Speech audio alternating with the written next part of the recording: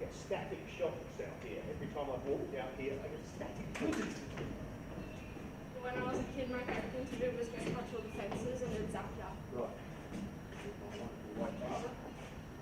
That's great. So what she's doing is putting those amplifier batteries into the amplifiers that are on the fence. Yeah. You know that one? So, this is camera 1. You get what it says on the tripod? It's camera 1. Okay? It picks up the go-kart. See that, the hairpin on the further side there? With it? Harden's corner.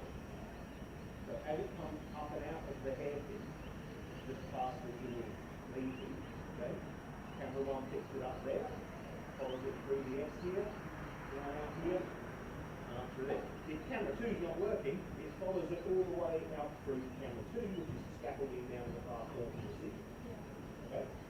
Camera 2 picks the car up from here. The camera 2's ready position is as we zoom in here, waiting for the car to come around this corner.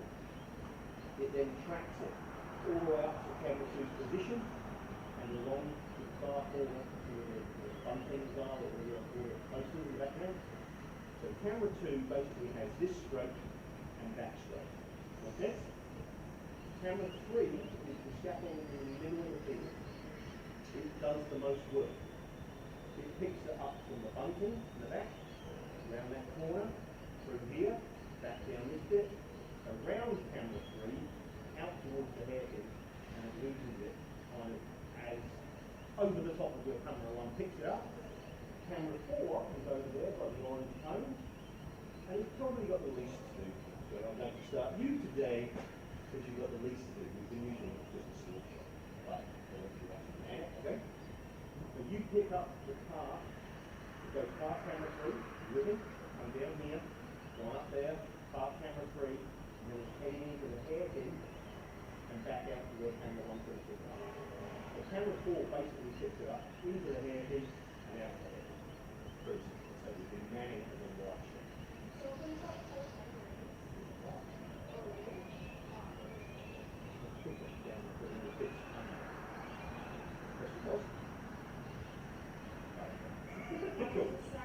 So, here we go. Are we all on one? All of us? You. Four of you are manning cameras, and one of you isn't. What is up with this? Oh, you poxy thing! I might have to check you out. Wow, that's interesting. Come on, play the game. Okay. So, come around, come around, come around. Yeah. You can't see from there. You'll have to press yourself up against me to come around. So, that's the little lean. Yeah. Oh, I might have to change that out. That's the little lean-to. So camera 1 would zoom in and be sitting there waiting for them to come round that corner, tracking them around that corner, that corner, that corner. And follow them as you zoom out. Following them as you're zooming out to that corner. Hello? Bit chilly. And then camera 1's big issue is that as they get to this corner here, you need to zoom right out because they're going to come past you real quick, and you've got to catch them around to that corner. Give it a go. Morning all. Good morning. Where's your coats? You didn't bring coats after what You guys are discovered gonna. the other day. I have one. I have one. Hello. What do you mean coat? I'm upstairs. Big warm jacket. Can you leave it at your dad's tent? Because I'm trying to practice with cameras right now. Ah, yeah. That's okay. Bye. Go do that.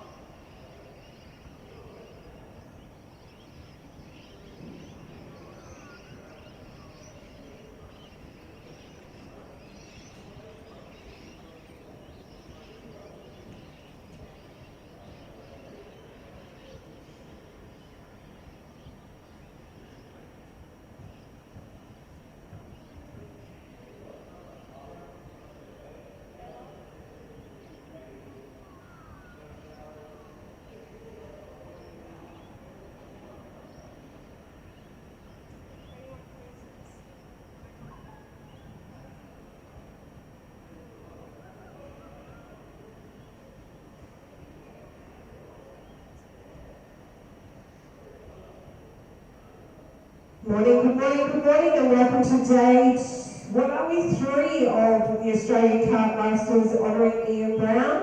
Today we've got qualifying and 3 heats. Canteen is open, hot coffee, bacon and egg rolls, toasties, hash browns, cold drinks, so come on over, fuel yourself up for the day. Don't forget to put your name down for the social dinner if you're coming tonight, and we also have our raffle tickets available for some great prizes as well.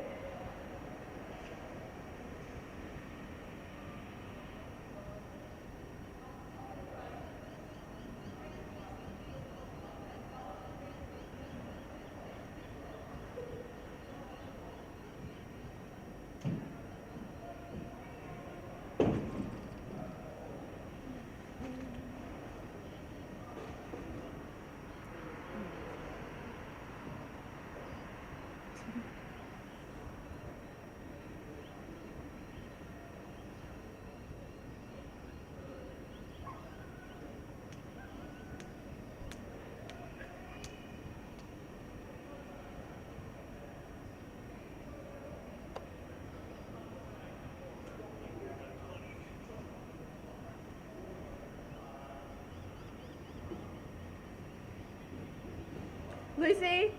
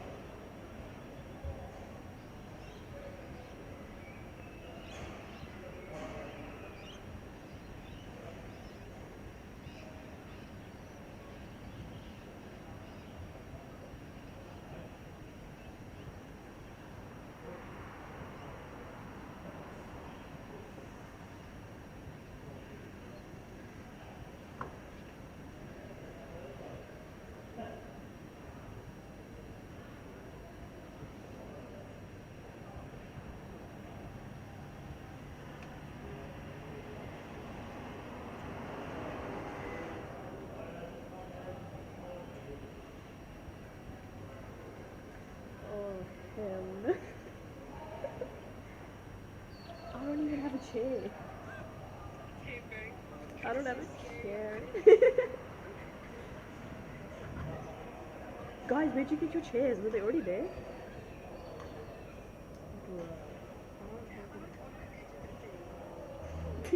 I don't even have a chair. I'm standing. Oh hell. Oh hell no.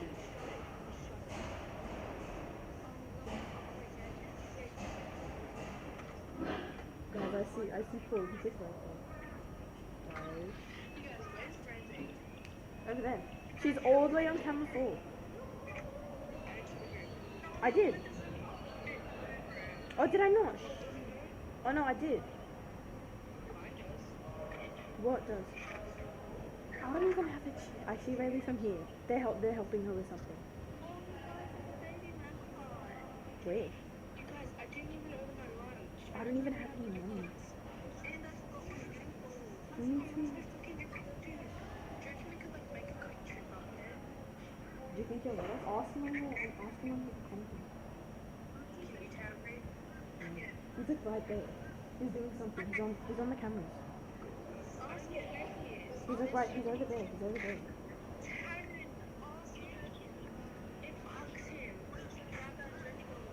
Did you guys not bring anything? Like you didn't even bring your bags in? No, I just brought my Bro, I'm literally so lucky. I got to bring my entire bag. It's okay.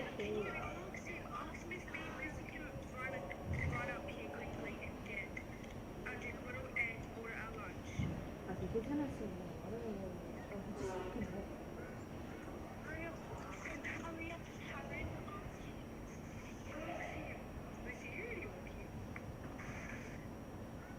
She's sitting up there. He's gone. He's inside. Open him up. He's running away.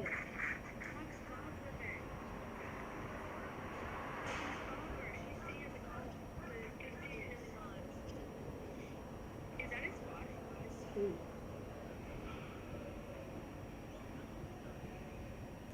Oh. Because who just turned their ear singer?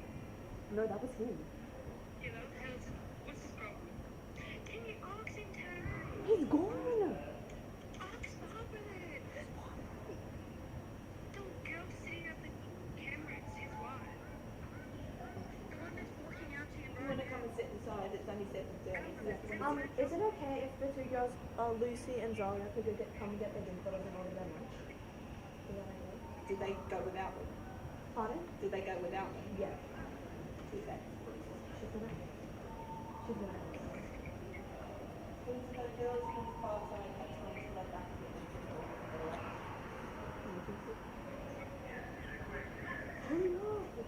Quick. Okay.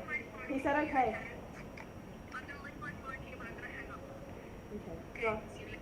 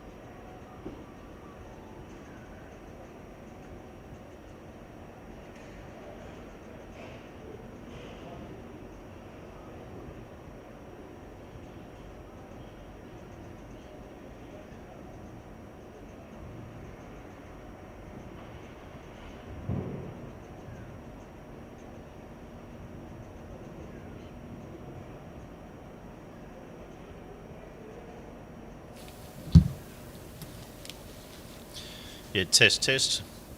Test, test. Turn 1, turn 2, turn 3, turn 4, turn 5, test, test.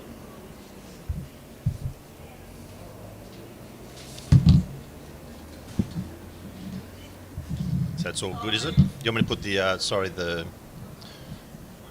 missed all that because I had it on the wrong ear.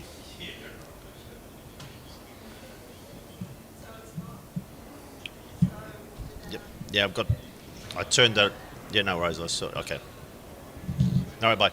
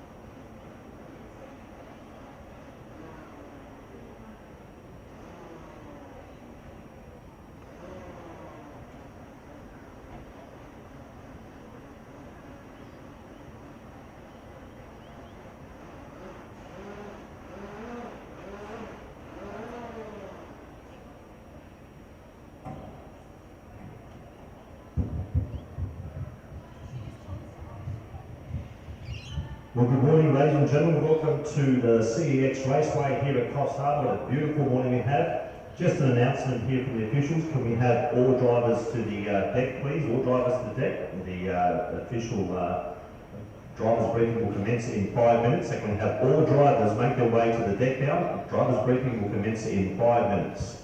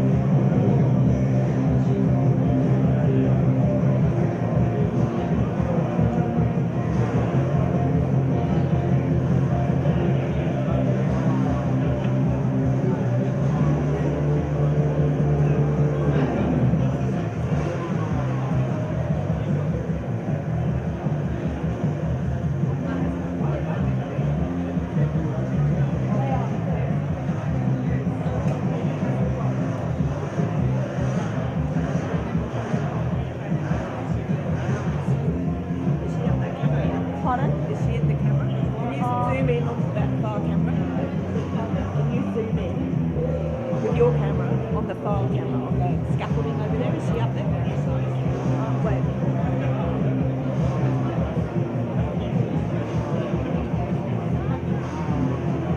Can't move my thing. So zoom in with your yeah, it's zooming into the ground. I can't see it. Yeah, there we go. Right? Yeah. Can you see her? Is she up the scaffolding? Yeah, she's just sitting there. Wait. She's putting her headphones back on now. Yeah.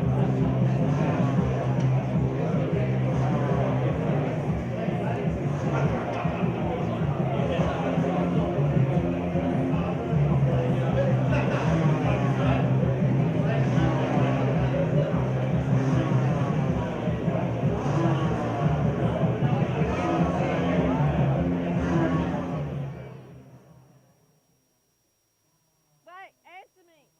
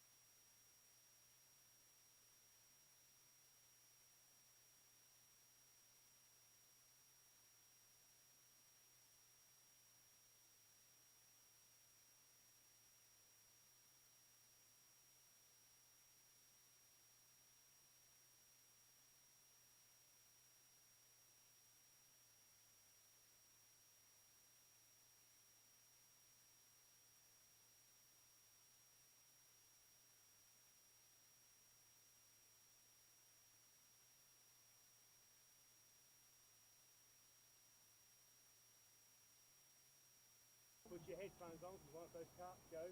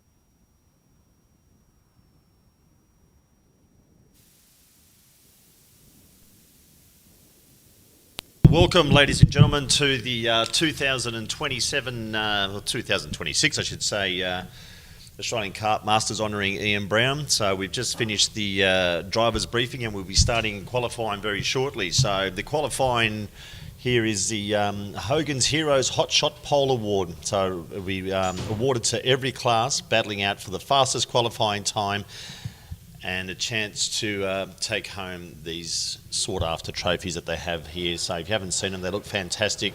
The trophies there, and it's great to have great trophies awarded again for the Hogan's Heroes, I should say, not Hogan's Heroes. Anyway, so as you all may well know, this is now called the CEX Raceway, in thanks to our major sponsor, the CEX Club. So Coffs Harbour Premium Entertainment and Dining Event, group facilities, 3 spectacular venues across the Coffs Coast and Woolgoolga and Urunga. So lots of events, and they have community events and entertainment, dining, and it's great to have them on board as a naming right sponsor for us for here for 3 years. So, and hopefully they'll be here for a bit longer than that. So we're getting ready for the first qualifying that's coming out there today. So qualifying today will be starting at 8 o'clock, which is in 2 minutes. But I can't see any carts down in the outgrid at this stage, but I'm sure that we get there shortly. So qualifying first up will be KA3 Heavy, 4SS Supermax Medium. So that's at 8 o'clock there. Just a reminder tonight too, ladies and gentlemen, that we have a just been passed a note here. Jerry Hargens was who the Hargens Hot Shots is named after. Jerry was a founding member of the club here. He's the one who started one of the members that started the track here, and I'm sure he'd be very proud to see how the track has developed into what it is today. So Hargens. So Jerry Hargens, one of the founding fathers of the Coffs Harbour Kart Club, and the Hargens Heroes pole awards are awarded in his honour. So and Jan in the canteen as well. So his lovely wife Jan in the canteen there, and there's a corner named after him as well, Hargens Corner, which is just over near the bike track. Is the next turn after the bike track. It's actually been redeveloped. It's actually quite a good little corner, that one now. So but Jan, his wife, is in the canteen still here, working hard, volunteering. I'm sure she's made many hamburgers and sandwiches and served drinks them, and it's great to see she's still here. And of course, their son, Scotty Hargens, the number one salesman for one of our major sponsors here. So Scotty Hargens is also out there racing. I think he's racing a couple of classes out there, so good to have these people on board and still supporting the club after many years. I'm sure they're enjoying what's happened here as well. They've seen it grow over the years. The recent drivers are here. They can just see what's the benefit it had out of people's dreams all those years ago. And of course, Scott Hargens works for Mid Coast Trucks. So if you're looking for a new used truck or getting a body rebuild or bus, go and see their number one salesman there at Mid Coast Trucks in Scotty Hargens. So we've got some carts there now loading up and ready for a start. So it should be started just very moment shortly. So they're down there. We got the we have 4 SS Supermax Medium, the KA3 Heavies. They'll be out there for a 6-minute qualifying, and we should have some.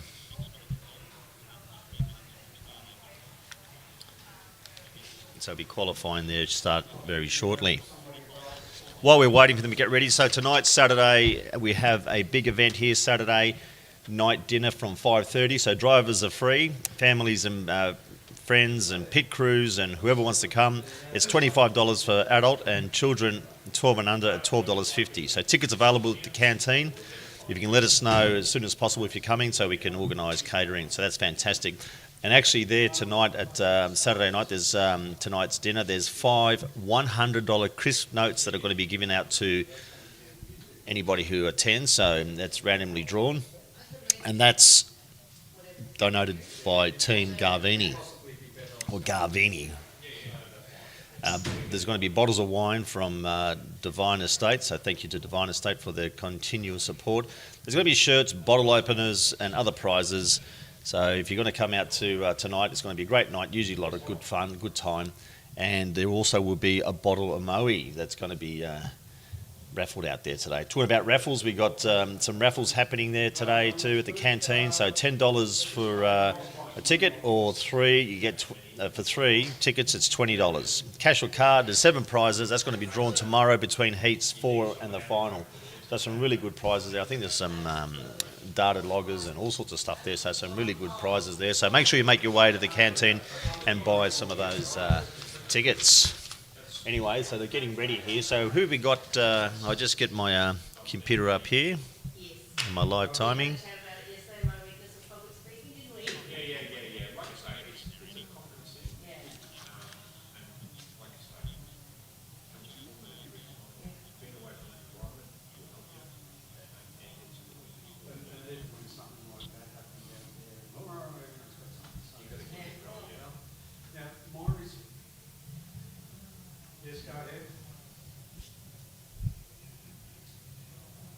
So qualifying here for the KA3 and KA3 heavy qualifying about to go out there. So kart number 1 is Steve Larlis, and kart number 13 is Joshua Mardell. In cart number 15 is Michael Parsons. Cart number 41 is Paul Hull. In cart number 42 is Sean English. In cart 59 we have Adrian Bianchini. In cart number 72 is Nick Behag. In cart number 77, Glenn Tanti, I should say. And cart number 81 is Tim Davis. So some interesting lap times there from Steve Lallas. Looks like he was well and truly up fastest out there yesterday with a 54.171 to get him up the front of, I'd say that's, so it should be coming up by class here.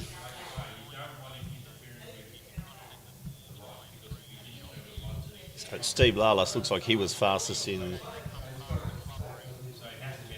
the KA3 heavies. So I'd say Steve Lallas, Michael Parsons, Paul Hull, and Nick Behag. So I haven't actually got them in order here. But anyway, we'll sure that when they go out there, we can give you some more information and see how they go. Anyway, waiting for the officials to give them the go-ahead to open the gates, and I'm sure they'll be out there in any time shortly. Can we...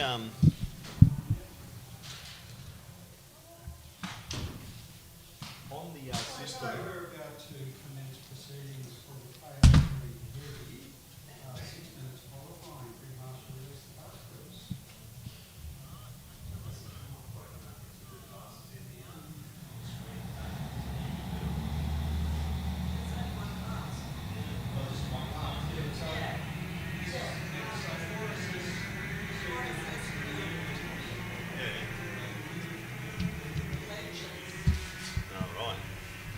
All right, sorry for the confusion there, ladies and gentlemen. There's been a bit of a change on the program here. So the 4SS Supermax has been moved in with the Legends, so that's a bit of a thing on there. A little bit of an update for you there.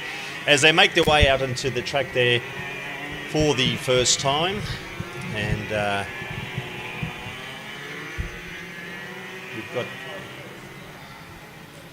their first out lap there, so this is the first group there for their Hagen's Heroes, I should say, coming through Hagen's corner, as you can see on the screen there. That's been newly developed corner, that Hagen's corner, as the cart number 81 of Tim Davis makes his first out lap of a minute 02, so these lap times won't mean much until they do their first flying laps. I'll just go through the where they are on the track there.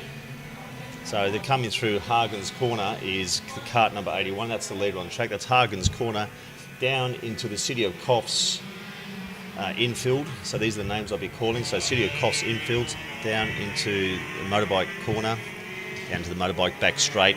There's cart number 81 there of Tim Davis, and then into Hagen's corner, and then into Tyrrell's corner as he comes through Tyrrell now, and then into the infield. So his cart number 81 coming into the infield there now, and into the CX corner, the final corner, and we'll pick it up in the camera here. So that's past the start finish line into turn 1, and he makes his way up to what they call Hospital Corner, and that's the corners that we'll be calling here. So the fastest on track right now is Tim Davis with a 54.651.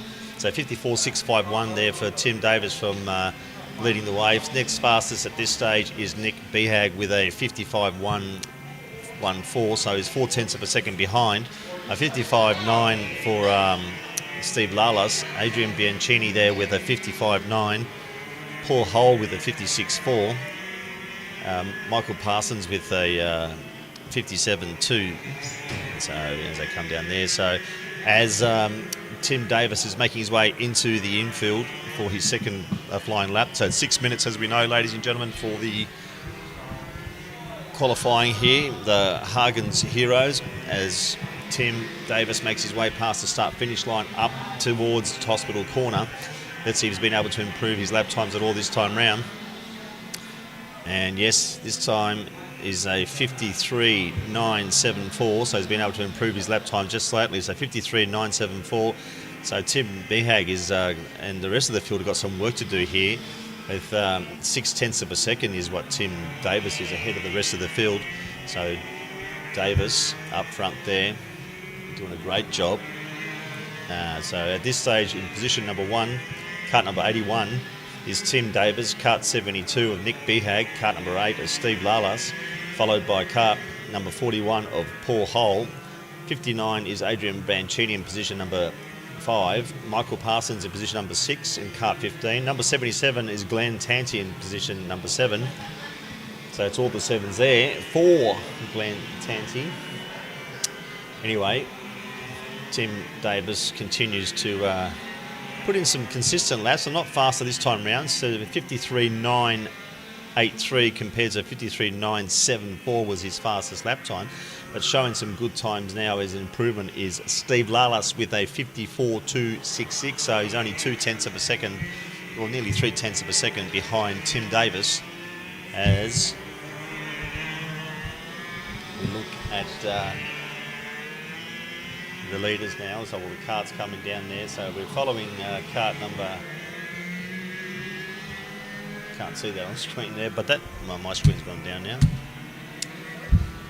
Anyway, so Tim Davis is in the lead there at the moment, with the fastest lap with a 53.974, with the rest of the field with some work to do. Anyway, so what a magnificent facility this is, ladies and gentlemen. As you can see, the shots of the new clubhouse there. That's a $2.5 billion development that was funded by the New South Wales government. So, and they were able to put in this brand new clubhouse and put in a fantastic new track. So great work there by everyone involved, and thank you to the New South Wales government for being involved there. And also one of our local councils has also been fantastic. We've named the corner after them, the City of Coffs Corner. The local council here has been very supportive. The mayor's been fantastic. They've made sure that we've been able to get this track up and running, and as it is today. So it's good to have a progressive council on board and doing a great job as we follow the cart number 81 of Tim Davis. So his fastest lap time now, last time round was a 53.601, which is 0.5 of a second quicker than Steve Lalas back there in position number 2 with a 54.119. So this time round, Tim Davis, very consistent lap time. So didn't quite beat the fastest lap time that time round. He did a 53.608 compared to a 53.601, which is his fastest lap time. As the checkered flag is already, and that will end this session. So not too sure if anybody has anything for Tim Davis, who's just shown a clean set of hills out there. Steve Lalas out there, sorry, with a 53.699. So let's see if Steve, if he comes through yet, cart number 8, can do anything to actually get Tim Davis. So that's just come out of nowhere. So Steve Lalas would put in a fantastic lap last time round with a 53.699, only 0.09 of a second slower than the pole position as they make their way past the finish line. Let's see if there's been any improvement in the times. Steve Davis not been able to improve his term that time round. Let's see if Lalas has gone through, and no, he hasn't been able to get improve on that. So, but very close up front there in the end, ladies and gentlemen, only 0.0098. But congratulations to our pole winner, Hagen's pole winner for the 2026 Australian Kart Masters, honouring Ian Brown in KA3 Heavy, and qualifying there, Tim Davis with a 53.601. So well done to him. The Australian Kart Masters honouring Ian Brown are on this June long weekend at CEX Raceway Coffs Harbour, celebrating 31 years of racing. Proudly endorsed by Jeff King Motors and sponsored by A1 Engine Tuning and Mechanical, BDM Heavy Vehicle Repairs, Caribbean Motel and Midcoast Trucks and Isuzu.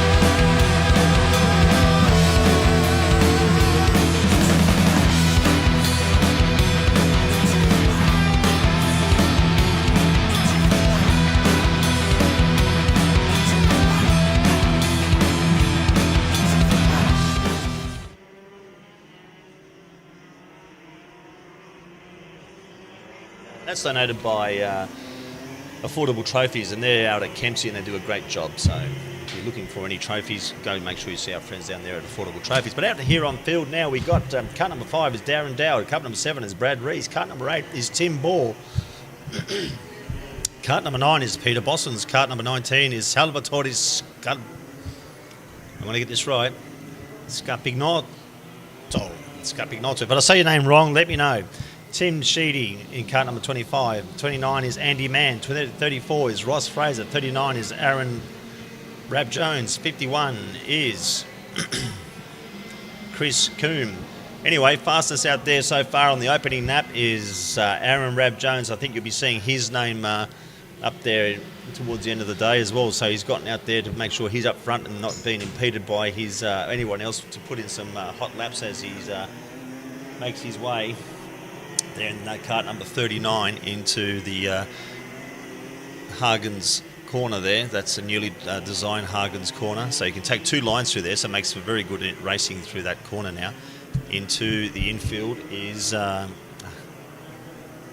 Rab Jones. So Jones in the cart number 39 into CEX corner, into the final corner as that it is, down the start-finish line. And his fastest flying lap now so far. Be interesting. Actually, fastest on track is Dmitry Kozinski. So Kozinski, I know Tim Ball now takes Tim Ball, I should say, takes the lead now. Fastest out there. So we've got Ball, Bosons, Kozlinski, Coombe, Rab Jones. That makes up your top 5. So the fastest there was a 53 flat by Tim Ball, and he was quite speedy here yesterday. Peter Boson's there in position number 2. He's 0.2 of a second behind with a 53.30, but nothing between him and Kozlinski. Kozlinski with a 53.375, and then back to Coombe with a 53.388. So it's going to be some tight racing there, I can tell you, ladies and gentlemen. But looking quite fast out on field there in cart in position cart number 9, I should say, is Bosons. So past the start finish line goes Rab Jones. Let's see if he's been able to improve his time. So Kozlinski now to the top with a 52.169. So at the moment we got Kozlinski with a 52.169, followed by Tim Ball with a 52.281. Peter Bosons with a 52.520, and then Chris Coombe with a 52.619. But fastest out there is Kozlinski with a 52.169 with 2 minutes and 40 seconds to go as they make their way through Hagen's corner. That's Hagen's. What a good shot of Hagen's corner that is. You can see the 2 different race lines there. And when you'll there'll be some good action there later on, I'm sure, ladies and gentlemen, for the racing through that Hagen's corner as they make their way into the CX corner, up through the start-finish line. Let's see if there's been any improvement by anybody there. Peter Boson's been able to improve his time slightly, so he's up to a 52. No, Tim Ball now up the front there with a 51.740. So Tim Ball was very speedy yesterday.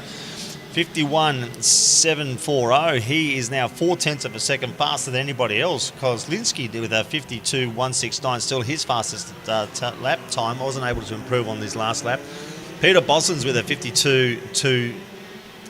Rab Jones with a 52.2. Chris Coombe with a 52.3. So they're the leaders there. They're the top 5, and they're the ones going to be watching for, will be battling for the podium and for the win, obviously, tomorrow afternoon. As the leading pack comes past the start-finish line, the cart number 39 of Aaron Rab Jones. Let's see if he's able to improve his time there. His fastest is a 52.271 as they come past the start-finish line. And Tim Ball able to... Chris Coombe's all the way to the top now. So Chris Coombe now with a 51.659. So a 51.659 versus Tim Ball with a 51.723. So well done to Chris Coombe there. So he's now in the lead with only a minute to go. So there's not many I think they'll be lucky to get 2 laps now. So we got, at the moment, we got Coombs with a 51.659, with Tim Ball with a 51.723, and Kozlinski with a 51.826. So absolutely nothing between those carts in front, and 51.980 for Aaron Rab Jones as they make their way past the start-finish line with 38 seconds to go. So this will be this lap and one more. Let's see if anybody can knock Kozlinski off the top there, but he's improved his lap time that time again with a 51.454. So Kozlinski with a 51.4. Tim Ball with a 51.483. So 0.029 between Kozlinski and Ball. So absolutely nothing between those two. Coombe there now with a 51.6. And Rab Jones with the 51.8. And as a checkered flag is now flowing, so that's it. That's the end of the session. So this will be it. Let's see if anybody's got anybody. At the moment, it's got Kozlinski at the front there by the narrowest of margins with a 51.454 as they make their way past the start-finish line for the final time as the checkered flag is waving. Let's see who takes the Hagen's Heroes pole for tag 125 restricted. Kozlinski looks like Kozlinski still has it. And that'll be it, ladies and gentlemen. It looks like that's Dmitry Kozlinski with a 51.545 over Tim Ball with a 51.483. And in third place there is Peter Bosson. So congratulations there to Dmitry Kozlinski. That was a pretty good qualifying, ladies and gentlemen. So there's absolutely nothing between the first, what have we got? 5 karts. There's less than half a second between the first 5 karts there, so that's going to be very close racing when it comes to the finals, and should be some really interesting heats as they swap the fastest lap times there. So congratulations to Dmitry Kozlinski for the taking the Hagen's Heroes qualifying here at the 2026 Australian Kart Masters, honouring Ian Brown.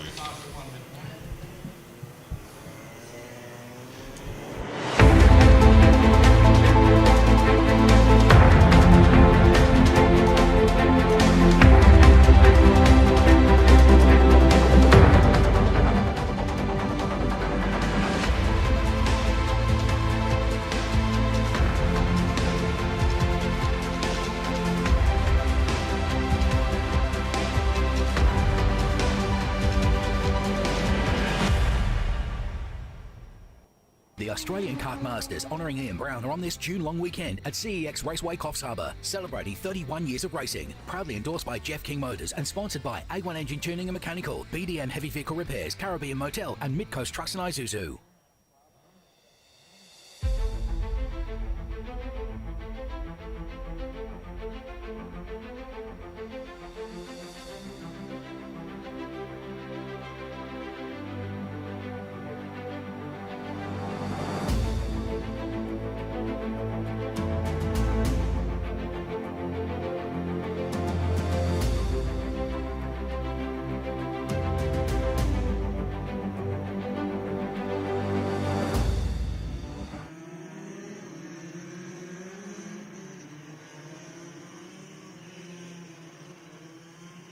Talk about more of those sponsors. Thank you to all our sponsors as well. Without our sponsors, we can't do what we do here. They let us do that little bit extra, and they support your racing. So remember, if you can support the sponsors who support your racing, it all goes round, and then we can keep doing what we're doing here.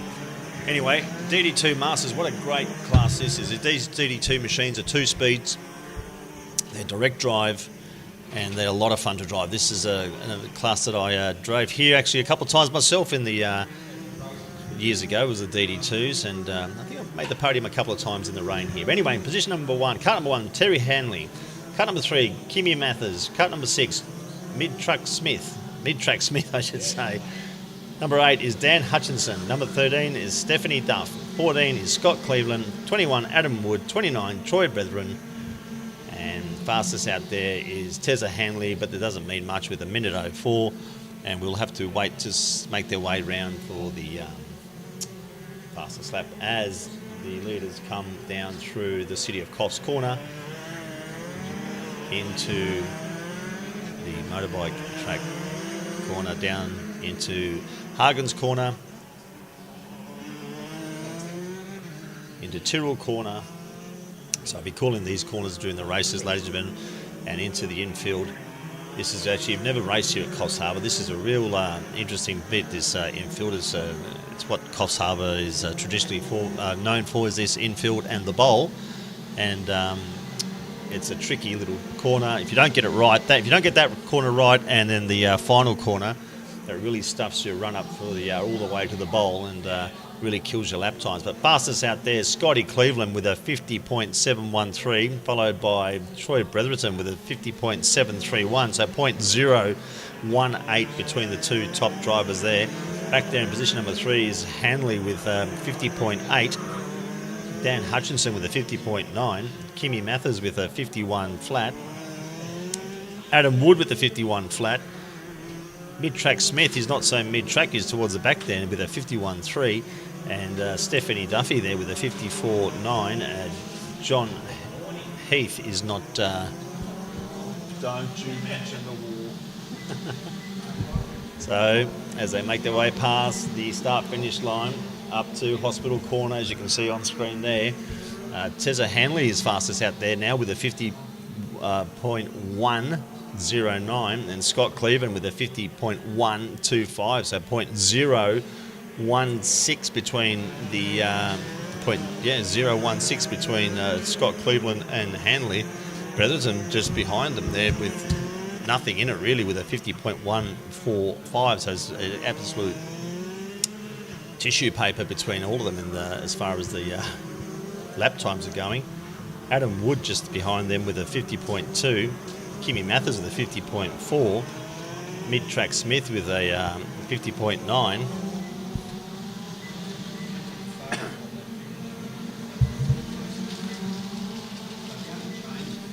So Bretherton now fastest out there. Bretherton with a 49.774, Cleveland with a 49.8. So showing a bit of pace now is Troy Bretherton in cart number 29.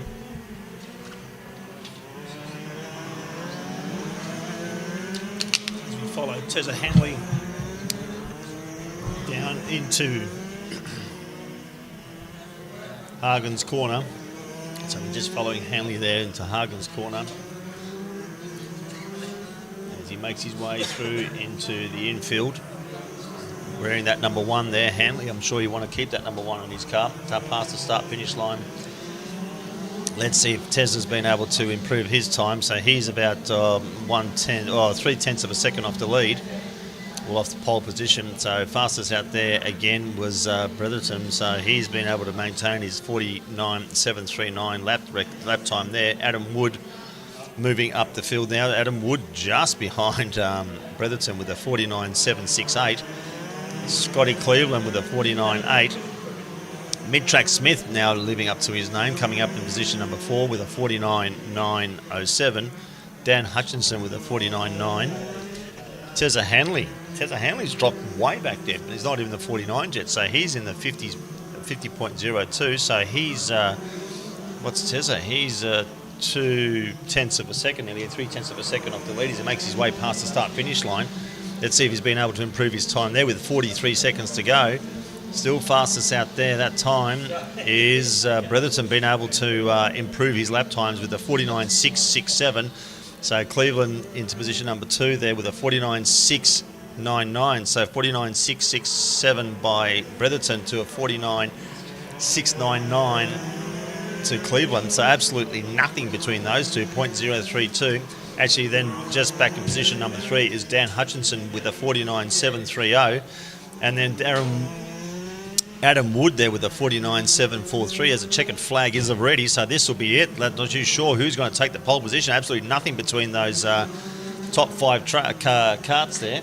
As it makes the way past the start-finish line is cart number 1 of Hanley. So Hanley not being able to improve his time, I don't think, that time round. So Tessa Hanley back down there in position number 6 with a 49.921. Cleveland with a 49.480, been able to improve his lap time again. And Bretherton with a not been able to improve his times. Hutchinson again. So congratulations to Scotty Cleveland there, taking out the pole for the DD2 Masters here at the Hogan's Heroes, the 2026 Australian Kart Masters honouring Ian Brown. So that's all the karts gone past there. So yeah, Scotty Cleveland been able to take pole over Bretherton by the narrowest of margins, and Dan Hutchinson back there in position number 3. So congratulations to Scotty Cleveland and for the pole award. So ladies and gentlemen, tonight we have dinner from 5:30. So drivers are free, families and pit crews $25 each. Children 12 and under are $12.50, and tickets available at the canteen. So let us know if you're coming as soon as you can, so we can make sure we have enough food and catering. Although I'm sure there will. Every time I've been to one of these events, there's been plenty of food, and it's great to have as many people turn up. It's a great event. It's good fun. You can tell your stories. Tell us how good you were, or tell us how good you're going to be, and a lot of fun. And that's what this event was built on back in the day. Ian Brown was one of the forefathers of the event, so that's what we named it after him, and this is what he designed it for. So it's great to have this event continue on and grow to what it has been this year, and it's certainly changed since I started racing this, 15 years ago, I'd say. It's become a little bit more professional and a little bit more prestigious, I guess, and now we've got the green plate. But in saying that, we still have the events and the classes for our older drivers or more elderly drivers. So, you know, we got the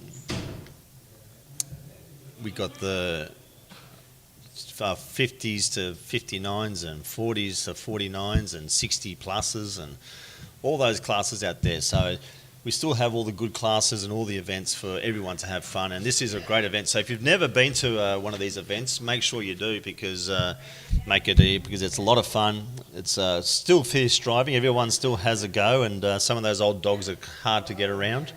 And but everyone has fun, and it's certainly an event worth going to. Look at this outgrid here, ladies and gentlemen. That's fantastic. Over 40 Australian Kart Masters, I should say, with so many karts there, as the tag restricted legends 60 plus, and the 4SS Supermax is medium. So tag restricted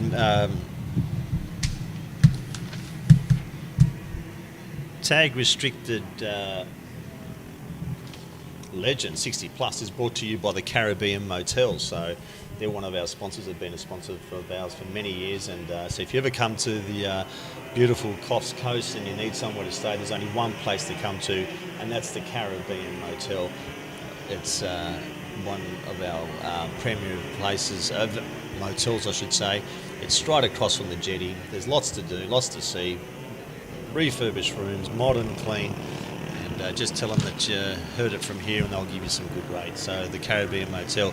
The 4SS Supermax are brought to you by Mid-Coast Trucks. So Mid-Coast Trucks, if you're looking for a new truck body, new or used, bus, looking to do some modifications to your trucks or buses, make sure you go and see Scotty Hargens there at Mid-Coast Trucks. He's your number one salesman there, does a great job, friendly service. So Mid-Coast Trucks, make sure you go and see Scotty there and he'll look after you. So thank you to our sponsors. Remember, we can't do what we do without our sponsors, and if you can support our sponsors, they support your racing, so it all goes round. Anyway, out on track here, we've got kart number 71, and I think we're following here of Greg Dicker. So his first flying lap was 1 minute 02, so it's actually quite good to have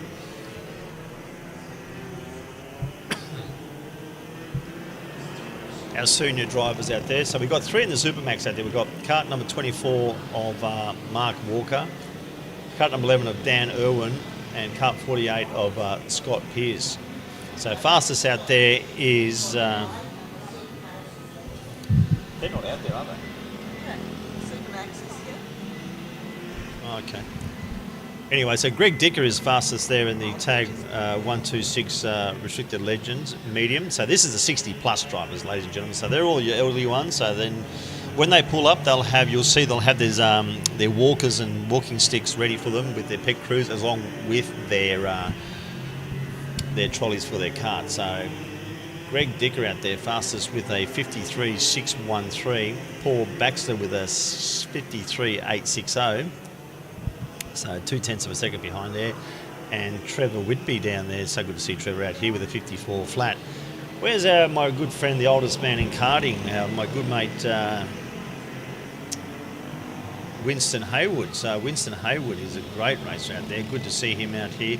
Winston Haywood back there in position number 13 with a 55.627. You see Winston out there, kart number 57, known as the oldest man in racing. Brucey Goodwin up front there with a 53.032 in the tag restricted medium.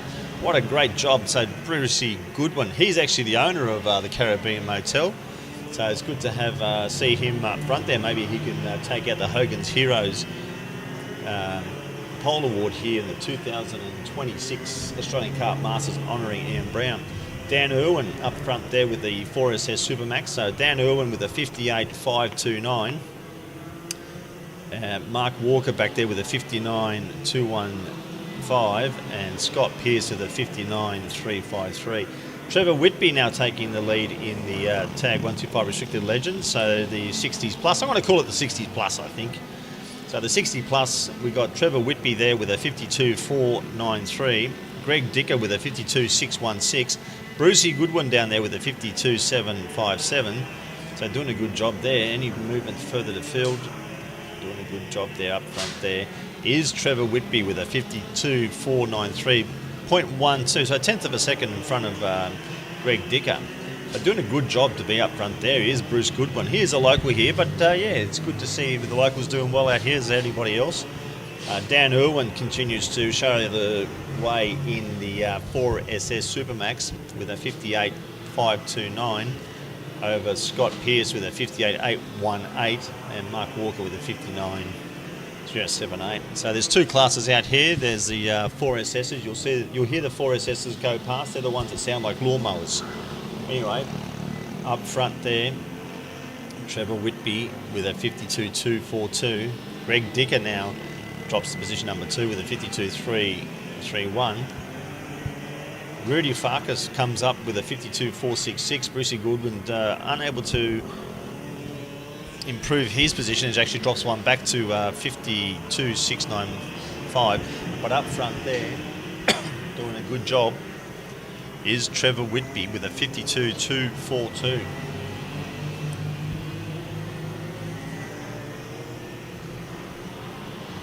As they come past the start-finish line here with, there's 30 seconds to go now, so they won't be able to do another lap after this one, so they'll have a checkered flag and then one more crack at it. Trevor Whitby still fastest on track there for the over 60s, and the 4SS Supermax, Mark Walker still up front there with a 58.471. So, not too sure if there's going to be too much more movement here. Brucey Goodwin moves up to position number 4 now, so with a 50, checkered flag is a flying. So this kart number 37 makes its way past the checkered flag here.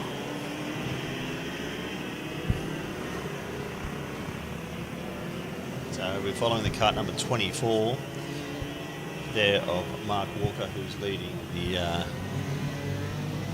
4SS Super Max Medium. So checkered flag is a waving. We've got a bit of a mixture of classes out here. Let's see what we can, if there's any movement at the top there in the over 60. So I'm pretty sure that Mark Walker will take the 4SS Supermax. Trevor Whitby still in the lead there with the 52.156. I'm not too sure if anyone's going to get them. So congratulations there to 4SS Supermax Medium driver Mark Walker for taking out the Tag Restricted Legends 4SS here at the 2026 Australian Kart Masters honouring Ian Brown.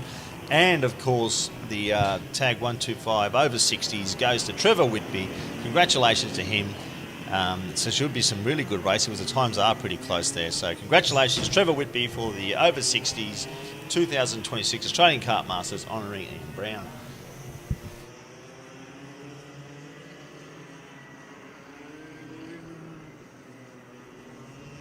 The Australian Kart Masters honouring Ian Brown are on this June long weekend at CEX Raceway Coffs Harbour, celebrating 31 years of racing. Proudly endorsed by Jeff King Motors and sponsored by A1 Engine Tuning and Mechanical, BDM Heavy Vehicle Repairs, Caribbean Motel and Mid-Coast Trucks and Isuzu.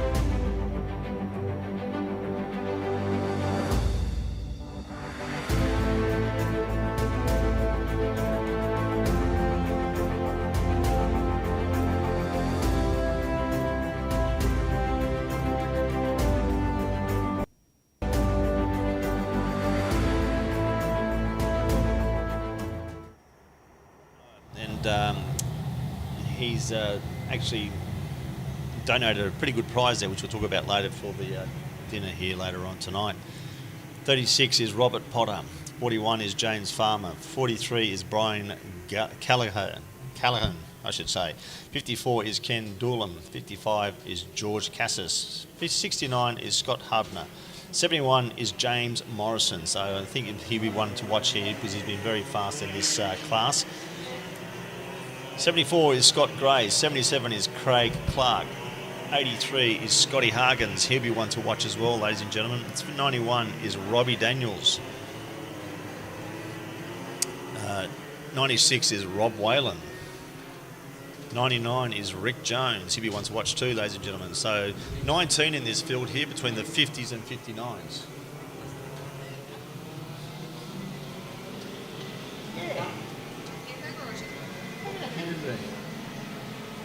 Sorry, ladies and gentlemen, my meal order's just been taken here, so we've got to take our priorities.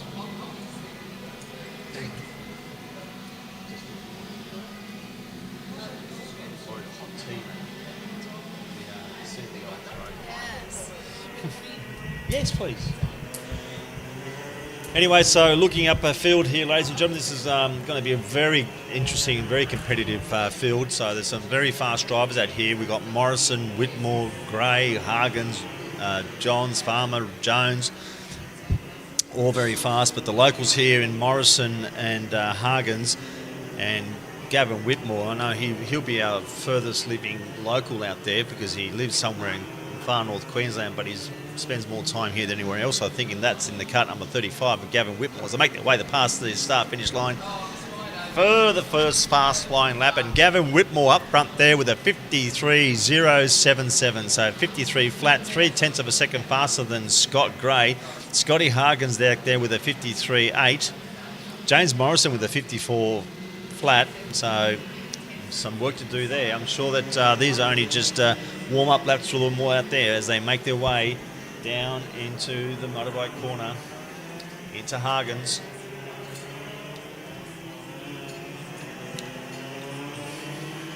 So you can see Whitmore all over the back of Morrison there. So Morrison still hasn't been able to pick up the pace at this stage yet. So he makes his way into the final corner there. You see cart number 71 of Morrison looking over his shoulder, but Whitmore fastest that time round again. Scotty Gray fastest that time round. Scott Gray back there in cart number 74 with a 52.668.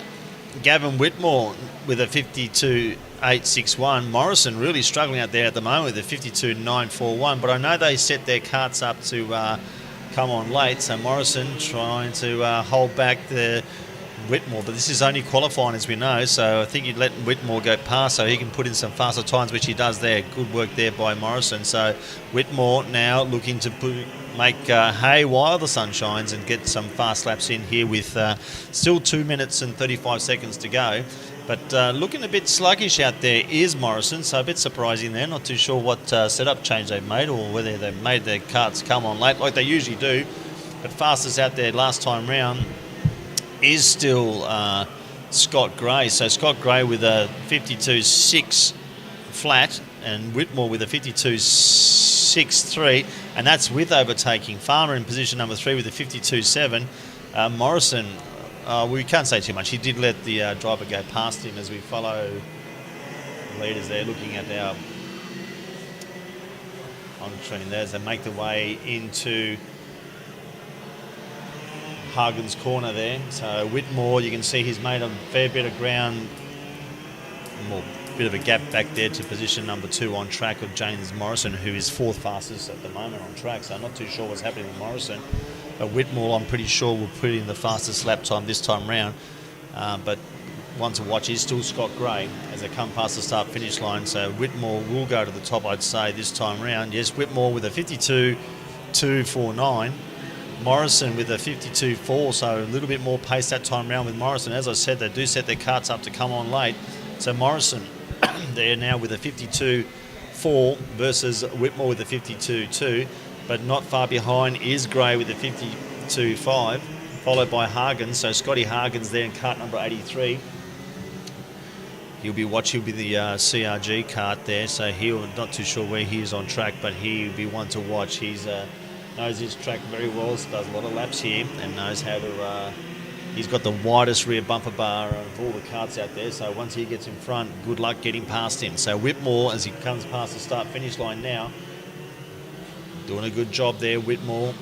So I reckon he'll have done a better time that time round again, did he? Whitmore. Yes, with the 52 flat that time round. Gray with a 52.2. Morrison with a 52.2. Farmer with a 52.4. Hargens. Let's see what Scotty Hargens can do with a 52.5. So Hargens, I'm surprised he's only down there in position number 5. So the way it sits now, it looks like Whitmore. I think Whitmore will be hard to beat now for this pole position with 11 seconds to go as the checkered flag is of the ready. So they'll have one more lap after this. As the checkered flag is waving as they come past the start-finish line. Some of the drivers towards the back of the field there, so doing a good job up front there is Gavin Whitmore, as you can see on track there. Looks like Morrison might have done a little bit better this time around as they go past the start-finish line. So fastest that time again was Whitmore. Gray. Scotty Gray that time fastest with a... Scotty Gray goes to the lead with a 51.946. James Morrison with a 51.985. As I said, his karts always come on late. Gavin Whitmore with a 52.0. Scotty Hargens up with a 52.4. So absolutely nothing between first and second. Scotty Gray, well, congratulations to him, pulling one out of the hat there with a 51.946. Up front there, second place to James Morrison with a 51.985. So 0.039 between those two, and then 0.039 for the next between Morrison and Whitmore. So congratulations to Scott Gray for taking out the Hargens Heroes Pole Award here at the for tag 125 restricted medium 50 to 59s at the Australian Kart Masters, honouring Ian Brown. So congratulations, as we have the next class ready there, ready to go, and that would be the tag medium 40 to 49. That's sponsored by St. George Karting. So St. George Karting is one of the sponsors that have come on board to ensure that the live streaming is was made available to us. So St. George Karting. So St. George Karting is built on their business on trust, reliability, ethics, engineering excellence, and stringent product testing, fueled by passion to bring karting to every man, woman, child who dreams to race. What a great write-up that is. They believe in their products, and that's why they've been around since the early 1960s. They manufacture, supply world-leading products, but their drivers have been winning championships across the world. St. George Karting now stocks over 5,000 product lines across chassis, engines, components, and accessories, which makes one of the largest suppliers and distributors in the Australian and New Zealand market. So thank you, St. George Karting, for making this live streaming possible, and thank you for sponsoring and being part of the Australian Kart Masters, honouring Ian Brown, and being part of the Coffs Harbour sponsorship partnership family. It's great to have you on board, and hopefully you will be able to have a long-lasting relationship. Is that a live feed? Yeah. So it's not going out and back, it's directly from... Yep.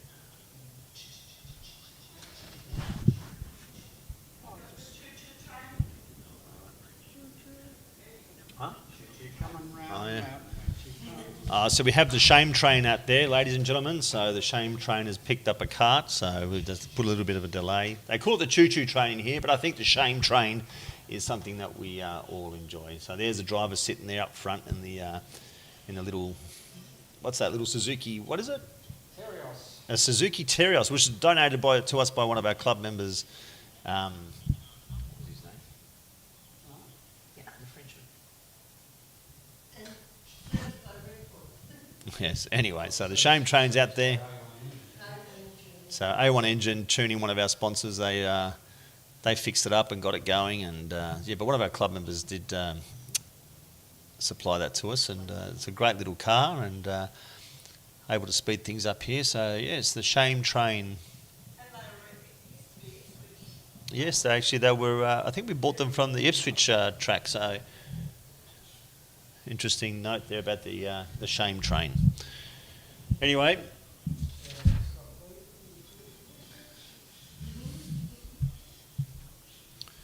Just a reminder that there are raffles at the canteen, ladies and gentlemen. There's raffles. There's $10 for one ticket or 3 for 20. So make your way up to the canteen. There's 7 prizes up there. They're sitting on the table. You'll see that there, and they'll be drawn tomorrow between Heat 4 and the final. So make sure that you can go up there and have a look at those raffles. And remember, every dollar that we raise here goes back into this facility. And I think you can agree that we've done a pretty good job here of putting every dollar back into this facility. As a magnificent day here. You've got to say it's one of the most picturesque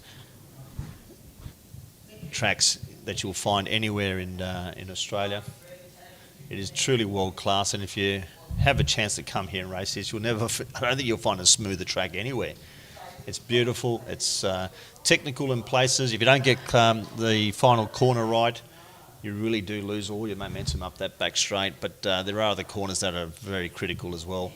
But yeah, it's a fun track. It's you have a bit of a rest down from the CEX corner, the final corner, all the way to Hospital Corner, turn 3, and the rest of it you're very busy. So I did 10 laps here the other day on a come and try day. I haven't been in a kart for many years, and I tell you, I needed some oxygen. But imagine what the DD2s or the KZs will be like around here. Anyways, the gates open. In kart number 3, we have Mick Robinson. Kart number 4 here for the Tag 125 restricted medium 40s to 49s. So Mick Robinson. 4 is Patrick Passfield. Number 7 is Sean Peterson. Position number kart number 8, Tim Ball. Kart number 10, Brad Garrity. Kart number 14 is Justin Voigt. Position number 15, or kart number 15, is Phil Radford. Kart number 16 is Mark Schumacher. Kart 23 is Chris Jones. Kart 26 is Michael Stark. Kart number 31 is Sam Bellardo. Kart number 33 is Jeremy Evans. Kart number 37 is Phil Webb. Kart number 39 is Joel Allingham. Kart number 44 is Scott Hyland. Kart number 47 is Rudy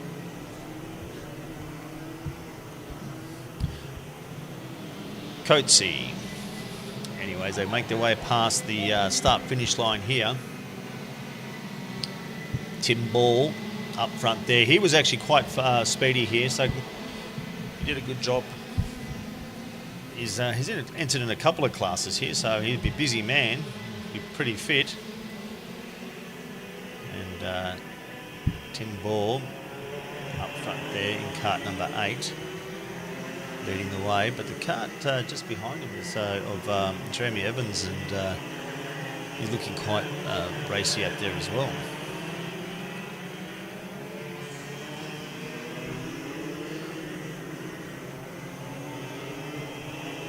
There's a Russell Grimson Memorial Trophy that these guys will be racing for, and once again presented to the winner of the Tag Restricted 125 Medium. And actually, that's 50 to 59s. That's the age division that Russell proudly competed in. So that's the 50 to 59s Tag Restricted Medium. And that's the over 40s. And it honours his passion, friendship and lasting contribution to the Masters karting. If you ever met Russell Grimson, he was a funny old fella. I met him towards the end of his life, and used to see him sit at the scale. He was usually a scales marshal, and you usually found him fast asleep at the scales. Anyway, it's great to have a man like him be one of the founding fathers of the over 40s, along with Ian Brown, and did a great job as president here. And Russell Grimson is a sorely missed member, and all these forefathers. So Russell Grimson, Jerry Hagen, and Ian Brown, all great club members who really were the four founders and fathers of these events and this club and this track and what it is. And so without people like them, we wouldn't have what we have now. Imagine trying to start something like this afresh now. You just wouldn't be able to do it. But without the hard work that those guys put in the past, we really wouldn't be here where we are today. So duly missed, but well celebrated, is those guys, those Hargens, Brown and Grimson.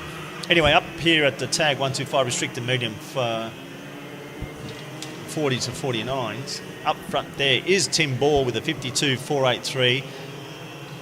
Peter Sattler with a 52.6 as they make their way past the start-finish line here up to Hospital Corner. Is we got Jeremy Evans up in front there with a 52.35. Tim Ball down in second place with a 52.3. Sorry, Vogel. It's changing here in front of me every second here, so there's been a bit of a shuffle in the positions here. So David Vogel now to the top with a 52.206, Evans with a 52.35, and Ball with a 52.56. So absolutely nothing between the first three, and even Fred Shepherd back there with a 52.3 flat, and Shane Pedersen with a 52.3. So the top five, there's 0.157 of a second, so a tenth of a second between first and fifth position. So up front there is cart number 66 of Vogel as cart number 8 of Tim Ball goes past, and up to the top of the timing goes Tim Ball with a 51.968. But Evans made short time of that with a 51.926, so 0.042 of a second between Ball and Evans. So we got Ball down there with the 59.6 in position number 2. Jeremy Evans up there with a 51.926. Fred Shepherd with a 52 flat, and Vogel with a 52.1. That was last time round, but the fastest lap time out there does go to Jeremy Evans at this stage with 55 seconds to go. So they'll probably have 2 more laps to be able to get their best lap out here to get the pole position here. The Hargens Hero Pole Award here for the tag restricted medium 40 to 49s as they make their way past the start finish line with 38 seconds to go. So they'll have 2 laps after this one and 1 more. So Jeremy Evans was fastest last time round. Jeremy Evans been able to slightly improve his time. No, not being able to improve his time that time. That time with a 51.937. Ball with the 51.960. That was his fastest lap time. So he's not able to get ahead of him that time. But David Vogel with a 51.9 as well. So the top 3 there, both with the 51.9s at 0.046 between positions 1, 2 and 3. A tenth of a second between positions 1 and 4 as the checkered flag is flying. So there'll be 1 more lap after this one to see if and who will take the tag 125 restricted mediums 40 to 49s Hogan's Heroes pole position. As the checkered flag is waving, car number 8 Tim Ball comes past. Has he been able to improve his time to the lead? No, he hasn't. But up front there, Jeremy Evans with a fastest time of the race that time with a 51.873. So congratulations to him. I'm not too sure if anybody else is going to get him. So it looks like Jeremy Evans with a 51.873, 0.047 over Tim Ball. So Tim Ball with a 51.9. David Vogel with a 51.9. So 51.920 for Tim Ball in position number 2, and David Vogel with a 51.972. So between those top 3, there's less than a tenth of a second. So that's going to make for some very good racing. But congratulations to Jeremy Evans for the tag restricted medium 40 to 49 here at the 2026 Australian Kart Masters, honouring Ian Brown. And what a great job he did there. And congratulations for the pole award, the Hogan's Heroes Pole Award.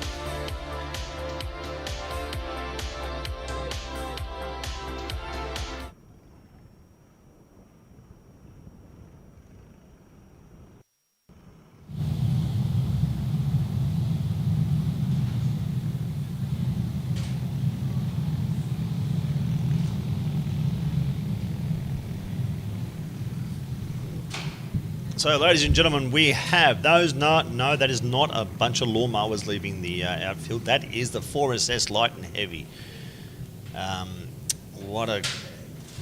These are an interesting machine. So we have in the heavies, in the lights, I should say, we have two drivers. In cart number 11 is Brad Fanning, and in cart number 86 is Terry Pryor. So they're in the lights, and the heavies, we got a good field there of Darren Miller in cart number 2, I should say. Cart number 6 is Alan Luff. Number 9 is David Bossons. Number 19 is Nigel Ward. Number 21 is Dan Irwin. Number 23 is Anthony Lusty. Number 24 is Mark Walker. 29 is Justin Eagle. 38 is Todd Clark. 40 is Al Sanfeed. 44 is Ryan McWilliam. 77 is Peter McDowd. 81 is Scott Dedra. And number 93 is Dean Nommenson.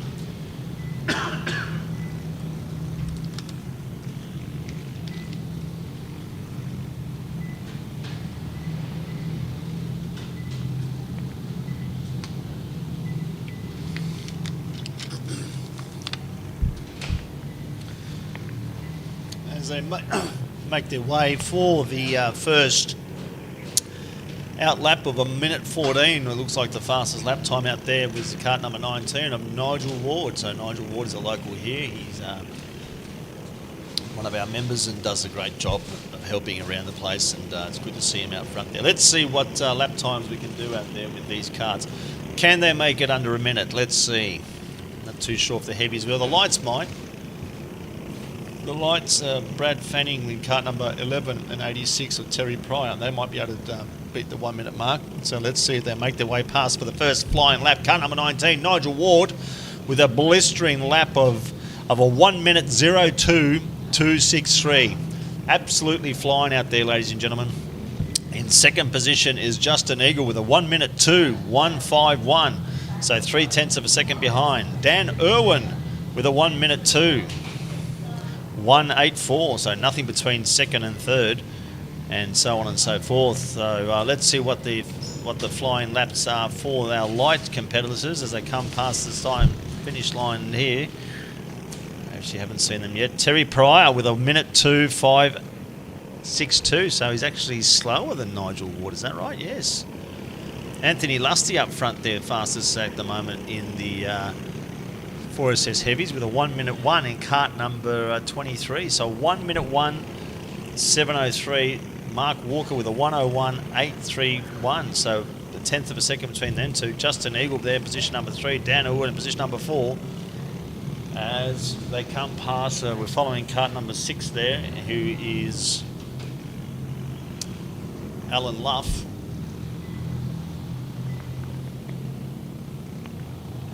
Makes his way into the bowl. That's looking at cart number 18 there. Looks like 19 of Nigel Ward, is it?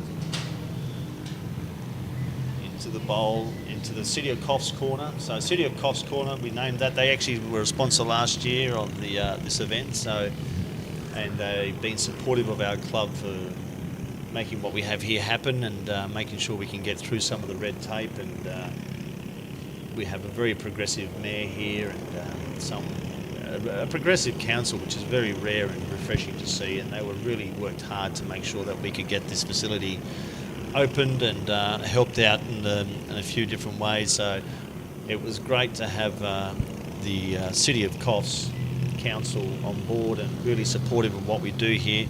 And I'm not too sure if the mayor will be out here later on today, probably will be, but she's a big supporter of our club. She's done some laps out here. We've also got our local member, Gurmish Singh, so New South Wales local member. He's also very supportive of what we do out here, and it's great to have support from local government and state government come on board and really support and reinforce what we do here.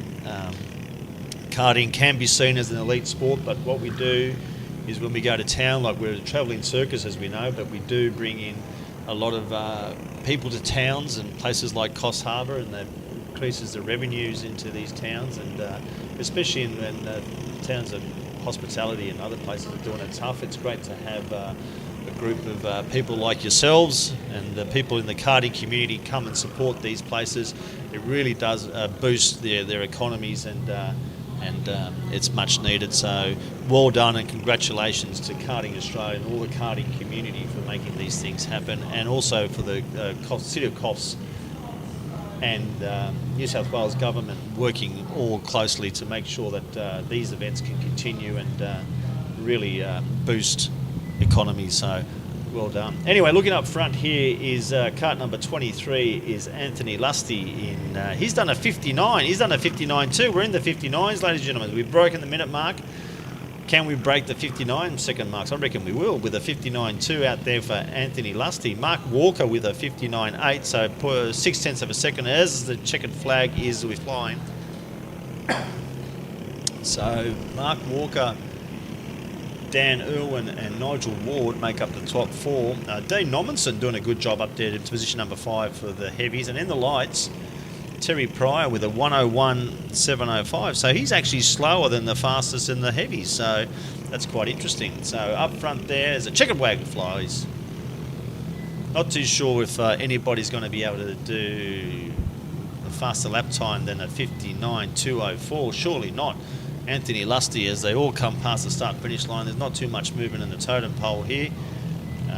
Terry Pryor looks like he's taken the 4SS Senior Light, so congratulations to Terry Pryor for taking out the 4SS Senior Light 2026 Australian Kart Masters, honouring Ian Brown here at the Hogan's Heroes Pole Award. And up front there is Anthony Lusty with in the 4SS Light, 4SS Heavy I should say, with a 59.204, so congratulations to him. Two drivers in the 59s is him and Mark Walker, but Anthony Lusty takes out the 4SS Heavy, 4SS Senior Heavy Hogan's Hero Pole Award here in the 2026 Australian Kart Masters, honouring Ian Brown. So congratulations to both of those drivers.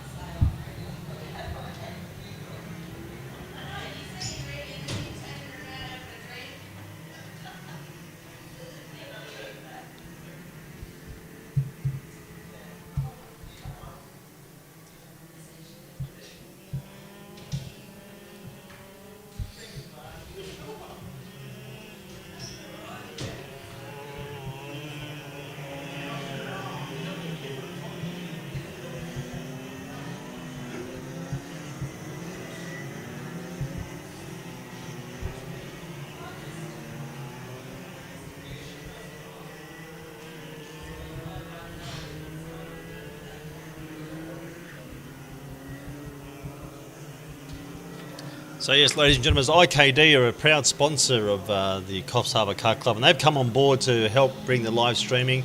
So IKD, International Karting Distributors, supplies premium karting and motor racing products to racers at every level, from first-time competitors to seasoned professionals. They stock proven race-winning brands, so you can line up knowing your equipment is ready to perform when it matters the most. IKD, you can count on reliable service, fast same-day delivery dispatch, so you can always ready to race. Backed by a passionate, experienced team, they're here to help find the setup and get the most out of your racing. So IKD, are proud sponsors of the Coffs Harbour Car Club, and it's great to have them on board supporting the live streaming here. So without them, we wouldn't have had the live streaming. Gecko Solar, one of our local solar experts here in town, they're supporting the, sponsoring, I should say, the tag restricted ladies out there. So thanks for Gecko Solar for being on board and being part of the 2026 Australian Kart Masters. So looking out there, fastest lap time out there does go to Brendan Goff. So Brendan with a 54.236, followed by Craig Simpkin with a 54.791. So half a second between those two at the front there at this stage, so a bit of work to do by everyone else.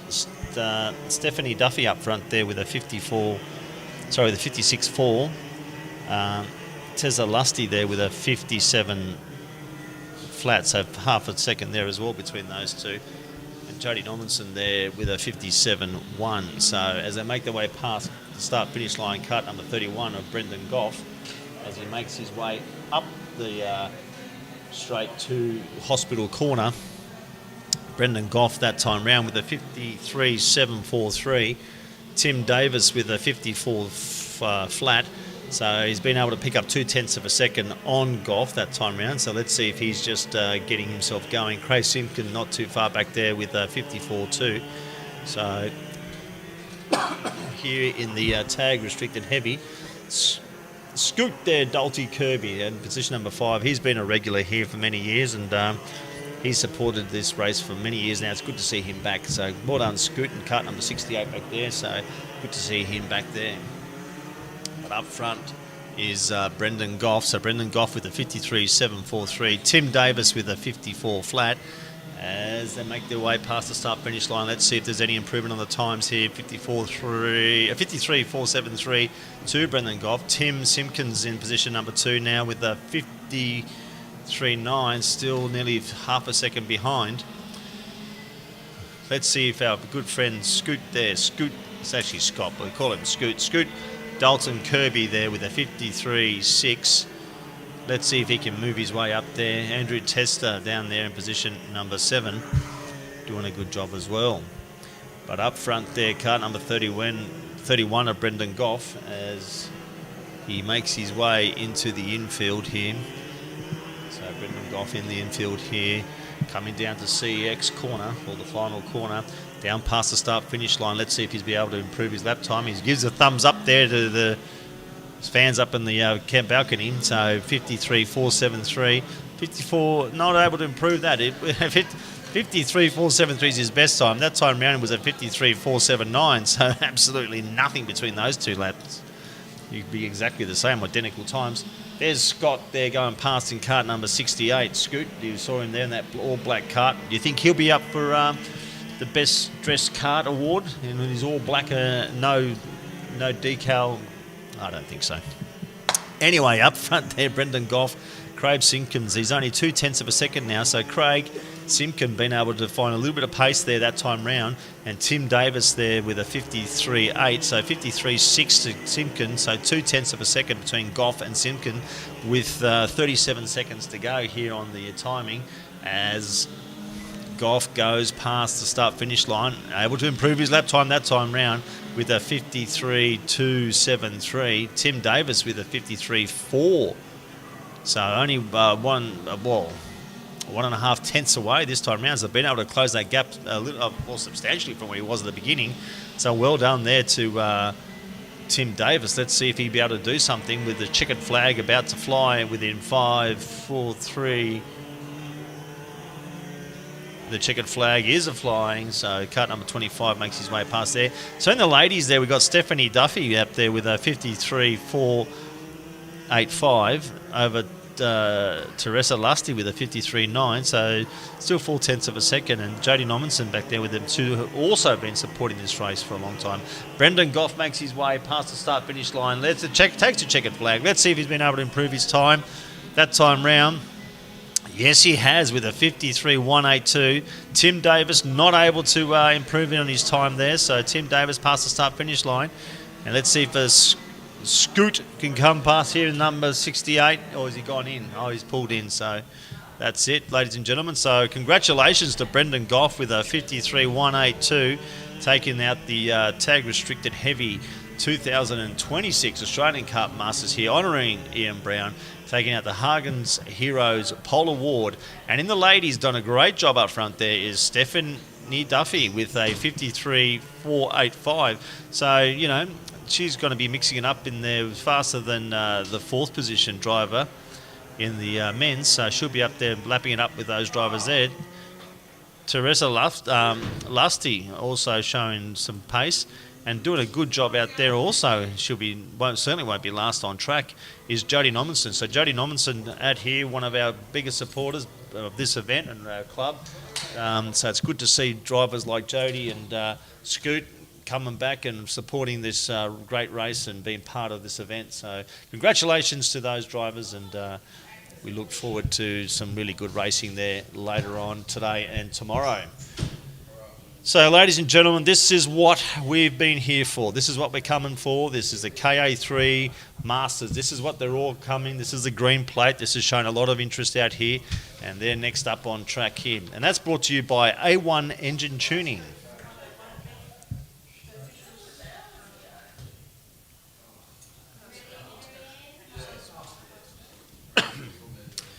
Yes, ladies and gentlemen, A1 Engine Tuning, they're your performance workshop service in the Mid-North Coast, specialising in ECU, dyno tuning and mechanical. They don't just do tuning, they have 3 fully qualified mechanics who can look after you and your vehicles as you need. They've worked on my cars and they do a fantastic job, reasonably priced. They'll tell you what's wrong and what you need to do, and they're very honest and upfront. So if you need to get any work done on a car, or even need a tune, even if you're not in the Coffs Harbour area, they can send the tunes off to your other mechanics. And it's great to have A1 Engine Tuning on board as a sponsor, not only for the club, but a sponsor here for the KA3 Masters, the 2026 Australian Kart Masters, honouring Ian Brown. So good to have good sponsors. And again, as I said, ladies and gentlemen, if you can support the sponsors who support your racing, then please do, because it all comes round, and it's fantastic to have people who do support these great events and support what you guys are doing out there. So we've got some big names out here. So car number 3 is Ben Kilsby. Number 4 is Scott Pearce. Number 5 is Scott Hargens. Number 6 is Sam Houston. Number 7 is Anthony Piazzo. Number 8 is Jupi Morita. Number 13 is Simon Minton. Number 14 is Lee Nicolau. Number 16 is Richie Papa. Number 18 is Nathan Mills. Number 20 is Kip Foster. Kip Foster's been instrumental in making this event happen. So he floated the idea with Karting Australia, and they were quite interested in what he had to say. He actually came here for the AKC and won his class. So he'd be one to beat out here and one to watch. So Kip Foster there, so he's thanks to him and all the work that he did and bringing this event in this prestigious class out here with how many drivers have we got here? We've got 15 drivers here, have we? 31 drivers. Sorry, my screen won't go down that far. Anyway, so 31 drivers here, ladies and gentlemen. Here we go, now it's moving. 31 drivers, so yeah. And some good drivers out there too. My old mate Paul Hamilton, kart number 44 from Canberra days. He used to be very fast out there, and used to be fast in the AKC back in the day. So he's back buried in the field, and I had a chat to him yesterday. He hasn't driven for a while, and he was telling me it's a pretty competitive field out there. So anyway, fastest lap times out there. Let's have a look here, ladies and gentlemen. Fastest out there is Reef Corbett. Reef Corbett with a 52.451, but I'm pretty sure those times will tumble down. Regan Payne in kart number 22 with a 52.8. Nathan Mills with a 52.9. So absolutely nothing in between the carts up and down the field there. So it's going to be very close there as they all jostle for position to see some clean air to see if they can make their way up to the top of that totem pole to take the prestigious Hagen's Heroes, I should say, pole award. So Kip Foster, not surprising, ladies and gentlemen, Kip Foster up to the top of the totem pole there with a 51.993. Reeve Corbett still quite fast there with a 52.150. Brett Reading in position number 3 with a 52.2. Absolutely nothing between them all. But Kip Foster being able to open up a 1.5 tenths of a second over the field.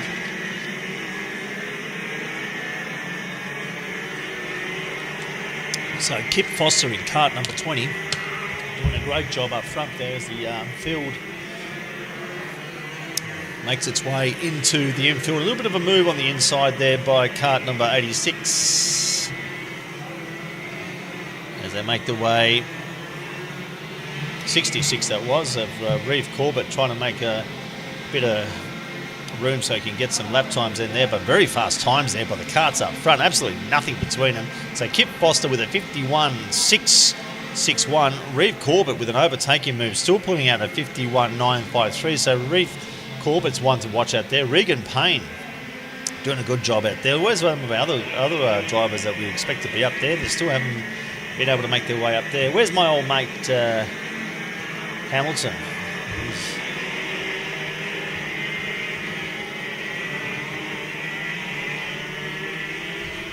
Just looking up and down the totem pole here. He's not in there. Anyway, let's see if he can make his way up there. But up front there with Kip Foster with a 51.661, 2 tenths of a second and 3 tenths of the Reeve Corbett. But Reeve did make a move on Kip there last time round. So I reckon the race is going to be fantastic there. But fastest to the top of the totem pole now is Matthew Waters. There's one that we were expecting to make his way up there. So 51.6 for Matthew Waters over Kip Foster with a 51.661. So 0.061 between Waters and Foster. Nicolau making his way up to position number 3 now. So Lee Nicolau with a 51.774. So with 54 seconds to go, ladies and gentlemen, let's see who's going to take the pole position award here as they come up to a slower cart up front here as they make their way past the start-finish line. That slower cart have been over. Let's see if there's any movement in the totem pole for the pole position, the 2026. Nick Percat making his way up to there, just 0.044 seconds. So he's in position number 2. So we got Waters, Percat, Foster. Nicolau not too far behind, but making his way up there. So we got Matthew Waters with a 51.6 flat and Nick Percat with a 51.644 as the checkered flag is going to will fly this time round. So let's see if anybody has anything, but good to see Matthew Waters make his way to the top there. Nick Percat into the second position. Kip Foster position number 3. That's going to be some great racing as a checkered flag flies. Let's see if anybody has any improvement times this time round. Kip Foster to the top with a 51.463. So well done to Kip Foster. Matthew Waters to the top now with a 51.449. Has anyone got anything else? Has Nick Percat come past the start-finish line? Not just yet. Still to finish his lap time. But Waters with a 51.449, Foster with a 51.463. So 0.014 between them two drivers. And that looks like it's all she wrote, ladies and gentlemen. It looks like Matthew Waters. So congratulations to Matthew Waters for taking out the 2026 Australian Kart Masters, honouring Ian Brown, KA3 Masters. So well done to Matthew Waters. But there's going to be some real tight racing there, ladies and gentlemen. So look forward to some great battles out there on field. I'm just looking on screen here. So down to position number 15. There's only half a second between those drivers. Let's see. So far, all drivers. So down to position number 22. or 23 to Jeremy Evans. All drivers are within 1 second of the pole position. So there's going to be some real tight battles out there, a lot to watch. So it's very exciting racing and very exciting times. And that's it. That finalises our qualifying here for the Hagens Heroes, the 2026 Australian Kart Masters honouring Ian Brown. Congratulations to all the pole getters, and it's fantastic to have such a great field out there and good racing. So there's going to be some fantastic racing out here today as we get ready for the first heat, 7 minutes plus 1 lap for the KA3 Heavies.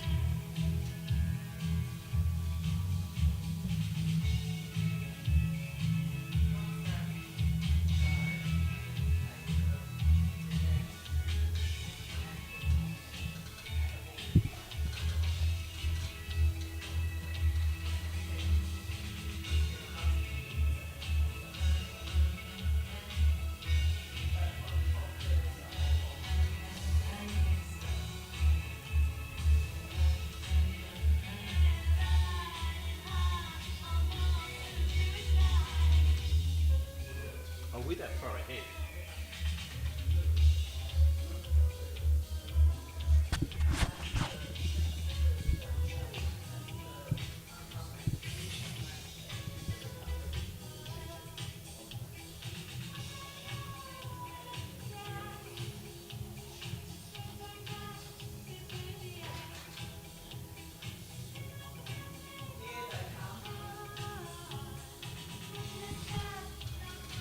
Well, we're well ahead, aren't we?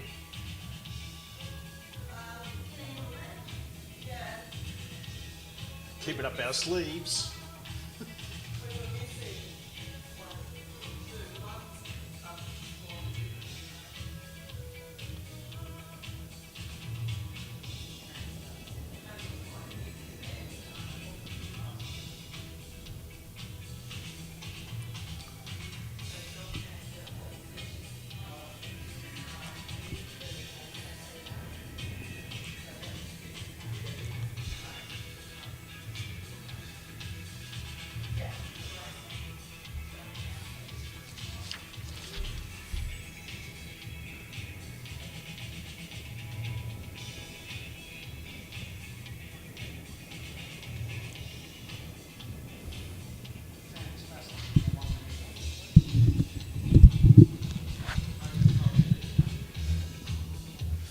It's great that we have some live streaming happening this weekend, ladies and gentlemen. One of the other sponsors that have been involved and been part of making the live streaming happen is Parallel Australia. Parallel Australia, built on performance, position and passion. They supply genuine Parallel chassis parts and technical support nationwide. With a strong network of trusted dealers across Australia, they ensure drivers at every level, from beginners to elite, have access to equipment, knowledge and backing they need to succeed.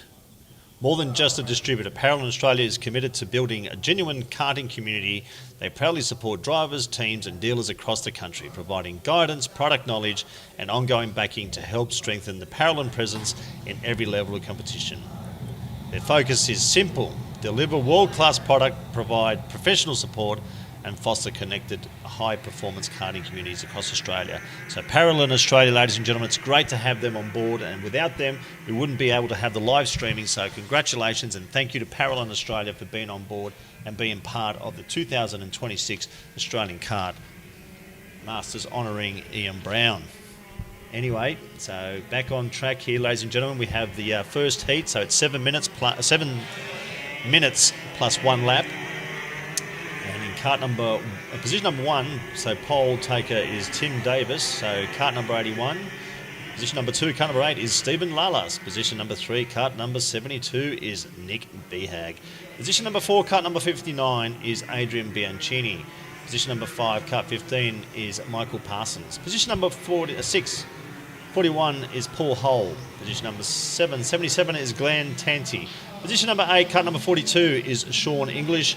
And position number 9, car number 13 is Josh Mardell. It's one of our long-term officials out here. So good to see Josh out there having a crack and having a good time out there. So enjoying himself here at the 2026 Australian Kart Masters on Ian Brown. Ian Brown, if you don't know who he was, Ian Brown was part of starting the over 40s event here. So he did a great job. He was the president here. He ran the club. He kept the place looking immaculate, and surely missed. And he was a great man. And it's sad to see that he's gone. But it's great that we are now honouring his legacy and now called the Australian Kart Masters, and in honour of his name, Ian Brown. So great man, Ian Brown.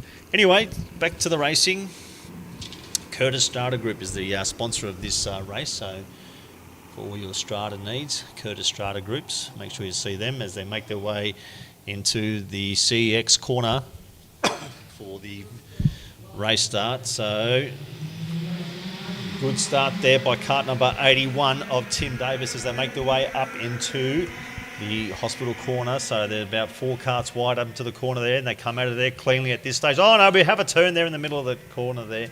So 2 turned around there, 3 turned around up there, so into the shadows there. So 3 karts have been turned around, but coming out of there quite cleanly as he makes his way into the City of Coffs corner is Tim Davis, doing a good job up front there. Looks like Stephen Lalas there following him in a big gap back there to position number 3. So let's see what happens there after a bit of a rough start there with 3 karts, and we've got 1 in the middle of the infield there just on the back straight. So kart number 81 of Tim Davis makes his way into the infield here. So great part of the track here at Coffs Harbour is the infield. This is a very critical part, the CX corner, the final corner. If you don't get this corner right, you'll lose a bit of time. And as you can see, the kart number 8 of Stephen Lalas had a better run out of that final corner than Tim Davis, and Tim already blocking there. So Lalas looking to make a move on the inside there as they make their way into the bowl. Lalas on the inside, but he's decided, yes, he makes the move there. Good work there by Lalas to take the lead now. So Lalas had a really good run out of that final corner, and it makes all the difference. So the final corner there by Tim Davis, he wasn't quite good enough and gave Lalas a run, and he now has taken the lead as he makes his way down into Hagen's corner. So they're making their way into Hagen's. Lalas in the lead now, but Davis all over the back of him. Davis making a move into Tyrrell. So Davis, yes, he makes that stick. So good move there by Davis. Now blocking into the infield. Lalas on the outside, he won't be able to make much of there. But this is a critical corner here, ladies and gentlemen. Bit of a bump there by Davis on him, so he's lost a whole heap of momentum there. So Lalas, I should say, made a little bit of a mistake there, bumped the rear of Davis, and he lost all that momentum. You can see that on track of how much time he's lost there. He's lost about half a second there, so he's got a lot of work to do now there, so they'll just have to settle into their rhythms here. Back in position number 3 is Glenn Tanti with kart number 77. So fastest on track that time round was actually kart number 72, back in position number 7 of Nick Behag with a 55.135. Tim Davis with a 55.2, but him and Lalas were having a little bit of a ding-dong battle. So this has really left Tim Davis off the hook. So with 4 minutes remaining, 4.5 minutes remaining, Lalas with all the work to do up front here. So doing a good job there. And car number 81 is Tim Davis as he makes his way into CEX corner, down past the start-finish line. Let's see what lap times he can do this. I think it'd be a pretty fast one this time round. So Tim Davis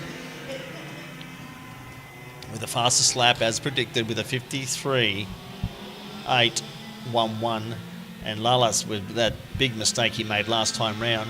So now there's 1.2 seconds between the leader and position number 2. So let's see if Lalas has anything that he can do to close that gap as our leader in kart number 81 makes his way down into the motorbike corner, down past the back straight there into Hagen's corner, named after Jerry Hargens, one of the 4 founders of our club here, into Tyrrell corner. Tyrrell was also one of the life members here who did a great job in building and supporting the club.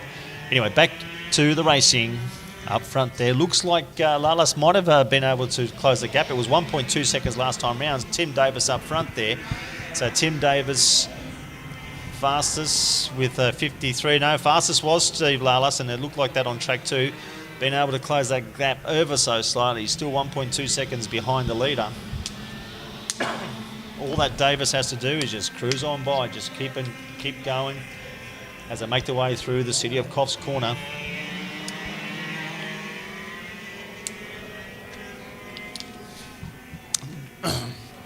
So fastest on track is Steve Lalas with a 53.664. versus Tim Davis with a 53.695, so absolutely nothing in their lap time. So really didn't get to close that up much, but doing a good job in through the infield there is Tim Davis as he makes his way through the final corner. Still not smooth out of there, loses a bit of time there I think coming out of that final corner. Up the back straight, Tim Davis with the fastest time that time, but with a 53.405. So taking 0.2 of a second out of Lalas, so I don't think Lalas has got much he can do here. I think he might just have to settle for second position for this heat after his mistake a couple of laps ago. And you can just see how crucial it is to make sure you get that final corner right. Otherwise, there's really nothing much you can do. Looking back here, look at my old mate here in kart number 42 of Sean English and Josh Medell in kart number 13. They're having a ding-dong battle back there in positions 6 and 7. What else is there? Is there any other battlefields out here? There's who we got. So, not really. As the field is now spread out. Doing a good job out there. Tim Davis. Looks like Lalas has given it up. So Tim Davis now just punching out some good lap times. So Tim Davis now with a 53.405. Lalas with a 53. What's he done there? Lalas with a 58.3, so he's just really given up here. But Nick Behag, who was fastest earlier on, so there's really nothing much happening out there to report. But just cruising up front there is our leader of Tim Davis. Lalas is gonna give up the fight for another round, so probably just conserve his tyres and not wear them out too much, but especially with a 58-second lap last time round. There's nothing really much happening back there. It looks like the ding-dong battle out there is between karts number 42 and 13 of English and Medell, as Tim Davis makes his way past the start-finish line that time round with a 54 flat, I should say. Kart number 8 of Steve Lalas. What's he done this time? Last time he did a 58.3. What's he done this time? A 58.9. So he's really just backed off. There's nothing really behind him. Bianchini back there in position number 3. So Adrian Bianchini, who's donated a few bottles of wine here from his winery Divine Estate, so they'll be randomly raffled off or given out at tonight's dinner. So that's probably one of the prizes that'll be given out there this afternoon, as Tim Davis has come past the start-finish line. And the last lap board has been shown. So the last lap board shown to Tim Davis. Let's see what time is it? 56.1. What's Stephen Lulliston? Stephen Lullis is just having a Sunday drive out there, not doing too much. I think, as I said, he's just decided that he's just going to back off for now. Adrian Bianchini there back in position number 3. Having a little bit of a battle there with Nick Behag. So Bianchini and Behag as they come past the start-finish line here. So Bianchini back in position. Behag's actually taken the position off Bianchini there. So that's carts number 72 and 59. But now on screen, the big ding-dong battle out here is the big hitters is Sean English and Josh Mardell. So English and Mardell. English in the 42 cart, Mardell there in the 13 cart. So Josh Mardell, an official here. So as the checkered flag is already, he's I think the checkered flag is missed the leader, did he? So checkered flags are flying. Well done to Tim Davis, cart number 81.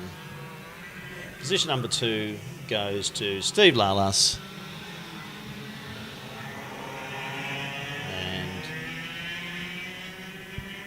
Nick Behag, position number 3, and Adrian Bianchini, position number 4. So congratulations to those as the battle still continues here for positions number 6 and 7. This has really been the battlefield here between English and Mardell. Mardell makes a move on the infield there. What a great move there by Mardell.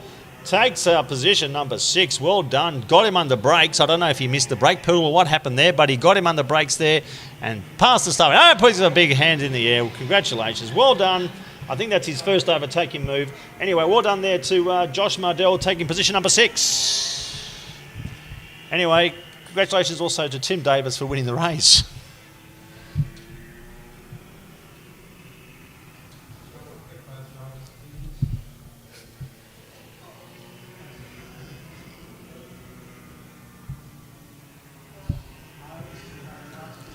Curtis Strata, managers and consultants. They provide complete support for strata setup, ongoing management, secretarial and administrative services, developer consultant and tailored insurance solutions. Their experience covers residential, commercial, industrial, retirement villages and mixed-use properties, ensuring every client receives specialised care by investing in advanced strata management technology and maintaining individual trust accounts for owners. They deliver accurate reporting. Curtis Strata managers and consultants, transparent finances and smooth day-to-day operations. At Curtis Strata, their commitment is to protect investment and ensuring compliance is set them apart as a reliable choice for property and management. Curtis Strata managers and consultants are proud sponsors of the Coffs Harbour Kart Club, and they've also the sponsors of the KA3 Heavy here at the 2026 Australian Kart Masters, honouring Ian Brown.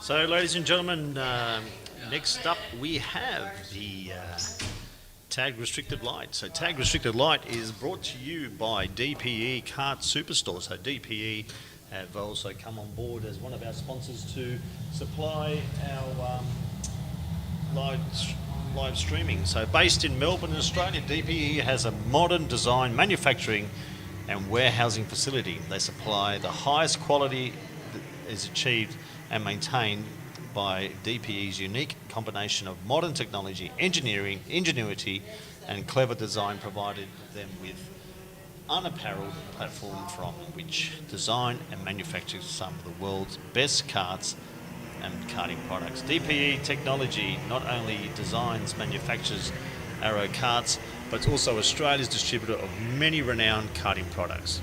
They also have their own exclusive kart range of karting equipment, which is Kartech, which comprises apparel from promotional items, tools, engineering, exhaust components, seats, driver sprockets, just to mention a few. DPE is also the agents for distributors for Australia's and world's best karting components. So thank you to DPE for coming on board and being part of the 2026 Australian Kart Masters honouring Ian Brown. Anyway, out on field here, ladies and gentlemen, we have in kart number 60 is Dmitry Kozlinski. Kart number 8, Tim Ball. Kart number 9, Peter Bosens. Kart number 4 is Curtis Coombe. Kart number 51 is Chris Coombs, I should say. Kart number 39 is Aaron Rab Jones. Kart number 5 is Darren Dowd. Kart number 87 is Pedro Ribeiro. Kart number 71 is Mike Schiller. Kart number 19 is Salvatore Scarpinato. Kart number 34 is Ross Fraser. Kart number 7 is Brad Reese. Kart number 25 is Matt Sheehy. Kart number 99 is Gavin Card. Kart number 29 is Andy Mann. Kart number 59 is Dean Buchanan. So it looks like they're ready for a start here.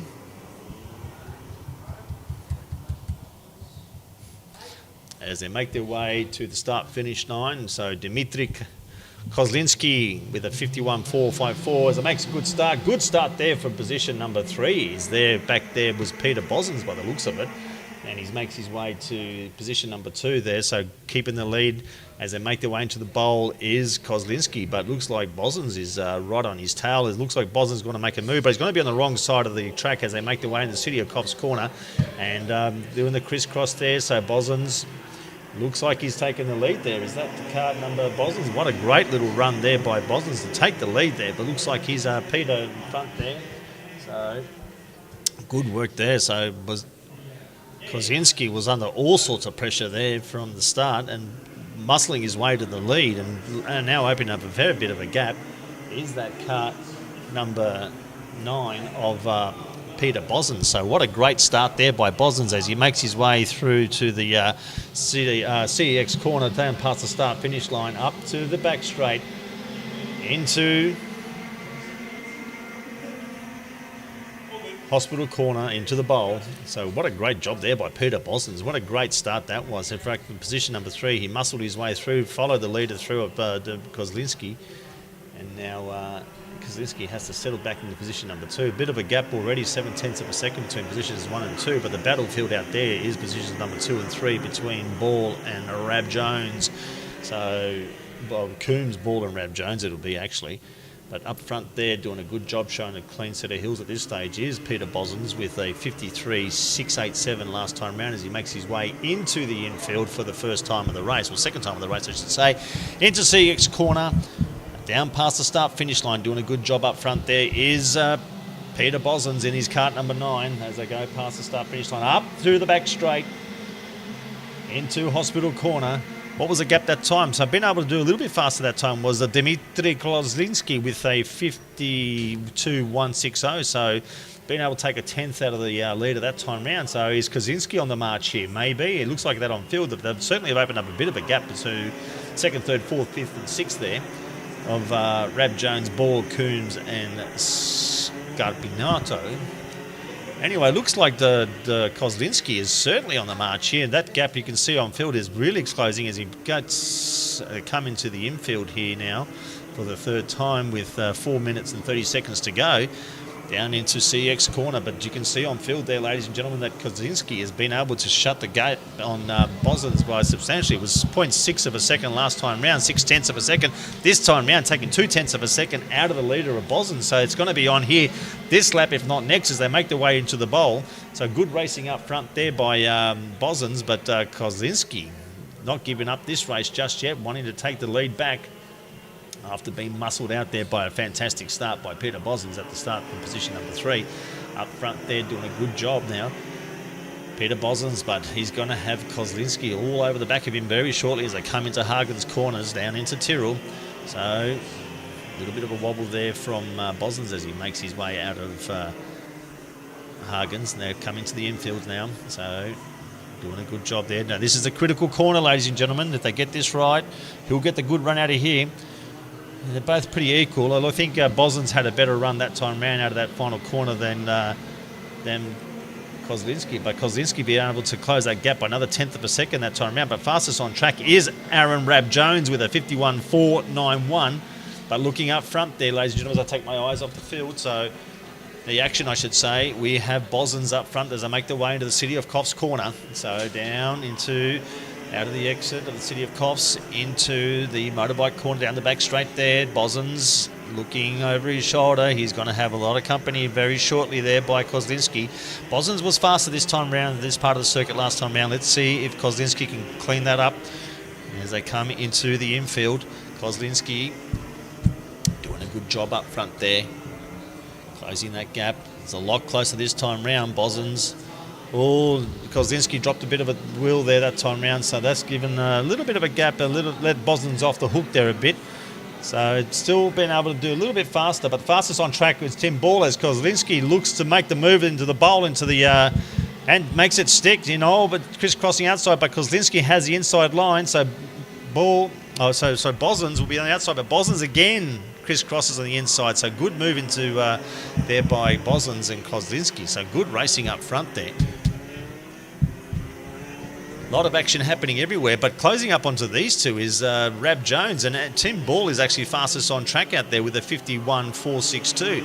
But looking up front, there's nothing between the leaders, as you can see on track here. This next corner here, the final corner, if they get this right, but coming to join this party is Rab Jones, I should say, and making a better exit again was Peter Bosens. So Kozlinski just struggling with that final corner, I think, but Rab Jones, a good run there. I think there's a bit of a difference in, you can see a difference in gearing there too, as it looks like Kozlinski has a much better, bigger teeth, I should say, because he's getting a lot more of a run down that back straight. But right on the back there, now it's a three-way tie, and going to join these guys soon too is Tim Ball, but first, second, third is Bosens, Kozlinski and Rab Jones. Rab Jones fastest on track. So Rab Jones looking to join this little party, and not too far behind them is Tim Bell with a minute to go in this race. Well, minute plus 1 minute, so 2 minutes to go as they come past the infield now into the CEX corner. There's nothing between first, second and third, and wanting to join the group is Ball. As they come past the start-finish line, that fastest that time round was again Kart sitting in position number 3, as there always a bit of a three-way tussle as they come into the bowl. So 3 karts still being able to keep their positions, but he wants to make his way through is Rab Jones, who is fastest on track there. So Rab Jones looking to make his move. Let's see if he gets past Kozinski first. So Kozinski now has a lot of pressure from the back of him from Rab Jones, so he has to do 2 things, just to block and see if he can get past the leader of Bossons. But Bossons doing a fantastic job up front, just keeping his race line. He's doing a good job out here out of the final corner as they come down into the CEX final corner here. A little bit of a gap opened up this time is Bossons, but Bossons does seem to be faster than Kozinski through the infield, and I think that's got to do with the teeth, because you can see that it makes that all up down the back straight. There is Kozinski, who makes a move on the infield there. Again, following through there through the bowl is Rab Jones. So Bossons loses 2 positions there into the bowl. Now looking to take the lead is Rab Jones. Kozinski in the front, but Rab Jones looking to take the lead now. Good racing up front here, ladies and gentlemen, to make the way into the back straight, motorbike straight. Looking for a move here. There's 2 lines through this corner. Which one to take?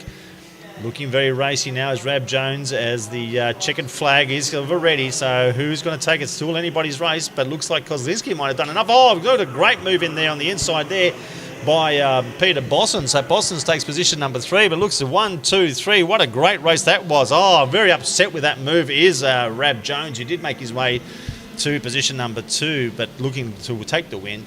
But great racing up front there. Congratulations to Dmitry Kozinski over Peter Bossons and Aaron Rab Jones, who looked very racy, and Tim Ball right on the back of them as well there too. So what a great race. So looking forward to some more great racing there later on today, ladies and gentlemen.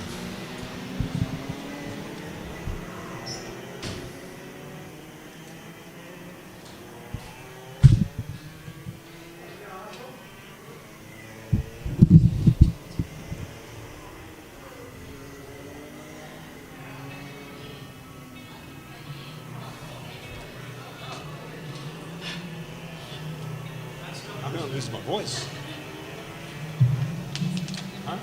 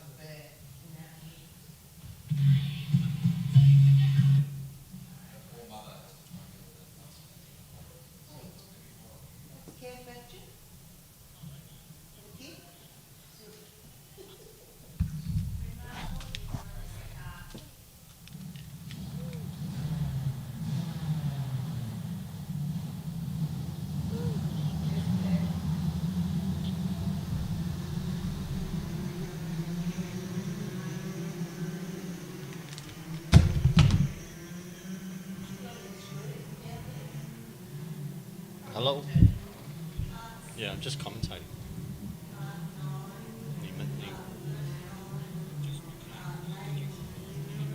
Yeah.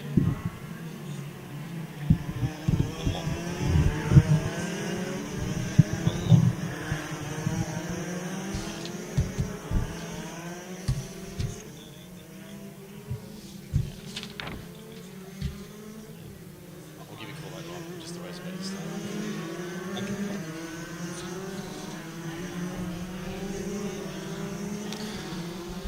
So, ladies and gentlemen, we're here at the 2026 Australian Kart Masters honouring Ian Brown. Out on field, we have the DD2 Masters, which is brought to you by RHM, so Ryan Hughes Motorsport. So in position number 1, Kart 14 is Scott Cleveland. Position number 2, Kart 29 is Troy Bretherton. Position number 3, Kart number 8 is Dan Hutchinson. Position number 4, 21 is Adam Wood. Position number 5, Kart number 6 is Mid-Track Smith, aptly named. Position number 6, kart number 1 is Tessa Hanley. Position number 7, kart number 3 is Kimi Mathers. And position number 8, number 13 is Stephanie Duff. And not out there is John Heath in position number, kart number 57. Anyway, looking to make a start as the DD2s. What a great car class this is, ladies and gentlemen. If you ever get a chance to drive one of these machines, I can only but recommend it. It was a lot of fun when I did it a while ago. Now, anyway, as they make their way through to the start-finish line, and they're off and racing. Good start by the front two, but a better start by Scott Cleveland there as they make their way up into the hospital corner. So clean start by all karts there into the bowl. Now into City of Coffs corner. Opening up a little bit of a lead already is Scott Cleveland, but I'm sure that'll change very shortly. So as they make their way down into Hagen's corner for the first time, in the lead there is Scott Cleveland. Not much, a little bit of a shuffle in the back of the field there, but the first three seem to have broken away of Cleveland, Bretherton and Hutchinson. So let's see if they make their way down into the first corner, the final corner, the CX corner. Down past the start-finish line is Scotty Cleveland, fastest there, making their way into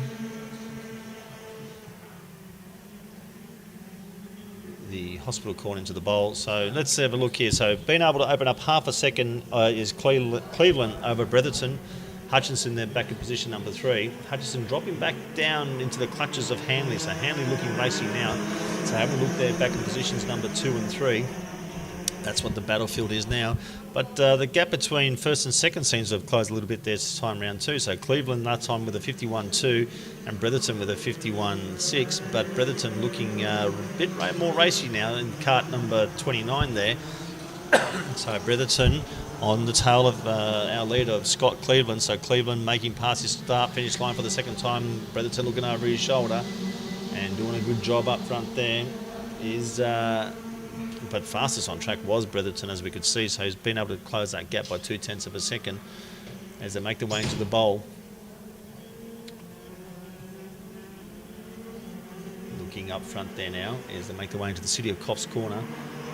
He seems to have all settled into a bit of a rhythm now. So Adam Wood up a position into position number 3. Tessa Hanley was looking a bit racy there, but he seems to have dropped off a little bit there now. So and open up a little bit of a gap up front there. Does look like Scott Cleveland. So Scotty looking quite comfortable up front there at this stage. Pretty quick through the middle section here is Bretherton. So Bretherton been able to close the gap there a bit this time round. Actually nose to tail as they come past the start finish line. I'm wondering if there's a bit of a gap between the two leaders there. So I think the gearing would be different there, as you can see on track there. Bretherton looking quite racy now into the back of Cleveland. So Bretherton looking for make his way past there. Hanley now fastest on track. So Hanley into position number, still in position number 4, but right on the tail now of Adam Wood. So if you look at the two battle packs in there, for first and second and third, so those gaps, and there's still a bit of a gap there.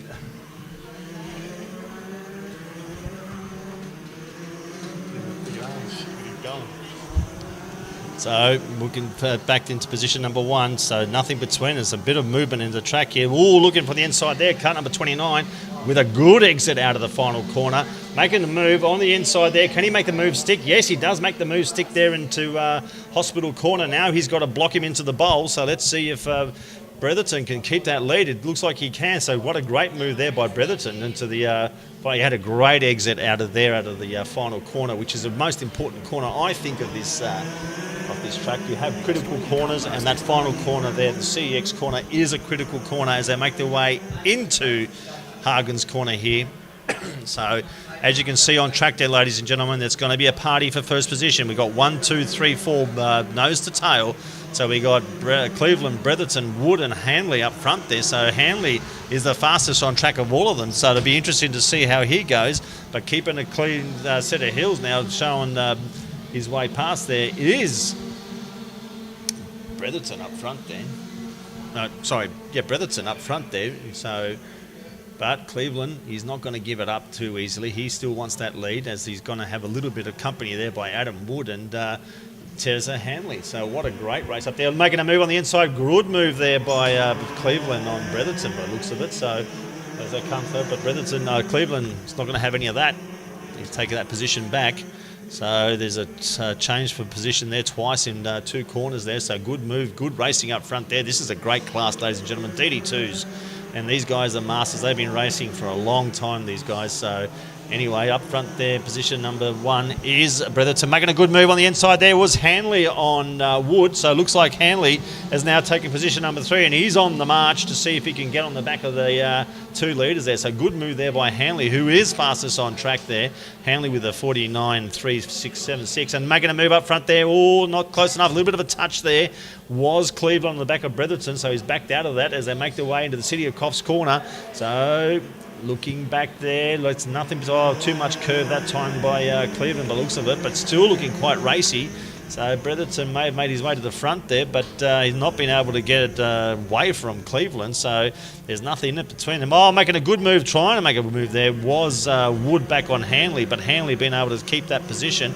Hanley looking to close the gap on Cleveland, so there's absolutely nothing in front of them. Oh, Hanley drops the wheel and the infield there, and he's going to lose a position here. So Wood will make this position back, you'd think, but no. Oh, no. Hanley able to block him off there. So some really good racing up front there, but Hanley losing, dropping a wheel there on the infield has lost a bit of ground to the leaders. So looks like Bretherton's got a little bit of breathing room up front there, but Wood all over the back of Hanley, so Hanley needs to keep this clean, otherwise Wood's going to be taking this position. So what line will they take through this Hagen's Corner? Oh, a little bit of a touch there into Hagen's Corner was Wood on Hanley, but nothing happened, so it's still okay up front there with 26 seconds to go.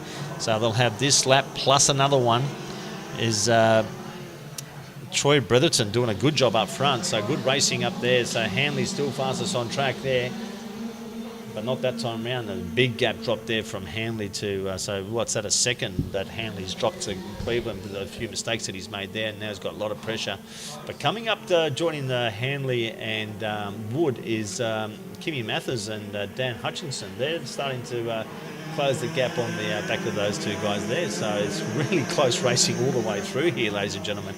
Anyway, it looks like the last lap board will be shown this time round, and looking to make a move is Wood on Hanley. Wood really wants that position number 3 back there as they come into the infield for the second last time, as the last lap board will be shown this time round as they come into CEX Corner. So the leader there is Troy Bretherton. Bretherton past the start-finish line. Last lap board is shown. Bretherton looking like he's okay there now, so barring disaster, I don't think he's going to get beaten. Scotty Cleveland in position number 2, looking comfortable, and not too sure if Wood has decided to give up the race for this one and conserve some tyres, but this looks like it's settled into what it is on track right now. But it's been very close racing for the whole race here, so it's been a very good race, a bit of change of positions and a couple of mistakes there. I think Hanley, if he didn't make that mistake on the infield a couple of laps ago, he would have been right up there pushing for at least position number 2, if not the lead of this race, as they make their way into the infield for the last time. So good work there by Troy Bretherton. Bretherton into the final corner.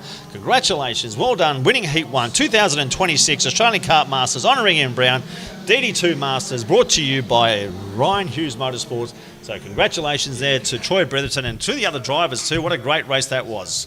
Looking forward to seeing some more of that later on today and tomorrow.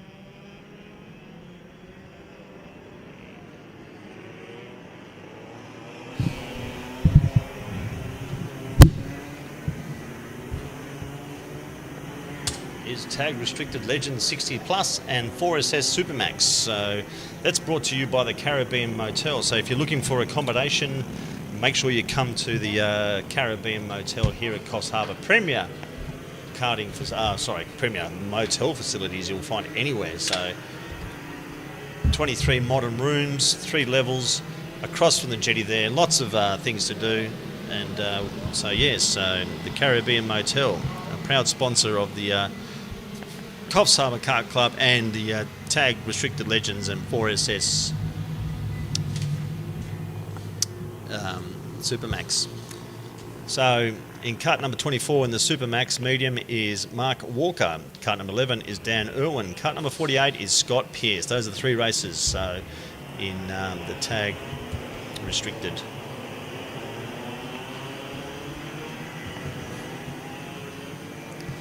So, looking back there, it's cut number 32 in the over 60s is Trevor Whitby. 71 is Greg Dicker. 14 is Ruby Farkas. Number 10 is Paul Baxter. Number 4 is Bruce Goodwin. Number 21 is Russell Velicott. Cut number 74 is Peter Patswold. Number 85 is Julian Laws. Number 30 is Paul Chimes.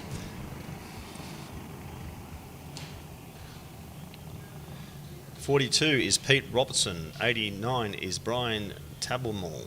Anyways, they make their way past the start-finish line, off for a good start there in the inside there. Good start from position number 3 there. Always a good spot for position number 3 is Rudy Farkas. So Farkas up there into position number 2 now as they come into the bowl for the first time. So let's see if we've got a bit of nothing in this up here. This is a great class, ladies and gentlemen. This is all the 60 pluses up the front here, so doing a good job. These guys have been around for a long time racing. So where's where's my old mate Winston Haywood back there in position number 15? Dropped the spot there. Winston Haywood is the oldest man in racing, so let's see if he can make his way up there. Anyway, up front there doing a good job is Trevor Whitby in position kart number 32. Oh, dropping a wheel there and going all over the spot there was Greg Dicker, losing a whole heap of positions here. Now we're losing at least 1, He's backed up the field. Oh, a bit of a move there. So Dicker obviously cut across the front there of, looks like Bruce Goodwin, was it? I'm not too sure. Cart number 4 of Bruce Goodwin. Yeah, so Bruce Goodwin, unfortunately, innocent bystander there. So, but front there is Trevor Whitby in cart number 32, Farkas in number 2, position number 2. So a little bit of a bump there, unfortunately, was back there for caught up. Was Bruce Goodwin, had nothing to do with it. He caught up in someone else's accident. But anyway, back to the leader here. Trevor Whitby up front there. We open up a massive lead now. And looking quite racy. Trevor Whitby fastest on track. Looking second position there quite comfortably. It's Farkas, but the battlefield there is going to be position number 3, which you've got positions 2, 3, 4, 5, 6, 7, 8, 9, 10, 11, 12, 13, 14, all looking to make a move there. Where's my old mate Winston Hayward up to position number 13, so making 2 positions up there, so well done to him. Up front there was Trevor Whitby. So Trevor Whitby up there doing a good job. He's Farkas is faster, so in position number 2, so nearly 7/10 of a second between 1 and 2. But I reckon that gap is going to close, and breaking away from the field is that pack back there. The angry pack, we'll call it, is Russell Villicott. So he's in position number 3. Sorry, Paul Baxter, I should say. He's in position number 3, and being able to open up a little bit of a gap on the group behind him. Let's see if he can maintain it. But up front there, as we can see, is Trevor Whitby. Whitby was nearly 7/10, so 0.689 seconds. So a little bit of a bad sportsmanship flag shown to Greg Dicker for that incident that happened on the infield there, I would say. Anyway, going past the start-finish line is Trevor Whitby.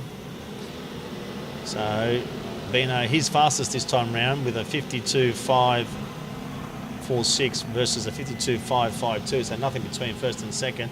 And that gap back to third is massive now, and looking to close the gap is Peter Patswold. Patswold has made a bit of a move up there, and he's looking to move into position 3. So that's where the battle pack is, the interest is at this stage, because they're up the front. There's about 7/10 of a second between the leader and second spot, as the bad sportsmanship flag is shown again, cut number 71. What happened there is I think he dropped the ball. He dropped the ball there and dropped the wheel, I should say, on the infield there, and anyway, bad luck to him. It's racing, ladies and gentlemen, it's racing. So we go past the start-finish line now. Trevor Whitby up front there. This time round, let's see who's the fastest out of the two of them, as we've got a bit of a split screen here. A bit of movement happening there for position number 3. A good move there. It looks like Patswold has moved up into position number 3 over Baxter there, so it looks like Patswold in cart number 74 may have taken that position 3, so moved himself into the podium for this race anyway. So a bit of action happening there, positions number 2, 3 and 4. As the leaders, that's gap's dropped by 0.2 of a second there, so the leaders now, so Whitby, that last time round with the 52.58, and Farkas with a fastest lap of a 52.364, taking 0.2 of a second out of the lead. And as you can see on track now the lead's going to heat up for a moment here. So looking over his shoulder is Trevor Whitby, thinking who's behind me, and there is Ruby Farkas, the fastest on track at this time round. Last time round, so it's only 0.2 of a second now between the first and second. You can see it on track there, ladies and gentlemen, that gap is closing, and it's closing quick for first and second. So let's see as they make their way into the city of Coffs Corner. There's absolutely nothing between first and second. Whitby and Farkas there. Well, I think we've made a little bit of a mistake there with Farkas, but that gap seems to have opened up a little bit now between Whitby and Farkas out there. Let's see what they can do in the infield here. This is where I think Farkas is looking a little bit quicker than Whitby. Again, I reckon that's got to do with a bit of gearing as they make their way into the CEX corner with a minute 47 to go. Whitby looking over his shoulder again. Who was faster that time round? So that time round was Whitby. So Whitby was a bit quicker, as you can see there, but being able to close the gap down that main straight there is Farkas that time on Whitby. So Whitby, Farkas must have made a mistake last time round, I'd say, because Whitby able to open up 0.1 of a second on the last lap as we make their way into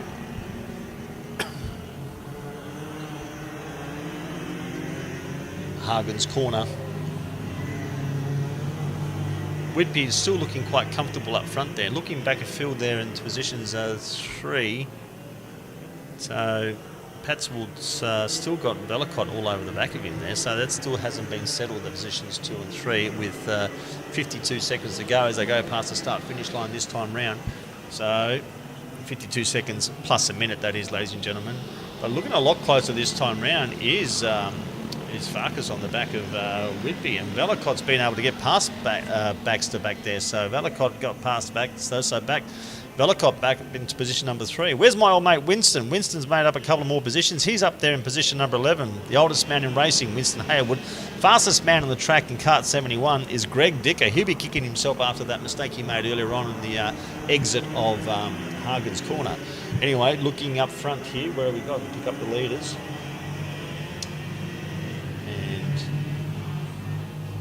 The last lap board will be shown. 32, Trevor Whitby up front there, coming into the City of Coffs Corner.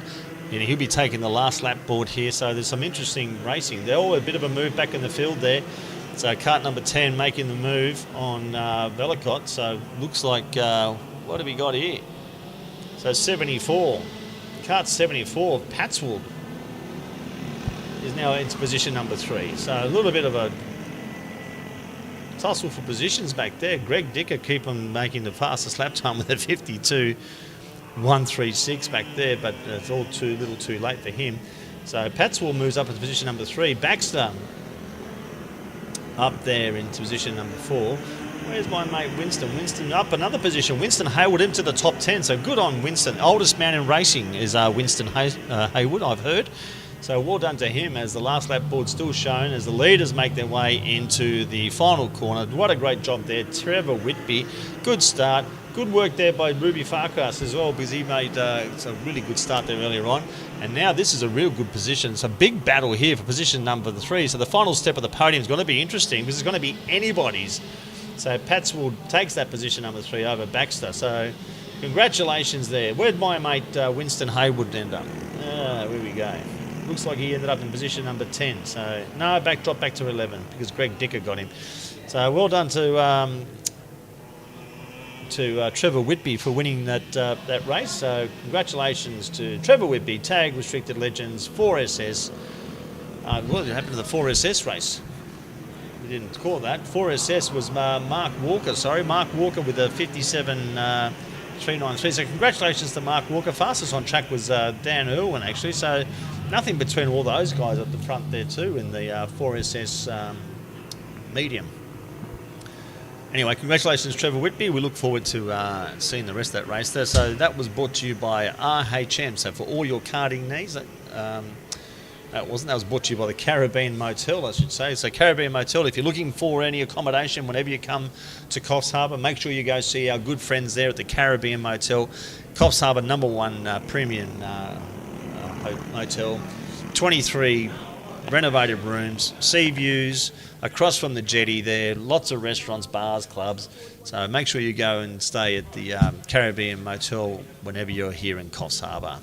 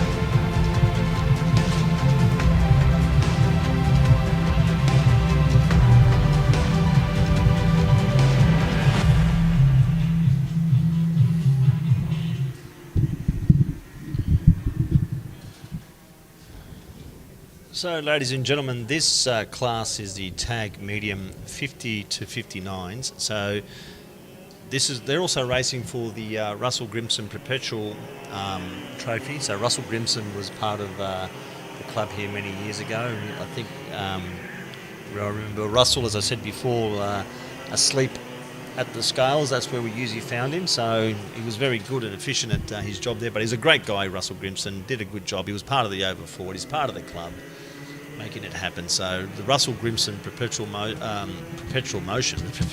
Trophy is awarded to the winner of this class. So, and it's also sponsored by our good friends at Jeff King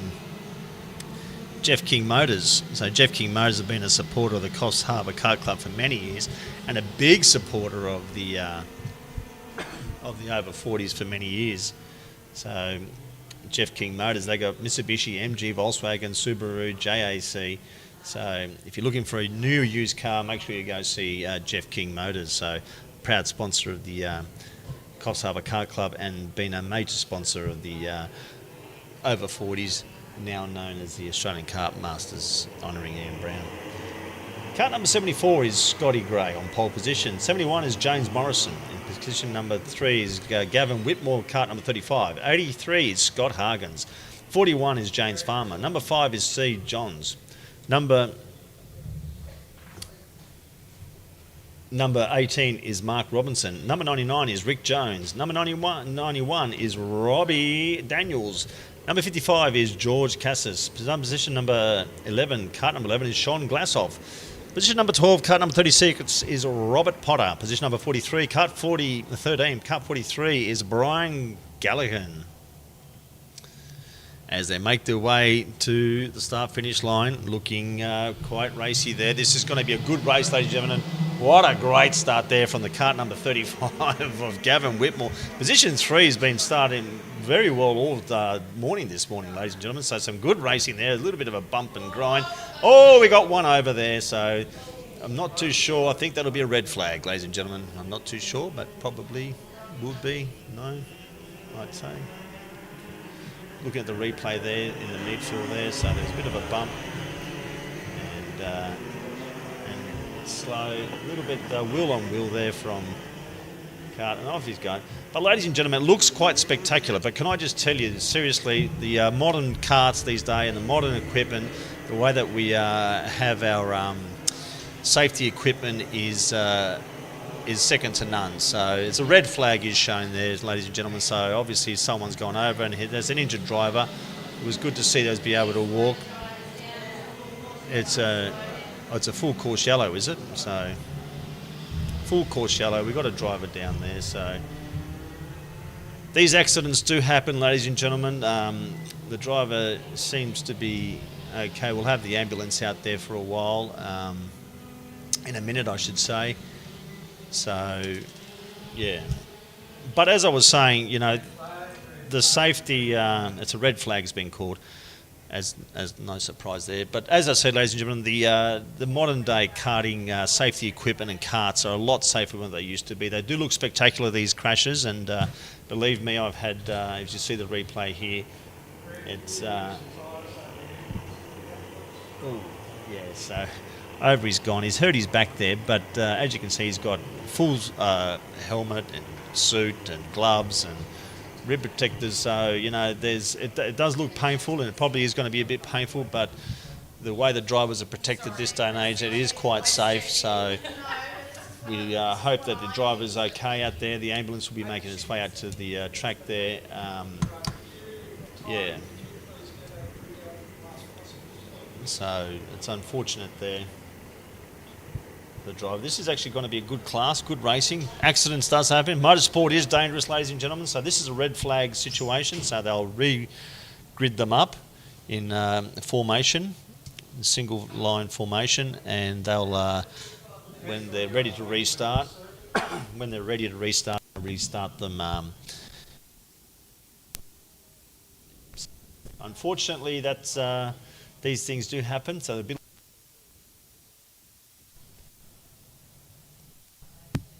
in racing.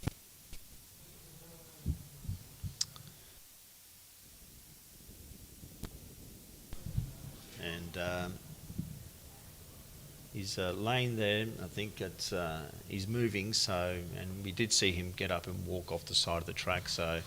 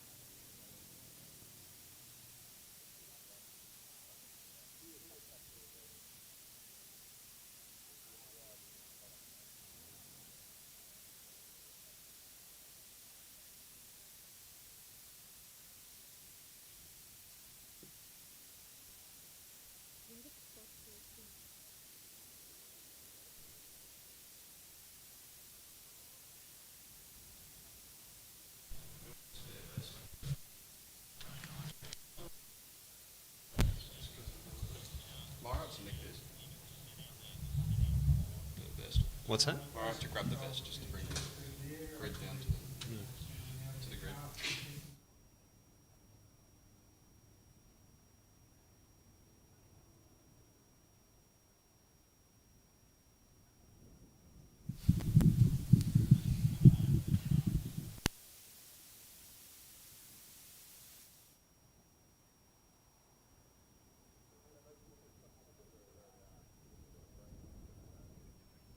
The Australian Kart Masters honouring Ian Brown are on this June long weekend at CEX Raceway Coffs Harbour, celebrating 31 years of racing. Proudly endorsed by Jeff King Motors and sponsored by A1 Engine Tuning and Mechanical, BDM Heavy Vehicle Repairs, Caribbean Motel and Midcoast Trucks and Isuzu.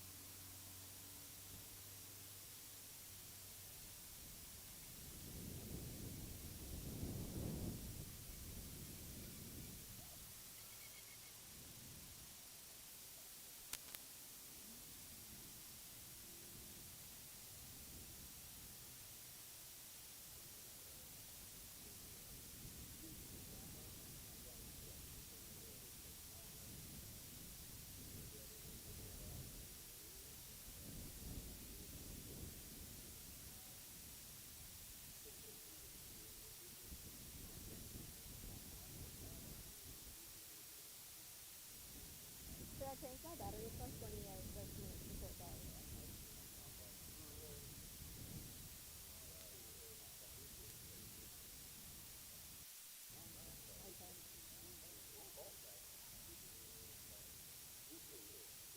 It was me too.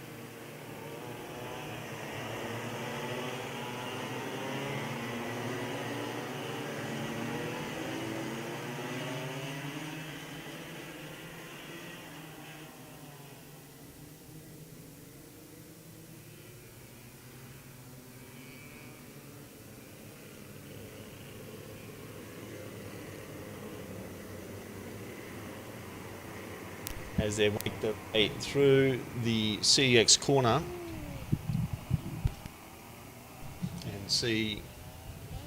and they are racing. Off they go. So single formation lap start here, ladies and gentlemen, as they make their way up to the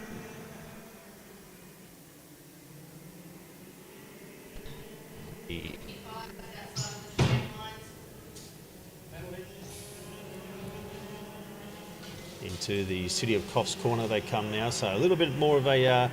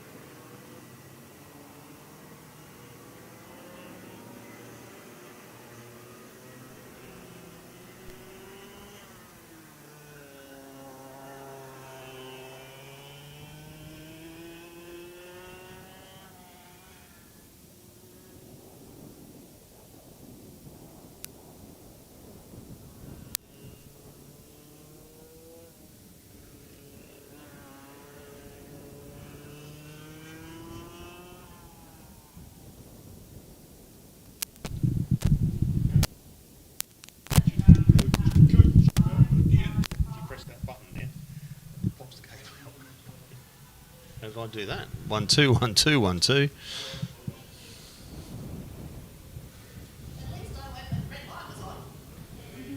One two one two one two. So you got me there, yeah. So, ladies and gentlemen, apologies for the lack of commentary there. I pulled out the cable here on the microphone, so for the live streaming. So anyway, I'm sure you missed out on some words of wisdom there.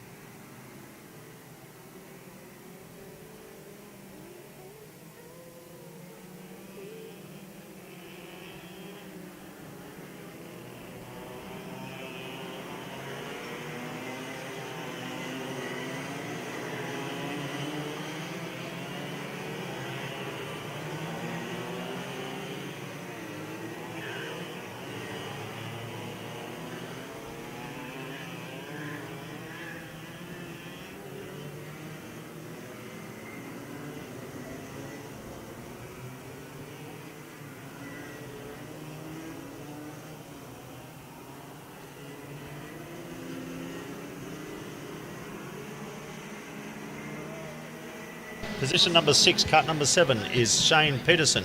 Position number 7, cart number 39 is Joel Allingham. Position number 8, number 44 is Scott Hyland. Position number 9, number 93 is Chris Lusty. Position number 10, cart number 15 is Phil Radford.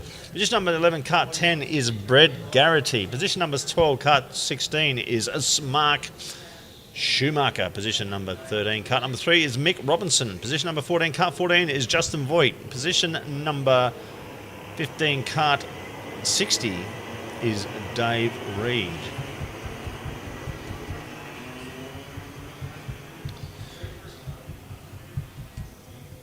And looks like we're ready to start. So yes, this class is brought to you by St. George Karting. So St. George Karting, for all your karting needs, make sure you go and see our good friends at St. George Karting.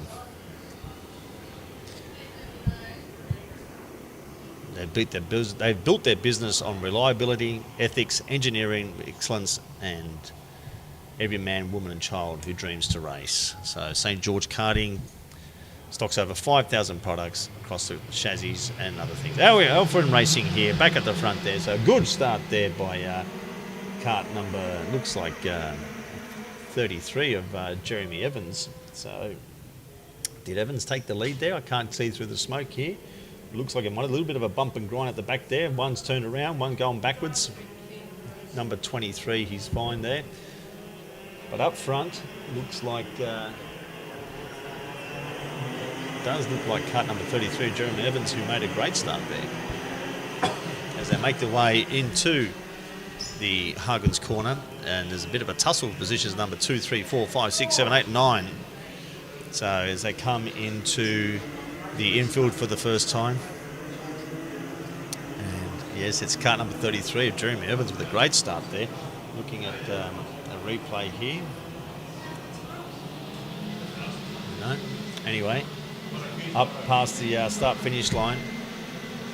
So Evans with a 53.837. Tim Ball there in position number 2. So it looks like they've settled into a little bit of a rhythm here. So nothing to report at this stage as any battlefields on track. But up front, they're doing a great job. Is Jeremy Evans coming through the City of Coffs corner. Down. It looks like he's opened up a bit of a gap there. He had half a second lap last time round as they come into the Huggins corner. Looking at position number 2 is Vogel on ball, so Tim Ball on a little bit of a pressure there, a little bit of a move there. Looks like Sattler onto Shepherd. So Sattler on Fred Shepherd as they come into the start-finish line. There's 0.5 of a second last time round from the leaders. Oh, a bit of a bump there coming out of the nowhere. Number 80 is Shepherd on Vogel. So Vogel drops the position there to Shepherd. So good move there by Shepherd on Vogel. And takes that position there into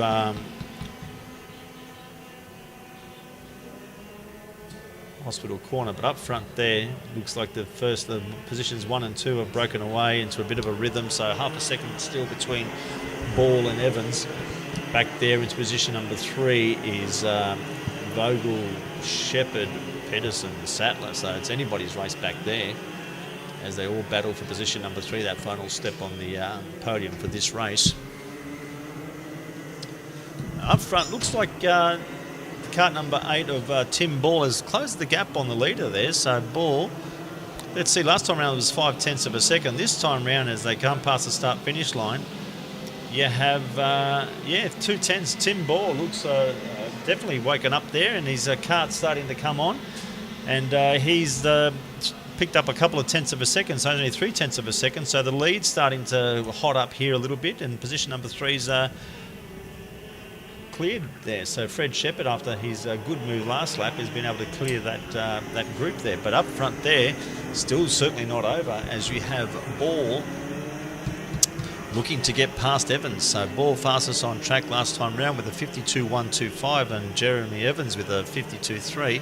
So the kart, a bit of a mistake there, I think, by Ball that time round. So he's dropped way off there. So a bit of a mistake there on the exit of Tyrrell. So again, a little bit of a mistake there on the exit of the final corner. So Ball, who was looking quite racy all over the back of Evans, has made some couple of big mistakes there. So he's looking at he lost 0.5. He lost half a second last time round to those little mistakes. So it doesn't take much to lose half a second in this, and half a second is a lifetime in this racing, as you know, ladies and gentlemen. So Ball will be kicking himself. He made that mistake there, as we got one off there in between Hargens and Tyrrell.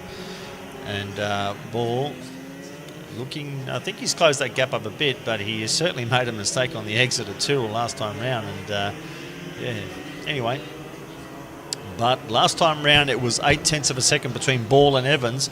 I think that has closed down again, so Ball just needs to keep it clean in the kart number 8. So this time round, I reckon faster would be Tim Ball. Fastest on track was Shane Pedersen with 52 flat.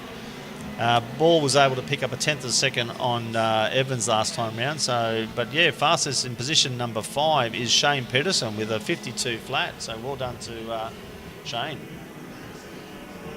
Back there in position number 5, trying to make a move through the field to see if he can catch the leaders.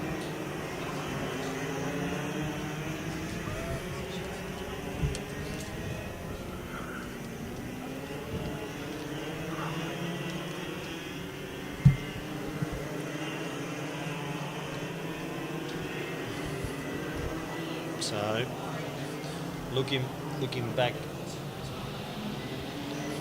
as I looking back there for, we're looking at Shepherd, Pedersen, and Sattler. So Fred Shepherd there.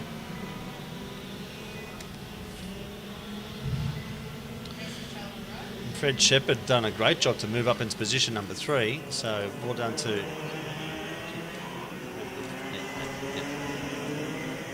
So Tim Ball fastest last time round with the 51.888, so he's been able to close that gap by 0.6 of a second. So if you look up front there, you can see that Ball is closing that gap on Evans. So Evans will be all sorts of pressure soon. So with a minute to go this time round, so 2 minutes of racing left here, ladies and gentlemen, as they come past the start-finish line.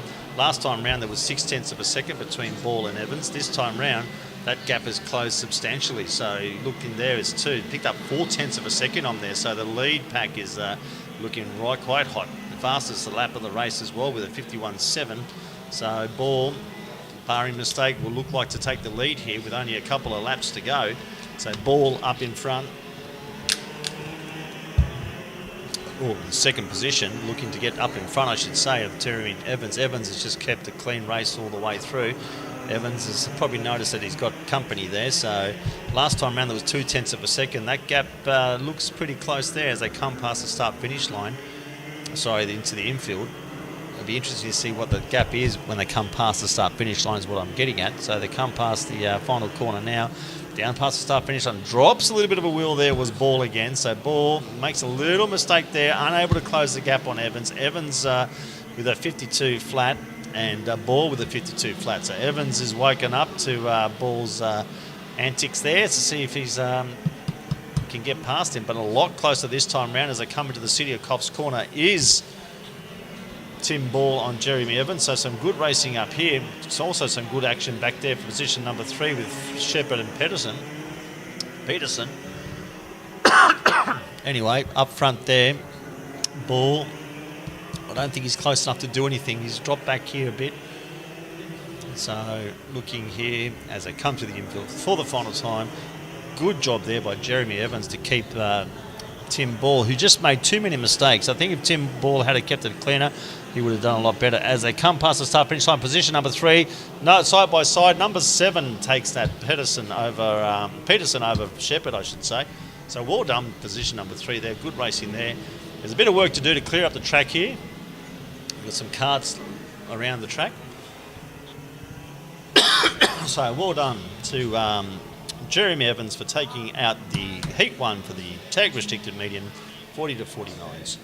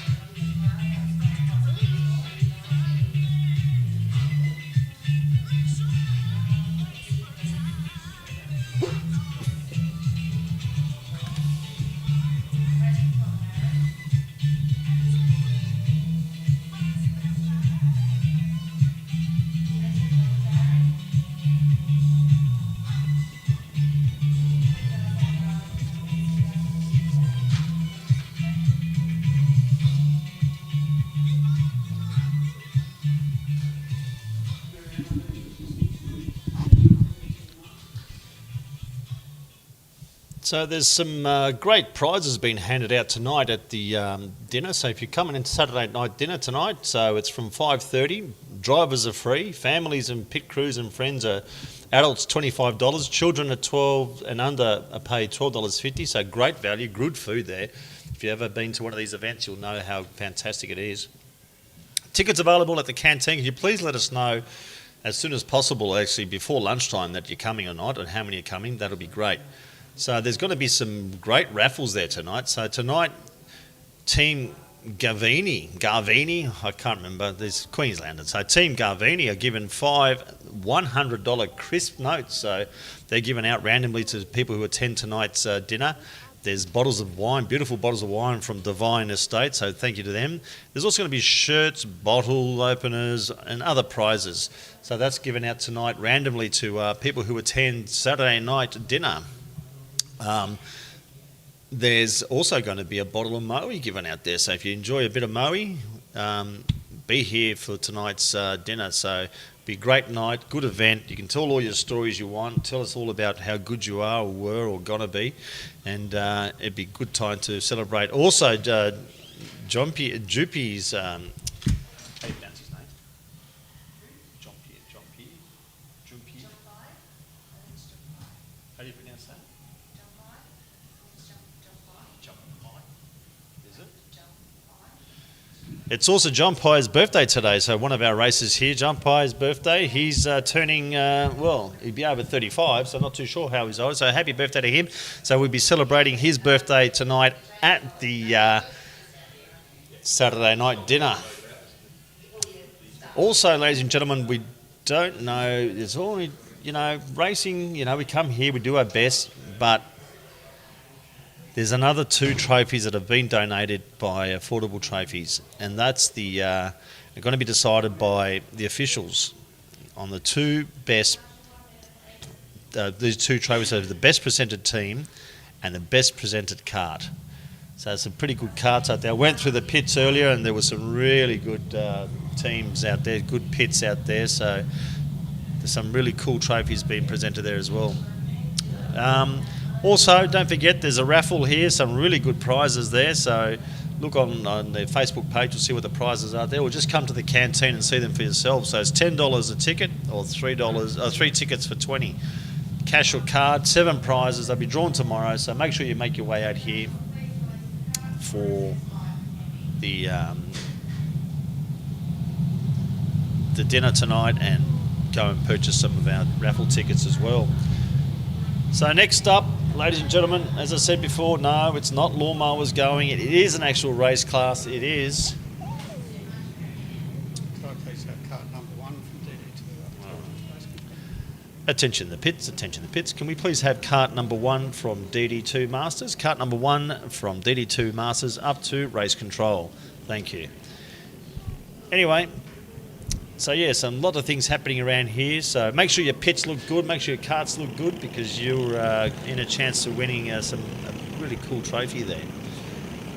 This class here is 4SS Light and Heavy. So the hot lights are brought to you by Parallel Australia. So Parallel Australia is the official importer and distributor of Parallel karts in Australia, and proudly represents one of the world's most respected kart manufacturers. That's Parallel. So built on performance, precision, passion, they supply Parallel chassis parts and technical support nationwide, with a strong network of trusted dealers across Australia, and ensure drivers at entry level, from beginners to elite, have access to equipment, knowledge and backing they need to succeed. So Parallel Australia, ladies and gentlemen, if you're looking for a good karts and service and products, Parallel Karts. And the heavies, ladies and gentlemen, brought to you by another one of our great sponsors, is BDM Heavy Vehicle Repairs. BDM Heavy Vehicle Repairs is your trusted service centre. They service, inspect and repair heavy vehicles of all kinds. As a locally owned and operated business, they care about their community. They want the best for individual commercial owners in the area, which is why they focus on being one-stop shop. BDM provide heavy vehicle services for drop-ins, appointments, as well as 24-hour breakdown services. Whenever you need heavy vehicle service in Wauchope, Taree, Kempsey, Port Macquarie or surrounding areas, you know who to call. BDM Heavy Vehicle Service Repairs. So great to have them on board too. So ladies and gentlemen, they're about to start racing here. This is not racing yet. So there's 2 classes out here. And yes, that is racing, ladies and gentlemen, as they make their way past the start-finish line. And cart number 23 is Anthony Lusty in leading the way as they come into Hospital Corner. And we've got one off there mowing the lawn. That's probably appropriate at the top of the corner there, so into the bowl. But we've already mowed the lawns there, so don't need to do it. Anyway, coming down into the City of Coffs corner is Anthony Lusty doing a great job out there. I think they got down into the 59 seconds. Let's see if they can get down into 58 seconds and see how fast they can go.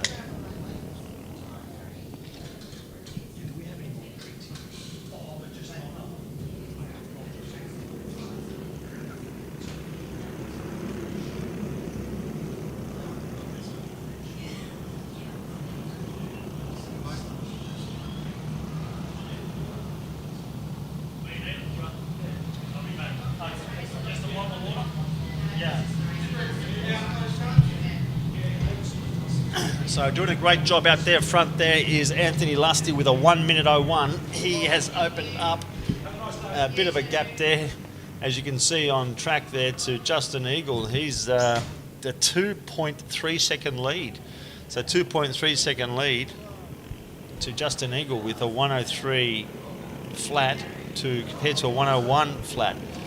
So looking out there, just cruising around. So these carts, ladies and gentlemen, they're a bit more of a circulating cart rather than a racing cart. So what I mean by that is you circulate out there, and you need to just keep the momentum going.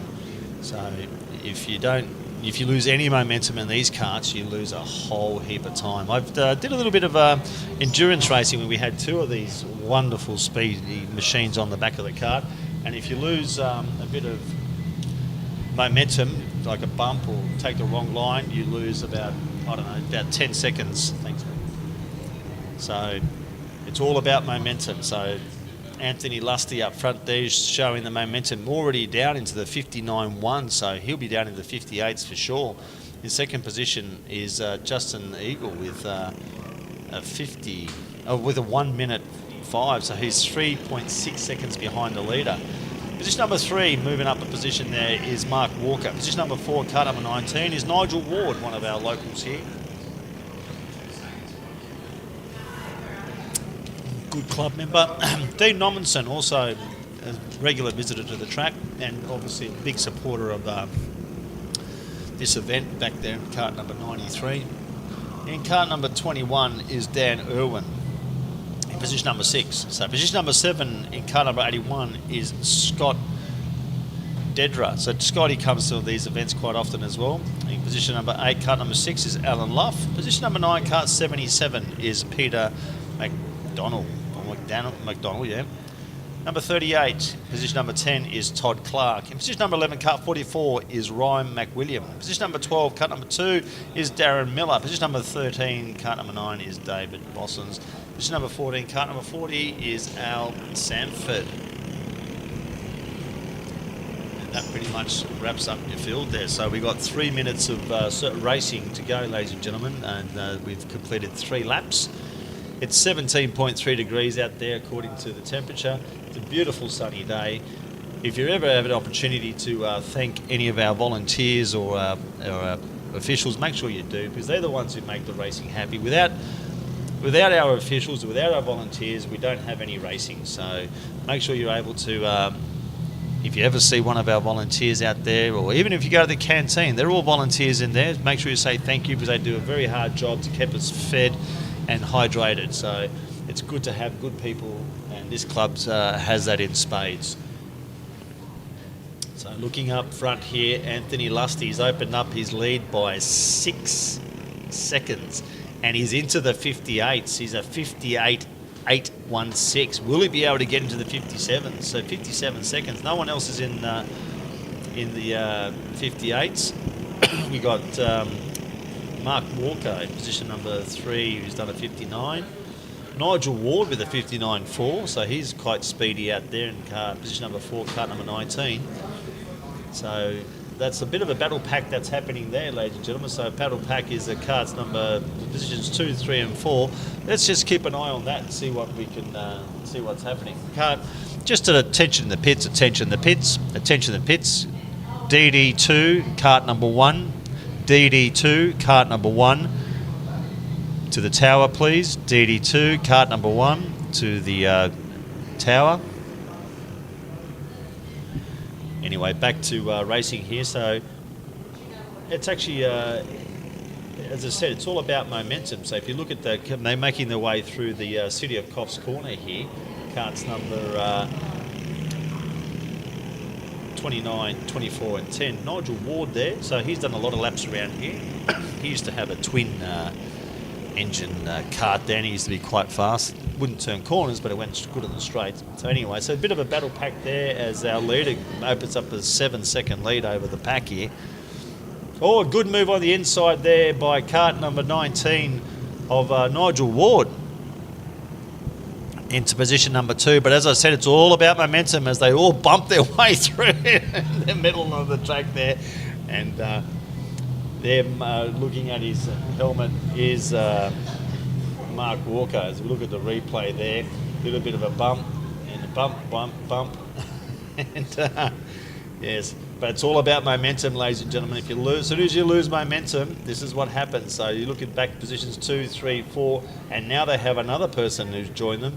In position number 5 is Dan Irwin. So it's all about momentum, as I said. So as soon as they bump each other, they lose all momentum. And look at right up the front there, cart number 23 with a 9-second lead is Anthony Lusty, just showing everyone how it's done. A bit of a move on the inside there. Oh, and a bit of a turnaround. That was not on there. So that looked like it might have been Irwin on Eagle. Not too sure as they loses all momentum there. Anyway, it's all excitement here, ladies and gentlemen, as we go past the start-finish line. So the replay there, I just missed that, but it was just unnecessary. It certainly wasn't far enough off. But anyway, that'd be up to the officials to sort that out if they want to pursue that. But moving up into position number 4 is Dean Nommensen, doing a great job. He was well and truly buried down in the pack there, so doing a good job. He's moved up there. Nigel Ward, I think, was the one who made the unnecessary move. Anyway, looking back at the leader, if I can find him, he's probably the one circulating on his own there. Anthony Ward, Lusty, I should say, coming through into the infield now, doing a great job. As the last lap board is shown, thank God for that. And as he comes past the final corner, there we go. Last lap board shown. So 1 lap to go. 1 lap to go. His fastest lap time was a 58.816. Second spot is Mark Walker. Justin Eagle, I think, there in position number 3. Dean Nommensen doing a great job to move up to position number 4. Alan Luff in 5. Scott Dedra in position number 6. Ryan McWilliam in position number 7. Todd Clark in 8. Peter McDowell in 9, and Nigel Ward with that little mishap in the Exeter Tyrrell with making up the top 10. Anyway, so chicken flag is ready to be shown as we have one of the other carts, cart number 11, come past the start-finish line. So our leader is about to make his way past the start-finish line. Great racing, didn't put a foot wrong. Well done there to Anthony Lusty. Congratulations. Fastest lap with a 58.816. We wait well and truly probably 15 seconds back here, is it? How many seconds is that? To Mark Walker. 11.1 seconds back to Mark Walker. Justin Eagle just behind him, and Dean Nommensen, well done there in position number 4. So congratulations to Anthony Lusty on a great race there. And we look forward to some more thrilling races later on today.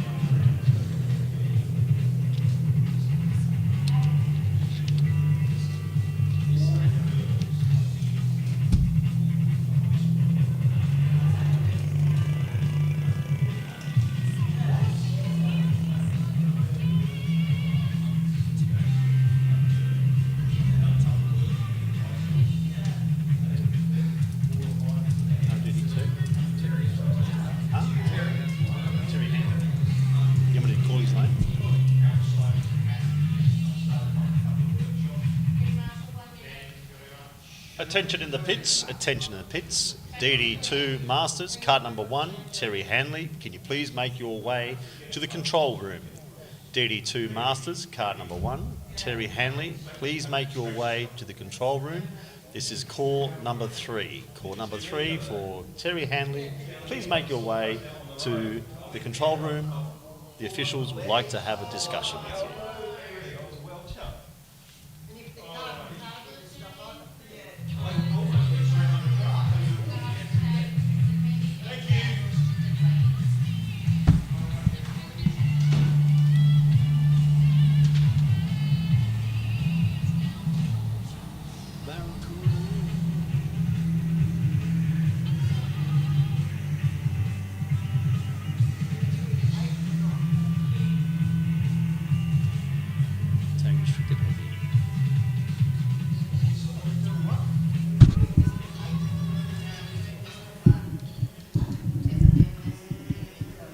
So, ladies and gentlemen, we have two classes out here on field. It is Tag 125 Restricted Heavy and Tag 125 Restricted Ladies. So the class sponsors for those are is IKD, and the Tag Restricted Ladies is Gecko Solar. So IKD have been a good sponsor and have been around for quite a long time, and they're Australia's largest direct importer stockist of karting and motor racing equipment. International Karting Distributors, IKD, supplies premium karting and motor racing products to racers at every level, from first-time competitors and seasoned professionals. They stock proven race-winning brands so you can line up knowing your equipment is ready to perform when it matters the most. So at IKD, you can count on reliable service and fast same-day dispatch, so you're always ready to race. Backed by a passionate, experienced team, they're ready to help find the right setup and get the most out of your racing. IKD are a proud sponsor of the Coffs Harbour Car Club and one of the sponsors that come on board for this live streaming. Anyway, looking back at the field here, in cart number 1, number 31 is Brendan Goff.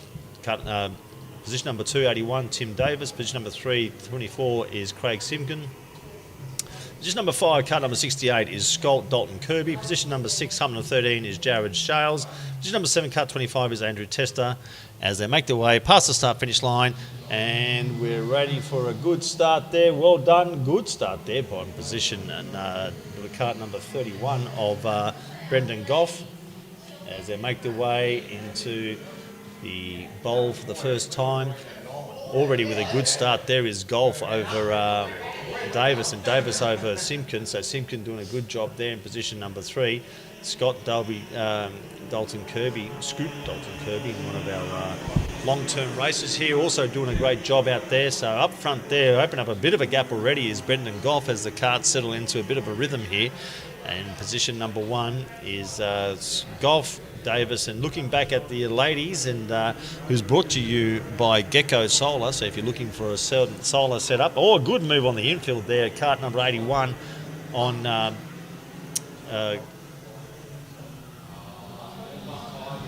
Davis. So Scoot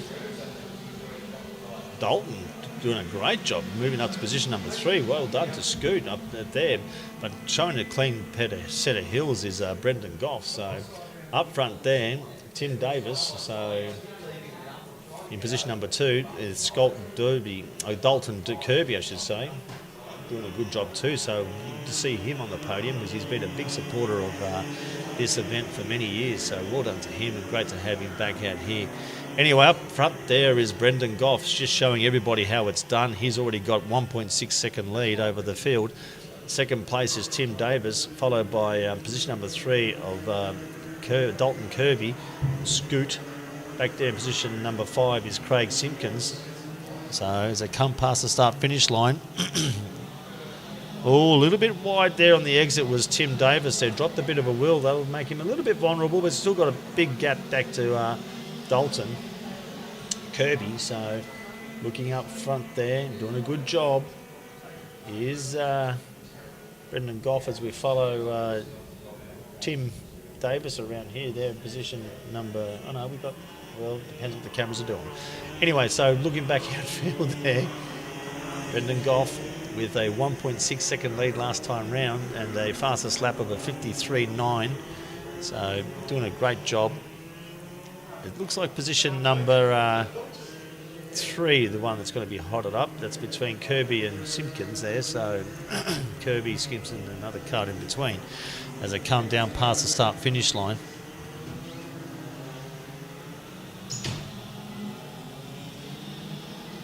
On the inside, the cart number 72 making a move on Kirby there, and looking to join the party is Simpkins. So Simpkins not quite close enough, but Simpkins making a move stick for position number 3. Now looking to get into position number 3 himself. So Simpkins moving up to position number 4 with Kirby dropping back. So it's a close fight here. So it looks like it's Simpkins looking to make the move here on into the infield. A good move there by Simpkins. So that's the 2 lines I talk about. Can he keep the inside line there? No, he can't keep the inside line. So Simpkins looking racing out there. So Simpkins, now he's got Dalton Kirby all over the back of him. So moving into the final corner, we have Simpkins. He's dropped a bit there to the third place cart there. Up front, doing a good job with 2.1 second lead is Brendan Goff over Tim Davis. Davis has just been able to cruise. So Goff and Davis just cruising around there. And then we get the next group of Otter, Simpkins and Dalton Kirby. So they're doing good racing there. So let's see if... looks like Dalton Kirby has had a bit of a mechanical failure. So he's out of that little race. So Otter and Simpkins, they're looking to battle their position number 3. That's the battlefield at the moment. So number 31 up front there with 2 minutes and 36 seconds to go as they've crossed the start-finish line. Let's see if Simpkins got anything for Botter. So Bruce Otter there, I should say. So they come past the start-finish line. And there we got Simpkins. Can he get past the 72 cart? So Craig Simpkins there looking to make the move. Good move on the inside through the bowl. Can he keep the inside line? Yes, he does. So Simpkins makes a good move, makes an easy pass there on the cart number 72 of Bruce Otter, and he's already opened up a little bit of a gap. So Brendan Goff up front there. So look at the replay here. Sets him up through the bowl in the inside. Otter way too wide in the entry there for the bowl, and Simpkins able to move on past and move away and take that position number 3 quite easily. As they move past the start-finish line now, again, Brendan Goff, let's see what he's done. He's a 53.307 fastest lap over Tim Davis. Tim Davis now with, what's he got? 53.8, so he's 2.4 seconds behind. Craig Simpkins is way back there, 6 seconds from the lead, 4 seconds from the next compatriot there, opponent. Opened up a bit of a gap already on the cart number 72, so well done there to Craig Simpkins moving his way up. Bad luck there to Scoot Dalton Kirby. So Scott there, he's done a good job in the past. It's good to see him out here, so hopefully he'll be battling for podium position later on today. So Brendan Goff up front. Looking back at the ladies' field, so I haven't mentioned them at all. So Stephanie Duffy up front there with 53.633. So she's in cart number 3. Let's see if I can pick her up on field there. So she's actually 1, 2, 3, 4, 5. She's position number 6 on track.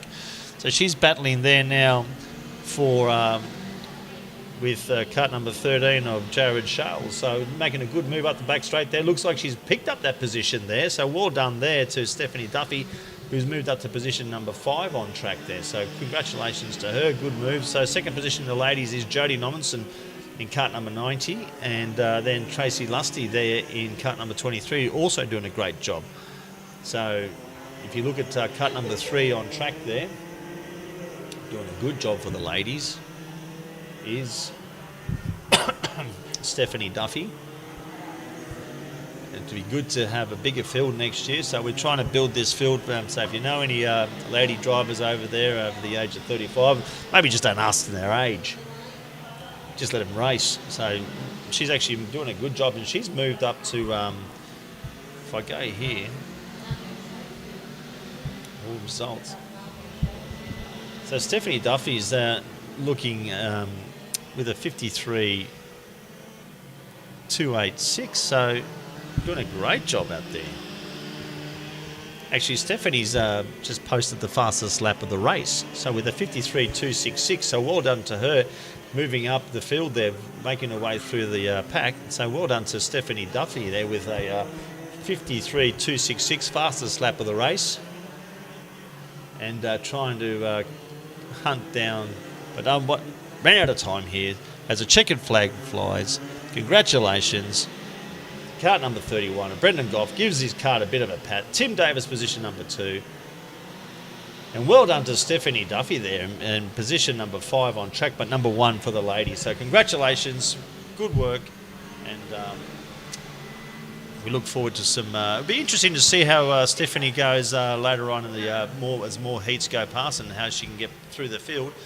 But she's certainly no slouch, but she's the fastest one out there, so it might be a case to put her up at the start where she finishes the heats. Anyway, maybe not.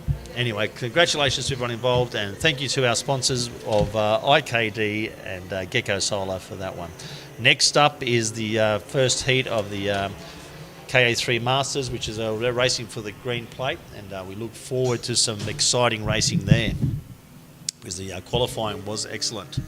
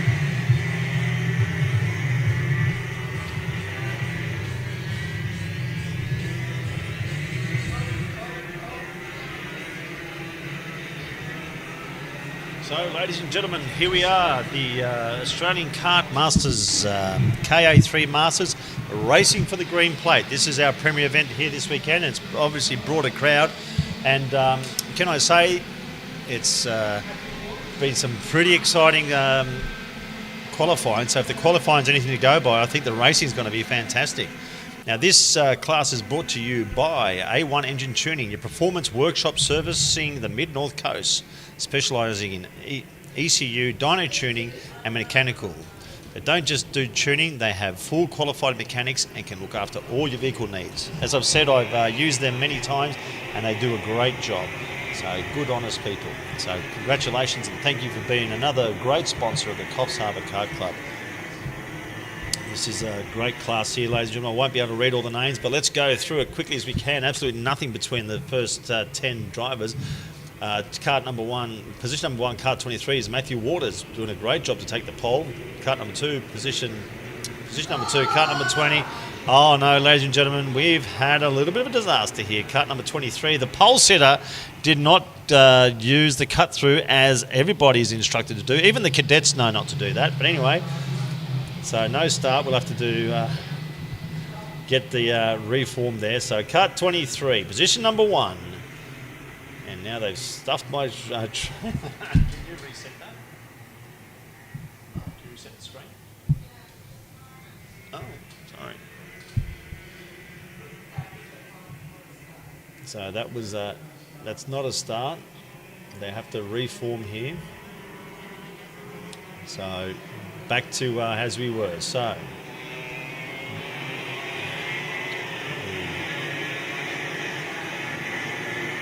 All right, back to the starting position. So position number 1, Kart 23, Matthew Waters. Position number 2, Kart 20 is Kip Foster. Position number 3, Kart 58 is Brent Reading. Position number 4, Kart 88 is Nick Percat. Position number 5, Kart number 22 is Regan Payne. Position number 6, Kart number 14 is Lee Nicolau. Position number 7, Kart number 18 is Nathan Mills, I should say. Kart number 66, position number 8 is Reef Corbett. Number 9, Kart 35 is Gav Whitmore. Well done to get the top 10 as they make their way to the start, and it's a great start up front there. Good start there, looking to move on the inside is Brenton Reid, I should say, as they come past the start finish the hospital corner for the first time. 10 cards wide there. It's anybody's guess who's going to come out of there, but it's tussle for every single position there. Midfield packed, even at the back there. So into the final. Oh, we got 2, 3, 4, 5 off there, 6, 7. Oh, well, that'll thin the field out a bit as the mid-pack sorts itself out there. So up front there, doing a good job. Looks like it's Matthew Waters as they make a move in there. Oh, a good move on the inside there as arms are waving in through the Harkins corner. So as he comes to the infield for the first time. A little bit of a gap there is Kart number 58 of Brent Reading, who had a great start there before, past the start-finish line. Well done to him. So down past the start-finish line for the second time. We've had some karts. It looks like they've all sorted themselves and they're all sort of back on track here, but there was a bit of action mid-pack there. Anyway, Reading by Payne, by Mills, Waters, Foster, Percat, Whitmore all make up the top 8. Kurt Kilsby, Goulding, Jess Goulding moving up to position number 10. So well done to that. Chris Walton just out of the top 10 there, position number 8. Jupiter Morita is his birthday boy there, position number 12. So looking up front, Brent Reading doing a really good job up there, and but there's an angry pack trying to chase him down there as the positions change and they tussle for to get to the green plate at the end of the day tomorrow. As they come through the CEX corner, up front there with a good gap. Last time round he had half a second, but I think that gap's closed on Payne. So Reading up front there, Payne in position number 2, Nicolau 3, Kip Foster fastest on track there with a 52.2, back in position number 6. He's not going to have it all his own way here. It was a lot easier for him when he was racing against the youngsters, I think. These old dogs are making it a lot harder there. There's a bit of a move on the inside there. That looks like Percat, was it, on Foster? Anyway, we'll see there. We'll see the replay if you got it there. There's a lot of tussling for positions here. Up front there, the position is still half a second Reading over Payne. Nicolau back there in position number 3 as they hold up there. A bit of a gap, position number 3 there, so as they come into the infield there, we'll keep an eye on that. So kart number 23 of Waters has made it up on position number 4. So kart number 20 of Kip Foster, he's making his way through the field. So Kip Foster looking to make the move, but blocked there at the end of the straight there by Waters. So Foster on the move. So Foster really wants to get on the back of the train in front of him. They're 2.3 seconds from the lead there now. He won't be happy about that, but doing a great job up front there is the kart number 58 is Brett Reading. And Payne Regan is also cruising there quite nicely. But the battlefield there is positions for position number 3 with some heavy hitters in there with Foster, Mills, Percat, Nicolau, Whitmore. Well done to Gavin Whitmore being in that little group up there as well. So anyway, as they come past the start-finish line now, or the final corner, CX corner, doing a good job, nice and comfortable out there. Brett Reading, unbothered really. He's opened up his gap. Last time was 0.8 of a second. Regan Payne cruising there. Third spot is Waters. So Waters is got Foster, Kip Foster all over the back of him. Foster's really looking for a way and battling to get past him. So back there in positions number 5, 6, 5, 6, 7, 8. There's also a battle going on there between Mills, Nicolau, Percat and Whitmore. And Chris Walton has now moved into position number 9, so he'll be bothering Whitmore very shortly. But the battle to watch here, I think, while they sort themselves out in the mid-pack there, is for position number 3. That's not over yet with Waters and Foster. Foster looking to make his way. So I'm going to keep on cart number 20 of Kip Foster as he comes past the start-finish line. Not the cleanest of exits there for Foster on the exit of the final corner, but still got a good run. You can see, I think they've got 2 different teeth on those, 2 different gearing on that, the way that Foster was able to close the gap as they come into the bowl. So Foster looking quite racy now up front there, doing a great job as Brett Reading as they come into the City of Coffs corner.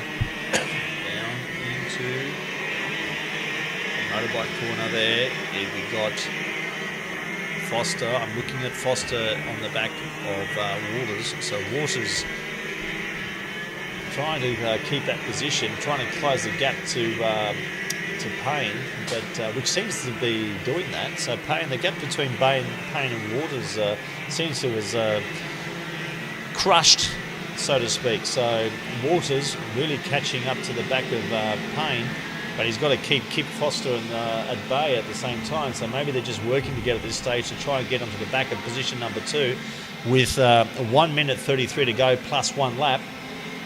So as they come into the City of Coffs corner, doing a good job up front there, Brett Reading with a 1.9 second lead over the field. You wouldn't have believed that in this quality of drivers here. So drops back a bit of a mistake there was Kip Foster. Now he's falling into the clutches there of Nicolau. So Waters. I'll start that all over again.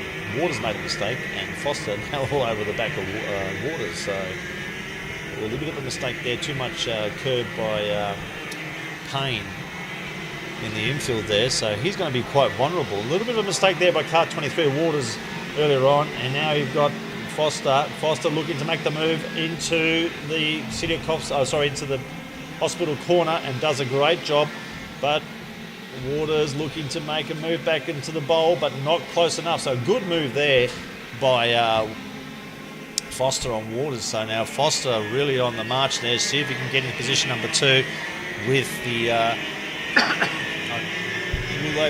think they won't make the. They'll probably have 2 laps to go here. Anyway, so Foster's the one to watch there in position number 2. So Foster now all over the back of Payne. So where Waters wasn't able to make that move, maybe Foster can do that. So Foster in cart number 20 looking to make the move. A good exit out of the final corner, and he's got a good run there. Is he close enough to make the move into hospital corner? He has a look on the inside. Great move on the brakes. Good move there by Foster. Set him up from the bottom there, and a little bit mistake there by Waters, who's let Payne through there. So Payne, I should say, who's let Waters through there. So bit of a change of position there. So Kip Foster now into position number 2 as we expected. So Brett Reading, 2 second lead up front there while these guys have been battling for position number 2, 3 and 4 behind them. So good move there. So Foster in position number 2. And it looks like Waters moved up to position number 3. And Payne there lost 2 positions in 1 hit. He should have just let Waters go Foster go past, and he would have kept that position. Anyway, this has really allowed the rest of the field to close up the gap there. Cart number 14 of Nicolau now trying to close up the gap on Foster, but I don't think they've got enough time with the last lap board shown. So up front there doing a great job is Brent Reading with 2.7 second lead over the field. Second position is Kip Foster. Matthew Waters in their position number 3. And Regan Payne, who was cruising their position number 2 for quite some time, dropped down to position 4. So good time there. Fastest lap last time round was Brett Reading. He's got that on rails out there. There's no one who's come close to him. His fastest lap of a 51.518. The next closest lap is a 51.5 as a checker flag flies. Congratulations to Brett Reading.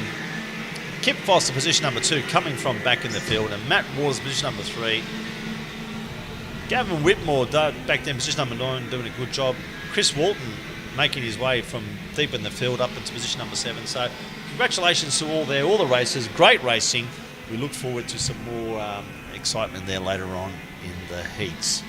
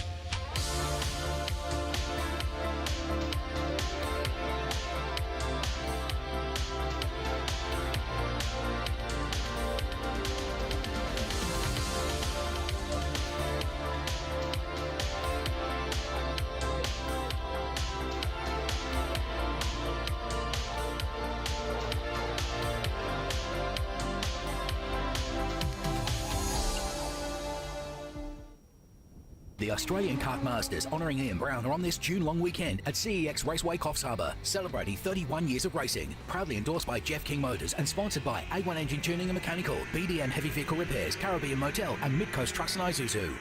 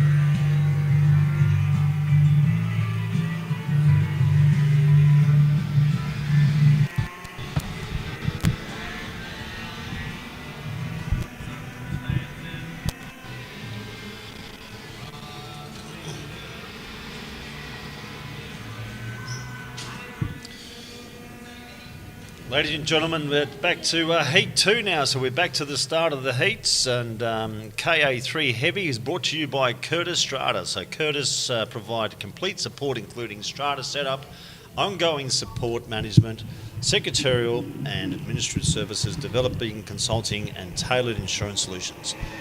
Curtis Strata managers expertise covers residential, commercial, industrial, retirement villages and mixed-use properties, ensuring every client receives specialised care. If you have any strata needs, make sure you go and see our good friends there at Curtis Strata, managers and consultants. as proud sponsors of the Coffs Harbour Kart Club. Anyway, back here to the racing. Kart number 1, position number 1, kart number 81 is Tim Davis. Number 2, kart number 8 is Steve Lalas. Number 3, 72 is Nick Behag. Number 4, number 59 is Adrian Bianchini. Number 5, kart 15 is Michael Parsons. As they make their way past the start-finish line for a good start there. Well done to Tim Davis. And being able to keep position number 2, I think, will be in kart number 8 of Lalas. So Lalas made a couple of mistakes last time round. Let's see if he can keep this clean this time round and get up front there and battle for the lead. So Tim Davis up front there with Steve Lalas and Nick Behag there in position number 3. As they make their way out of the City of Coffs corner, down into the motorbike back straight there into Hargens. So Jerry Hargens was a founding member of this club. He's one of the members who actually started the Coffs Harbour Kart Racing Club and was able to build the club into what it is, the foundations of what it is today. So that's what that corner's named after. As they come past the start-finish line, and up front there is Tim Davis with a 54.705. That's a pretty good lap time. Lalas was for half a second behind him, and on his tail is Behag. So let's have a look at those 3 up front there.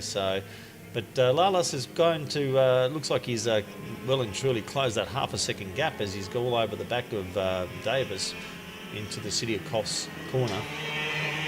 As they exit there, down into the motorbike back straight into Hargens corner, into Tyrrell corner. Nothing between positions number 1, 2 and 3 here. So fastest there, Tim Davis at this stage. Steve Lalas was not that far behind. It was half a second last time round, but that certainly has closed this time round as they go past the start-finish line. And Davis,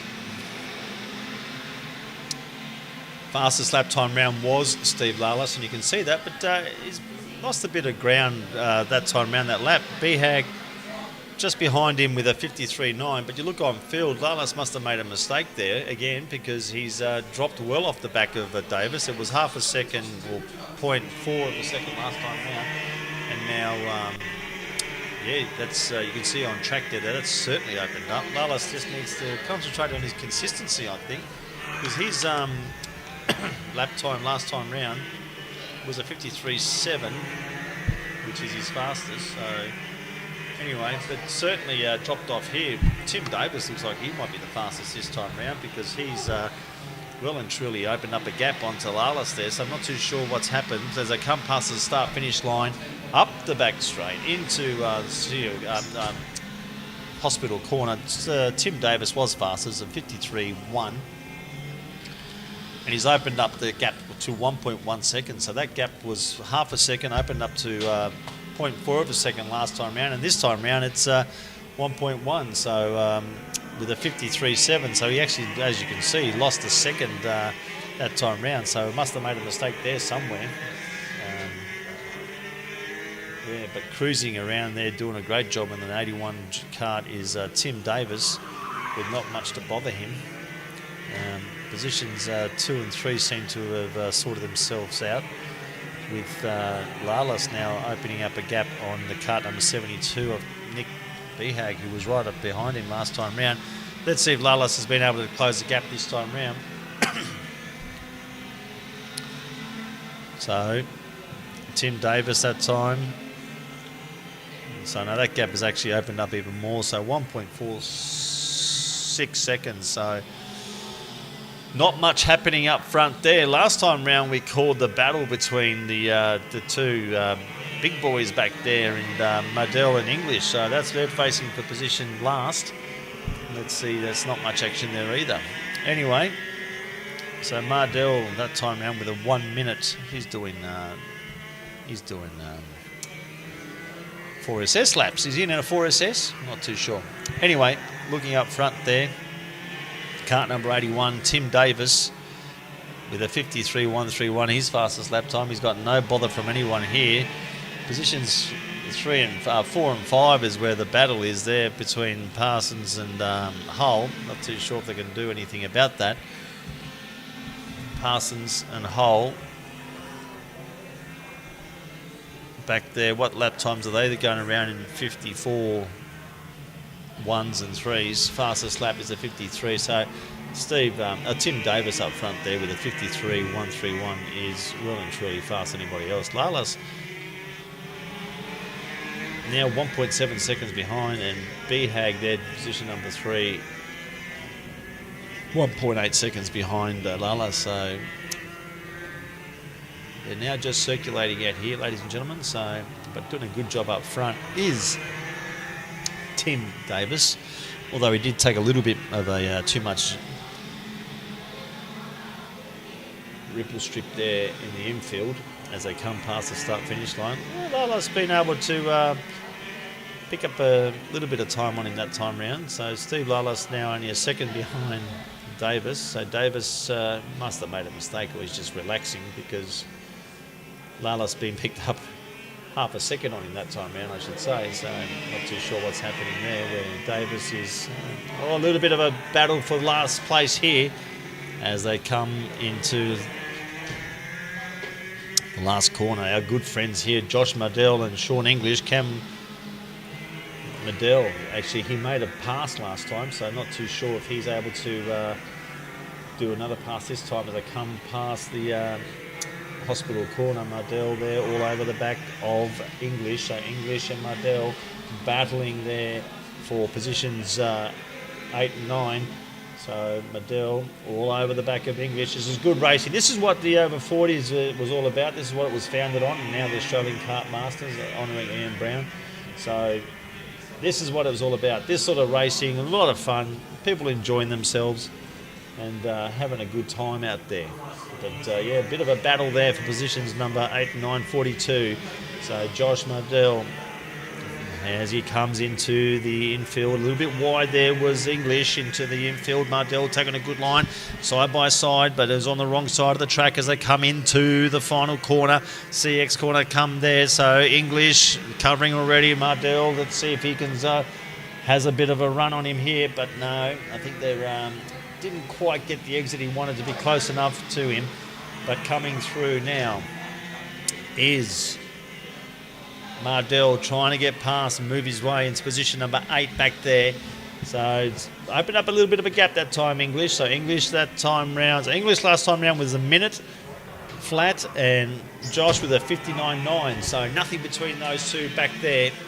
So Mardell and English. Mardell, this is where he gets close up into him. So Mardell, can he get the right line? Can he get close enough? He's on the wrong side that time. A little bit of a bump on the exit of Hagens as they come through Tyrrell. Mardell looking to make his way through in the side by side, nose to tail through the infield here. Mardell always positions himself on the wrong side here. He needs to get a really good start in this corner here on the accelerator. No, too shallow that time, way too shallow. If he had to let the kart flow, he would have been able to get a good exit, get on the accelerator quickly, and been able to get a run onto the back of him there. Anyway, as the leaders are now closing on the back of these two, and the leader goes past Mardell there into the bowl, and then holding up the Lalas, who's been able to close the gap there. So Mardell, Mardell. Oh, well.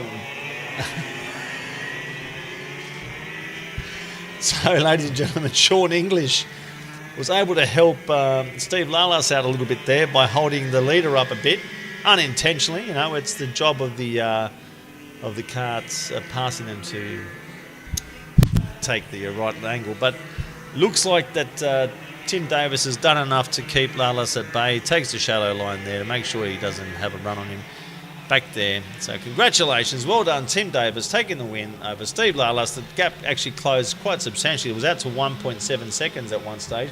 So Steve Lalas was able to close that gap down substantially, down to only just, it says 0.8 of a second on the screen here, but I don't think that's right. It looked a lot closer than that. Anyway, congratulations to Tim Davis taking out Heat 2 of the KA3 Heavy here at Coffs Harbour, hosting the 2026 Australian Kart Masters, honouring Ian Brown.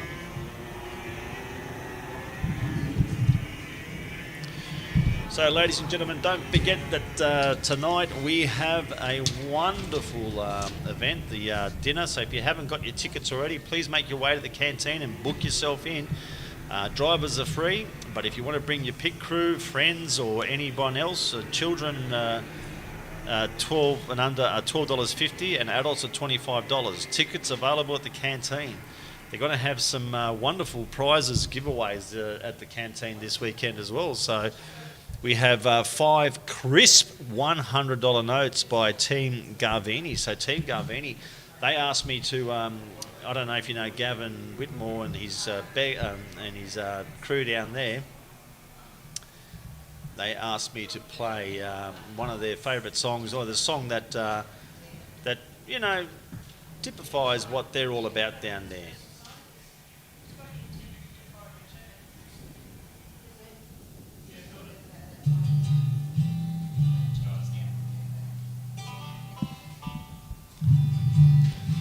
This goes out to our good friends at Team Gavini.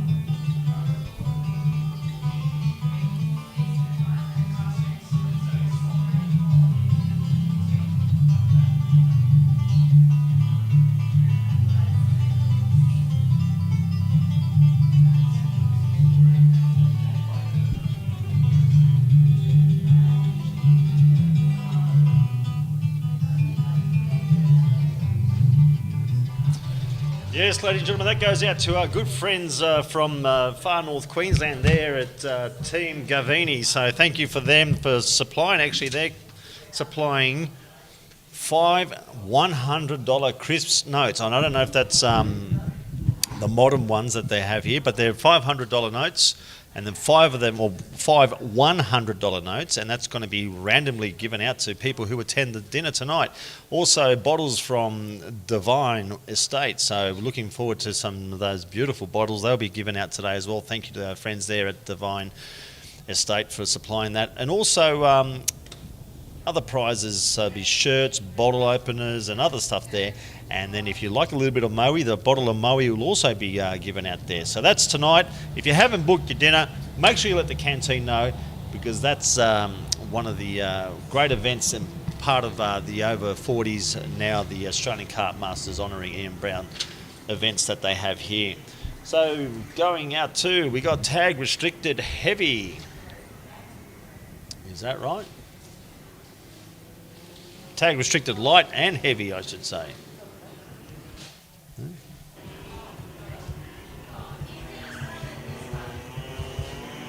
No, ladies and gentlemen, I need to learn to read. It's tag restricted light.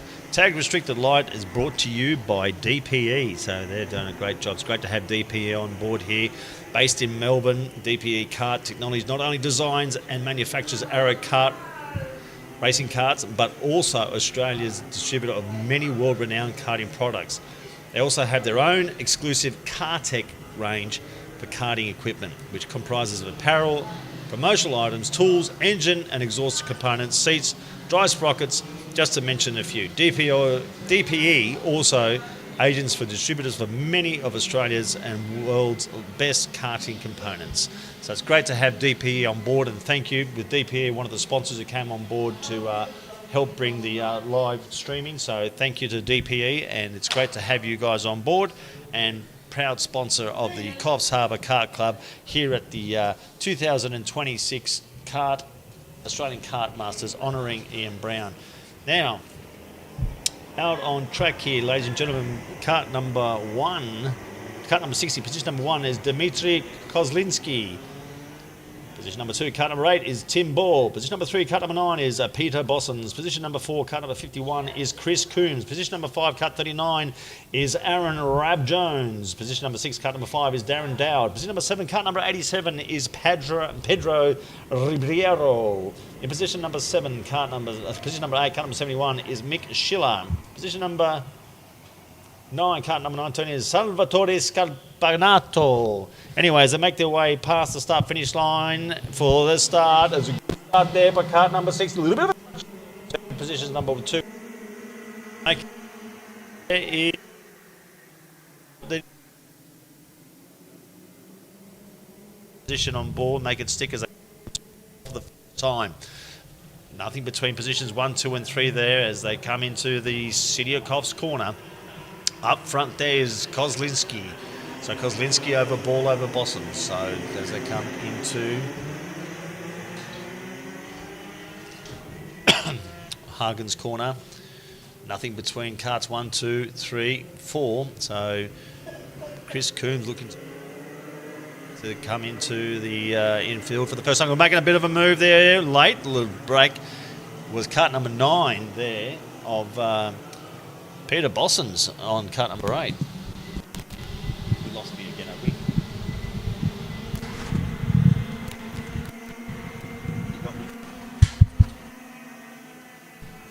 So, Kozlinski, Bossons, Rab-Jones, Ball. There, so making a good move there.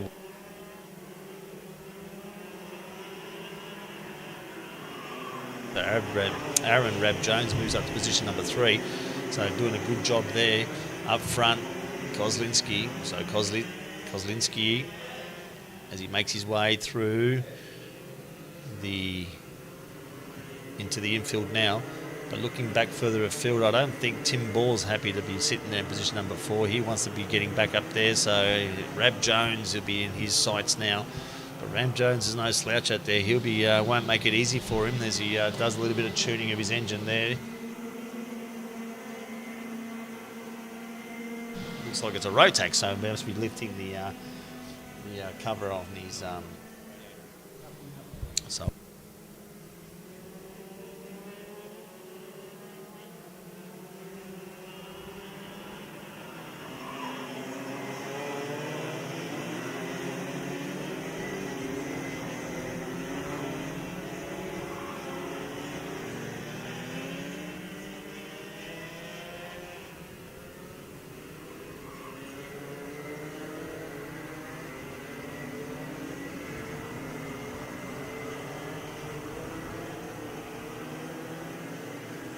Exit there.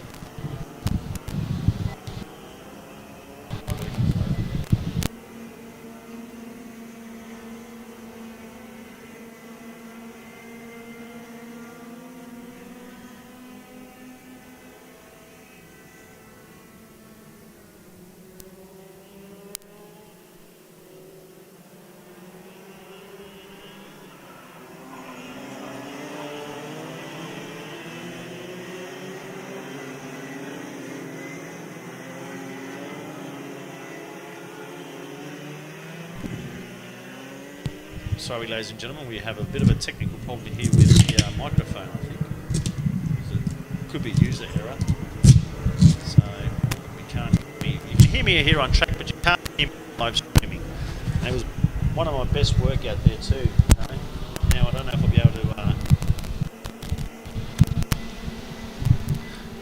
I'll be able to get it back. So we're having some technical issues here with the microphone, ladies and gentlemen. So see if we got me here back there. So am I back? So looking up front, Bossons is fastest out on track. Doesn't work. So, some of my, ladies and gentlemen, we've had some technical issues here with my microphone, so one of my best commentating is now being lost forever. So, I'll do my best to get back out and as I look at setting up my microphone here. But up front there, Kozlinski, Bossons are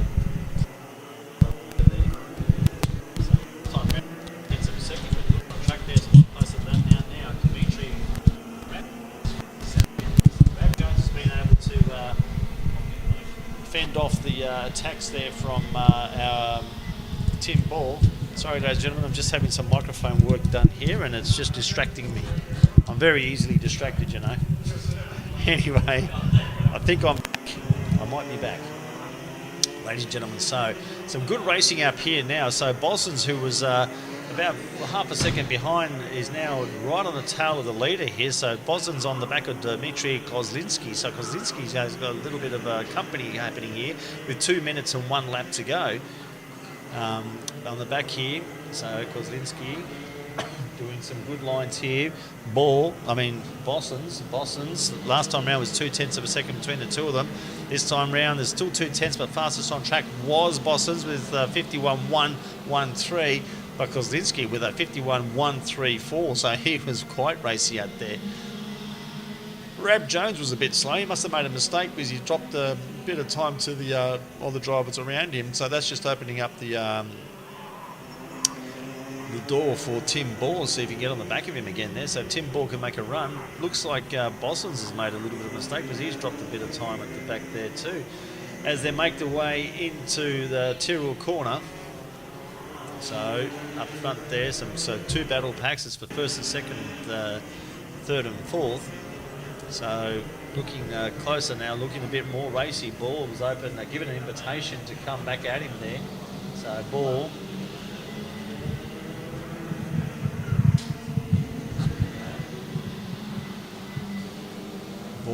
looking to make a way past Rab Jones with 46 seconds to go. So arms in the air down there, not too sure what that's about. So looking as they come into the city of Coffs corner for the second last time. Kozlinski doing a good job up front. Peter Bossons up in position number 2 as they come into Hagen's corner. But the one to watch there is position number 4 there, Tim Ball, who's looking to make a move on Aaron or Rab Jones in the Kart number 39. As they come into the infield there. So a little bit of too much ripple strip there by Kart number 8 of Ball. As they come past the start-finish line. I'm not too sure if Ball's got the pace to get past Rab Jones. Rab Jones is keeping it fairly clean there. And Ball's the one who needs to make the move. Up front there, looks like Bossons has given up the push for the lead there because it's got Kozlinski. Up front there, Kozlinski with a 0.3 of a second lead. And up front there, looks like it might settle as the, not too sure if we're going to have a last lap board shown here. So the last lap board probably needs to be shown here. The last lap board needs to be shown to the leaders here as they come past the start-finish line, and the last lap board is shown to the leaders here. So Kozlinski, with one more lap to go, I think he's done it, and it doesn't look like Ball is close enough to Rab Jones to do anything about this. So this looks like it might finish as it is here as they make their way into the bowl for the final time in this race, down into the city of Coffs corner. There's looks like they've settled these positions here. So fastest lap was that time by Dmitry Kozlinski with a 51.073. So just showing us clean set of hills there, opening up the gap to Peter Bossons by half a second. As they make their way into the CX corner for the final time. Taking the checkered flag. Congratulations to Dmitry Kozlinski. Great racing. He's done a good job out there. Peter Bossons tried hard but wasn't able to do it. Aaron Rab Jones did a good job there too, keeping position number 3. Tim Ball tried hard, but didn't quite have the pace to get past him. So well done to Dmitry Kozlinski for taking out Heat 2 of the tag restricted light, brought to you by DPE.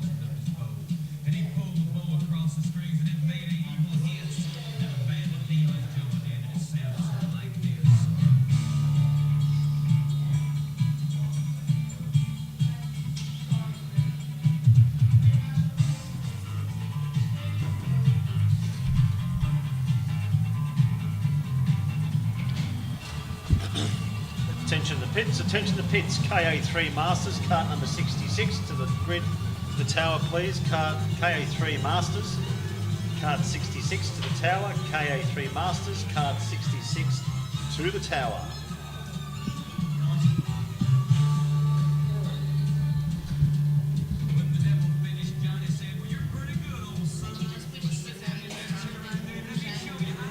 Yes.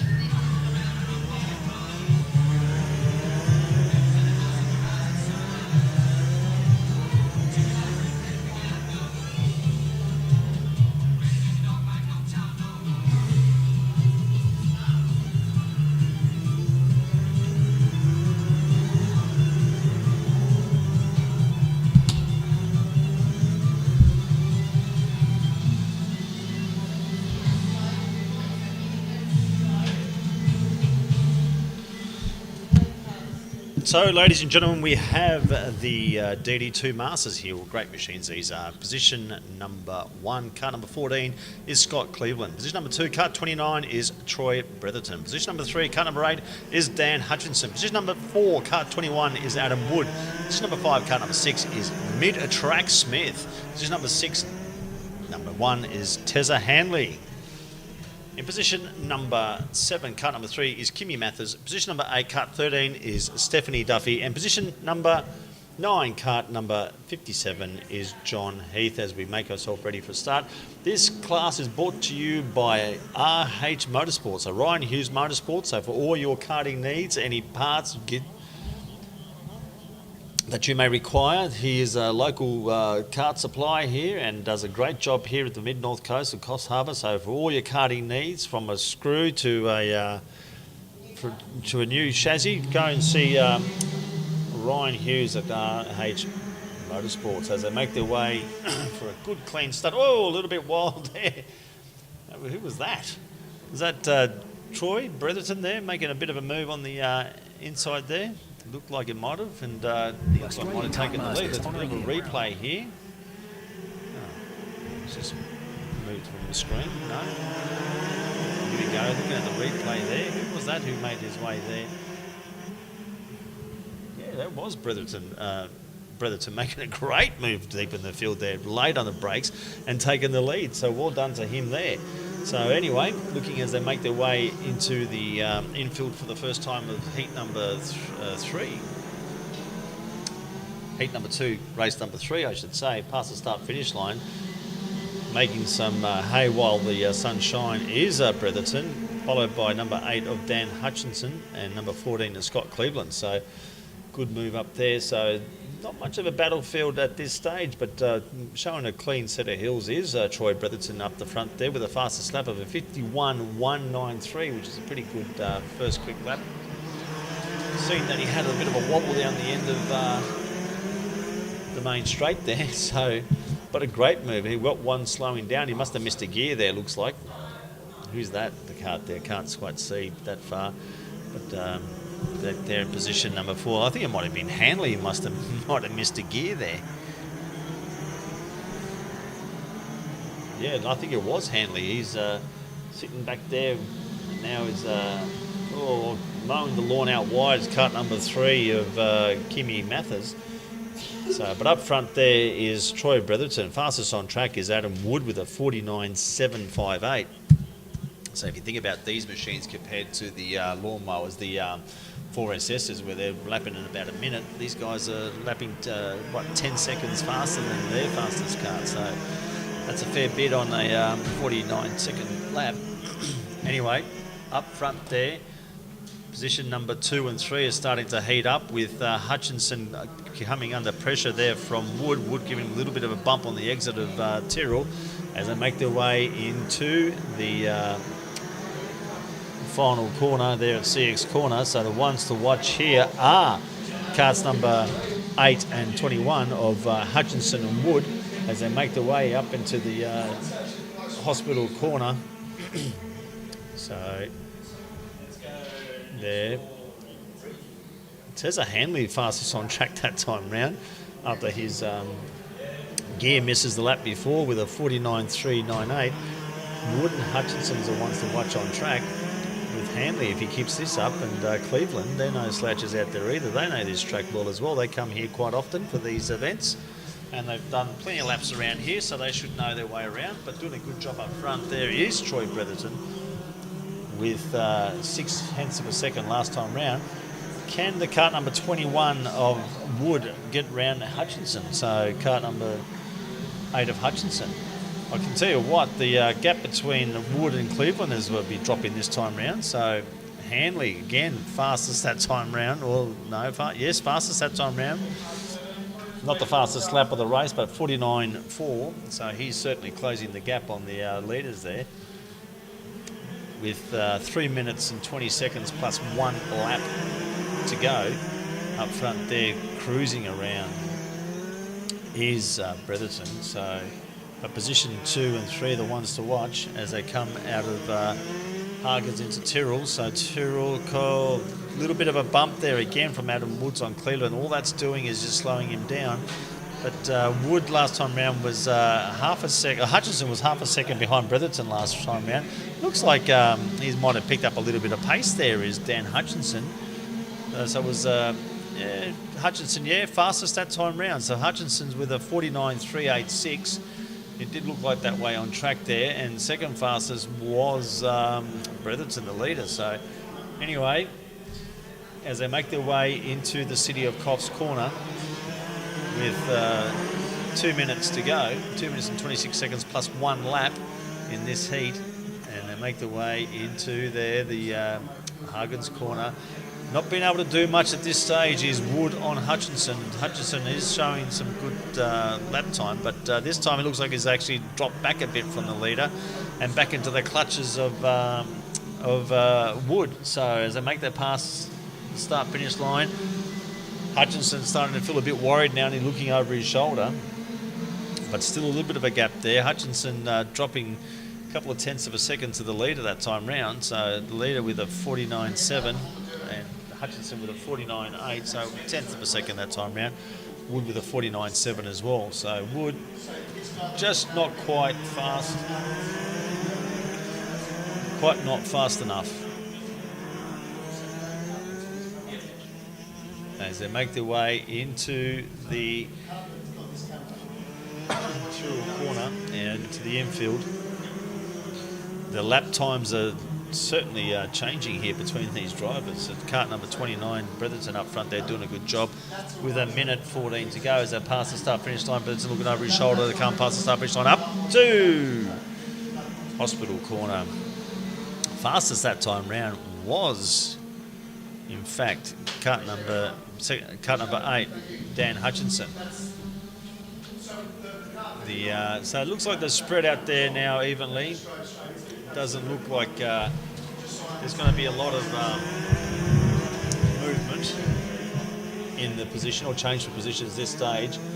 So I predict they'll go past this time. So probably 3 laps to go in this one, ladies and gentlemen. So up front there we have into the infield.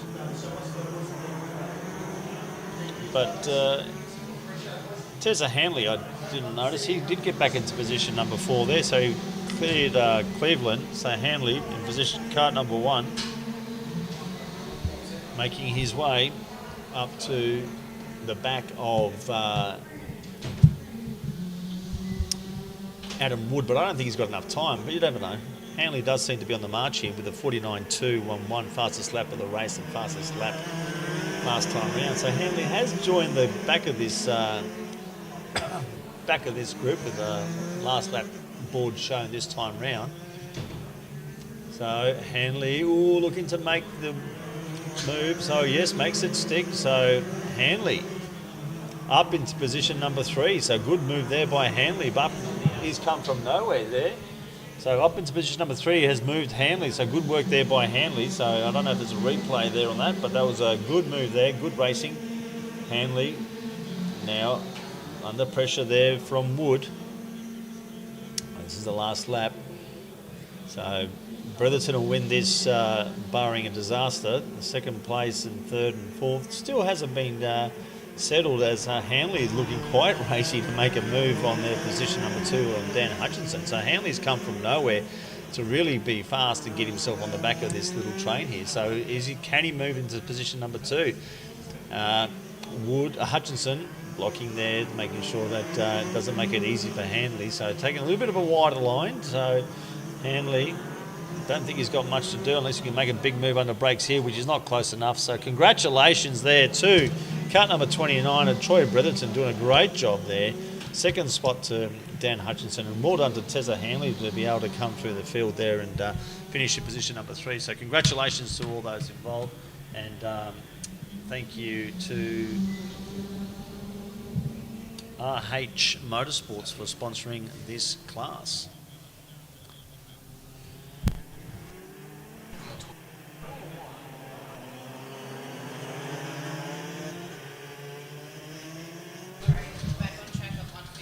Who's my back teeth this week?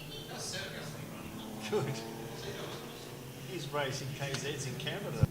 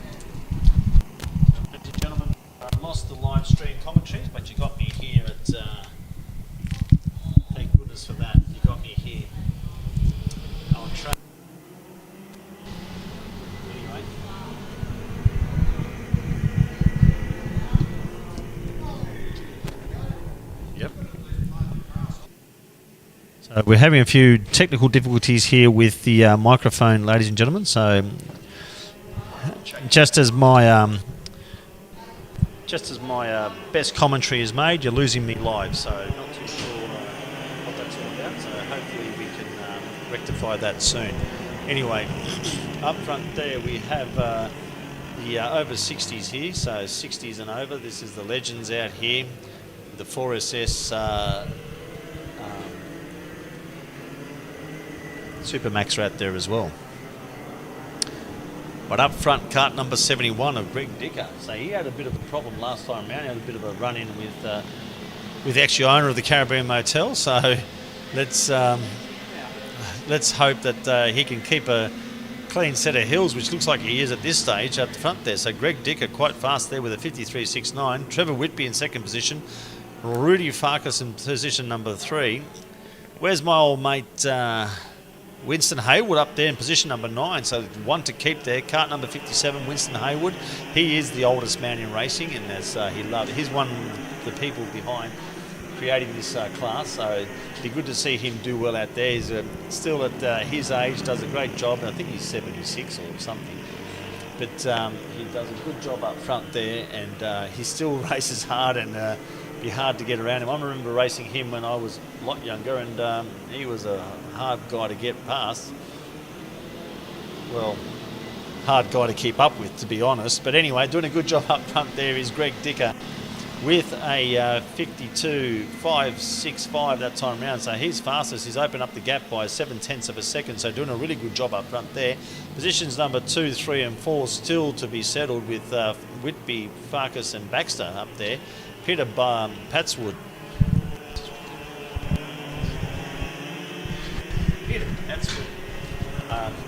Good job last time round as well. So he's up there in position number 5. So still some good racing up front there.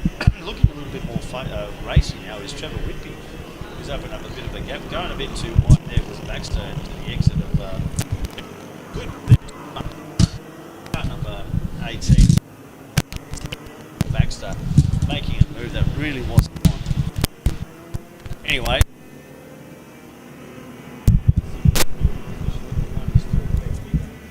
Dicker's still there, doing a good job up front with a 54.472, fastest lap of the race that time round.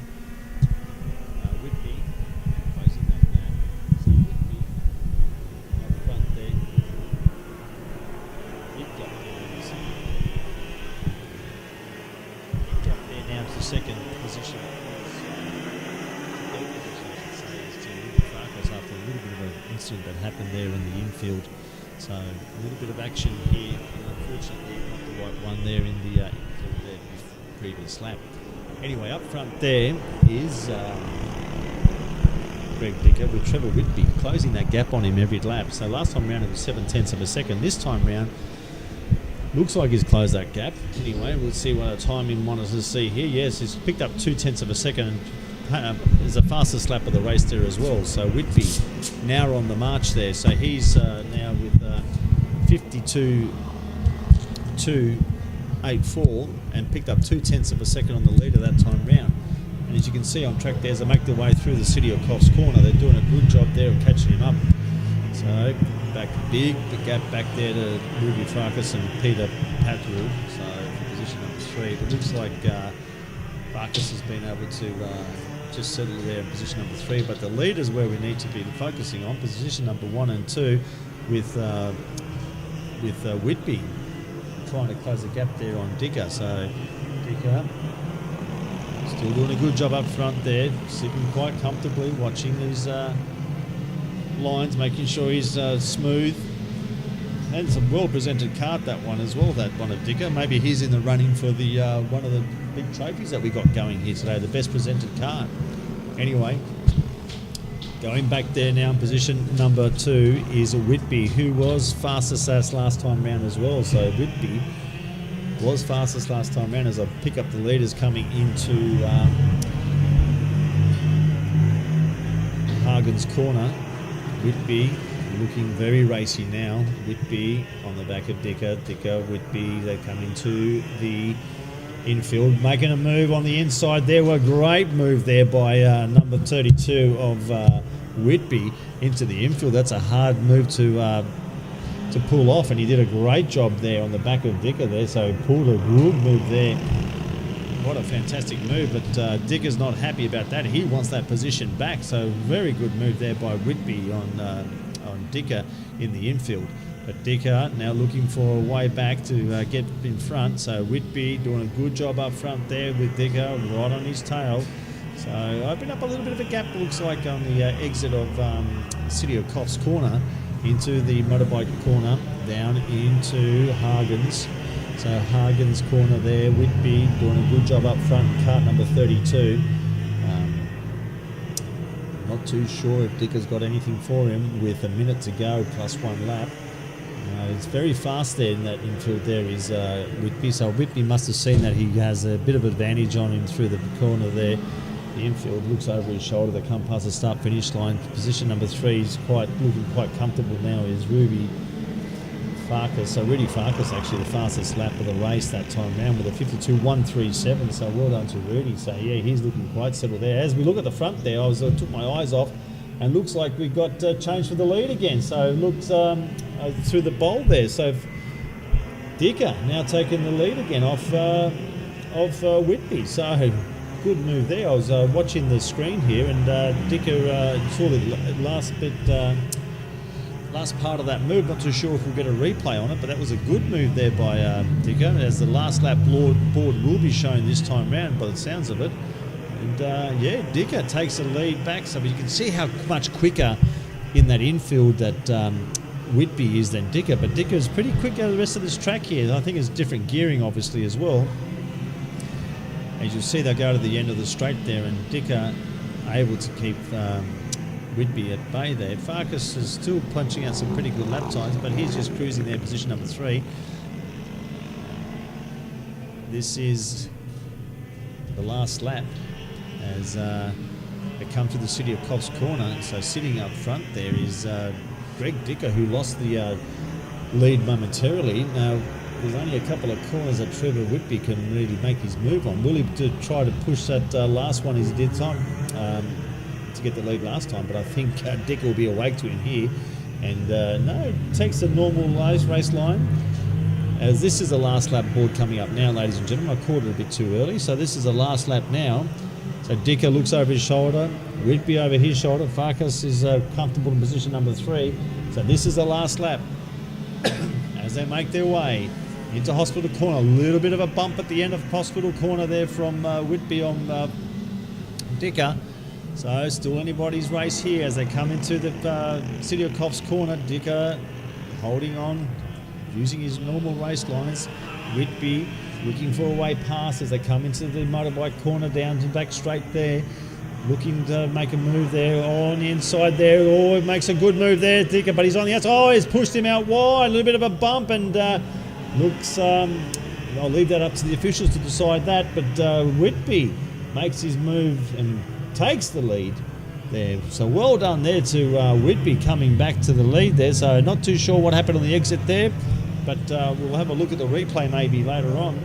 But well done, ladies and gentlemen, to Trevor Whitby over Greg Dicker, and Rudy Farkas with the fastest lap there too. So anyway, let's see if they show me a replay. No, they won't. Anyway, Winston Haywood up in position number 10, the oldest man in racing. Well done to him. Winston Haywood with a 53.313. So well done to Winston. No, we won't be seeing a replay, but that was a good move there, I think, by Whitby on Dicker. And it's that Hagen's corner is what it's designed for. It's you can take 2 lines through there, and it really does mix up your racing. So well done there to everyone involved, and congratulations to Trevor Whitby for taking the win in Heat 2 for the tag 125. Oh, we had 4 assessors out there too. I didn't even call them.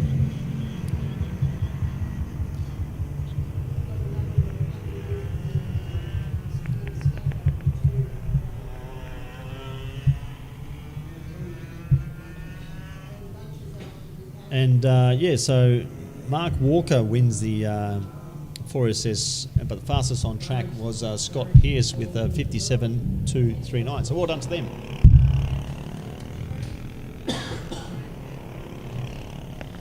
So we're now taking a lunch break, ladies and gentlemen. So there's a lunch break now, and we'll be back at 1:15. So 1:15, we'll take a bit of a half an hour lunch break, give us all to rest our throats and make sure that the officials get something to eat and drink, and the camera guys, and so it's fantastic, and I can maybe have a bit of a rest The myself. Australian Kart Masters honouring Ian Brown are on this June long weekend at CEX Raceway Coffs Harbour, celebrating 31 years of racing. Proudly endorsed by Jeff King Motors and sponsored by A1 Engine Tuning and Mechanical, BDM Heavy Vehicle Repairs, Caribbean Motel and Mid-Coast Trucks and Isuzu.